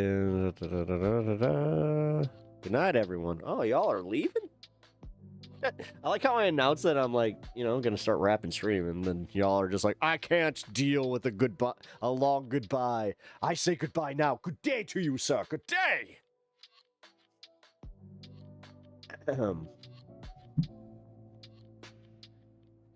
Trumpo is, yeah, I know, dude. He said Islamic Republic of Japan. That shit was wild. Like, you know, I've already been talking about his cognitive decline, but, like, damn if that wasn't, like, that was a provable moment. Like, if that was Biden, that is all Fox News would have been covering for the, like, next 2 weeks. Just, yeah, well, apparently we're at war with Japan.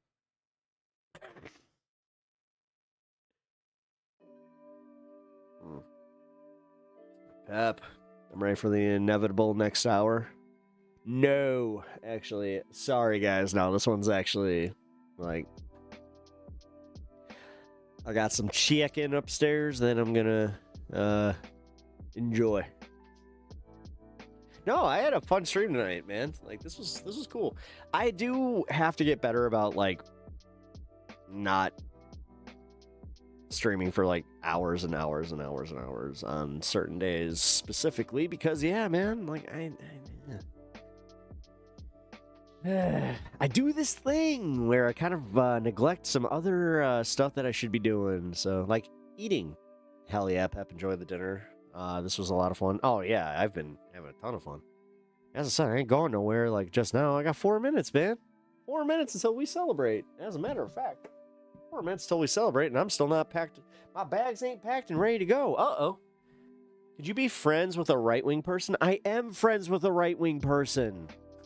God. They're not Trumpers, but... yes. I do have friendships and relationships with people that don't think like me. Because my family are kind... I got shithead sisters. I got a shithead aunt. I got... you know, but we're one of those families where they still claim to love me. I don't know. So, until they don't.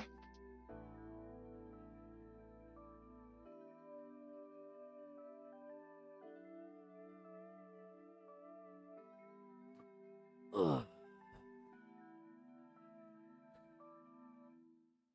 I have left-wing friends. I mean, funny enough, out of my friend group, I've only got like 3 or 4 that are actual leftists. Could not be possible in Germany. Split's too crazy. You're making America sound fucking downright sane. Which that doesn't seem right. Based on how you guys probably view our politics, you'd think the same, right? Like, are you surprised that I have right-wingers in my fucking... in my life that... you know... you are? Well, here's the thing. Right-wing discourse, or like, right-wing discourse. Online discourse is not real life.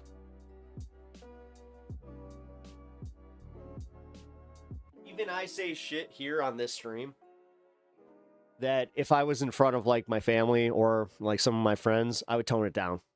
And like I would be a little bit different. then there's the other side of that where I got some acquaintances, is what I will call them, where, yeah, we definitely have political disagreements. We show up to the same events, and every once in a while we will have a political discussion, but overall we just kind of understand that we don't like each other. Most leftists I know are completely blocking right-wing people. Well, again, I'm not saying that's not their right, but I'm also not trying to, like, disingenuously be like, you know, you're bro. Like, if you're going to be a real piece of shit, then, like, come on now. Yeah, IRL, you can be punched? Not really. I mean, ish. Yes, you can, but also IRL, that comes with consequences. That won't help the discourse? Yeah, that doesn't help the discourse. Yes, we actually want discourse. I consider you guys my left-wing friends. Hell yeah, but we can't hang out with each other in person. One of these days, we'll have an in-person hang. You know, I'm confident in that, where maybe it'll be like an MR event or some shit. Or like we meet up in New York or some shit. I don't know. I'm definitely, I ain't above that. I would love to, dude, I would love to meet my audience. Kind of like, you know, commiserate and all that shit. It's cool. Like when I see other creators do that. But, oh, hey, 420. Let's go.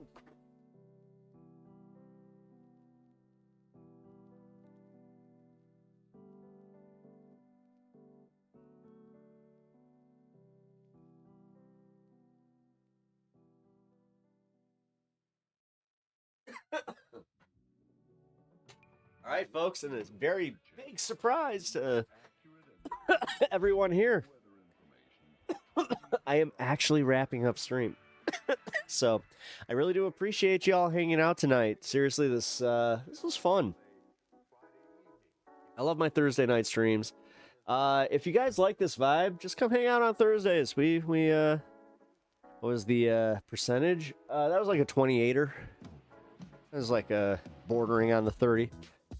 I like to go over 30 when I stream, or like after stream, but nah. Before that, no thank you. I like to keep it at like right around that, just under 30. Nice hangout. Hell yeah. No, this is a good hang. I had a great time.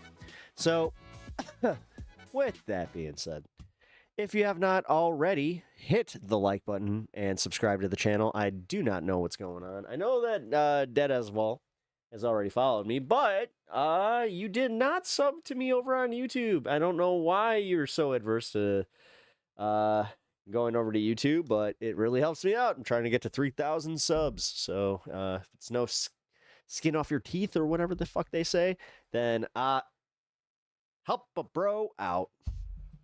Oh, sorry, you don't have a YouTube account. Oh, that's it. Oh, interesting. Well, if you guys do have a YouTube account and you're over on Twitch and have not already subbed, please do. Also, go check out this space. We have a new show coming up. You guys should really go and check that. Come and check that out. I got a show that I do over there every Tuesday, 2-hour show called Pepaganda. Little bit different format. It is a good time. Yeah, other than that, guys, it's been a pleasure. Today it's been a lot of fun. So I will catch you guys tomorrow at 4 p.m. Central Standard Time. All right, guys. Good night.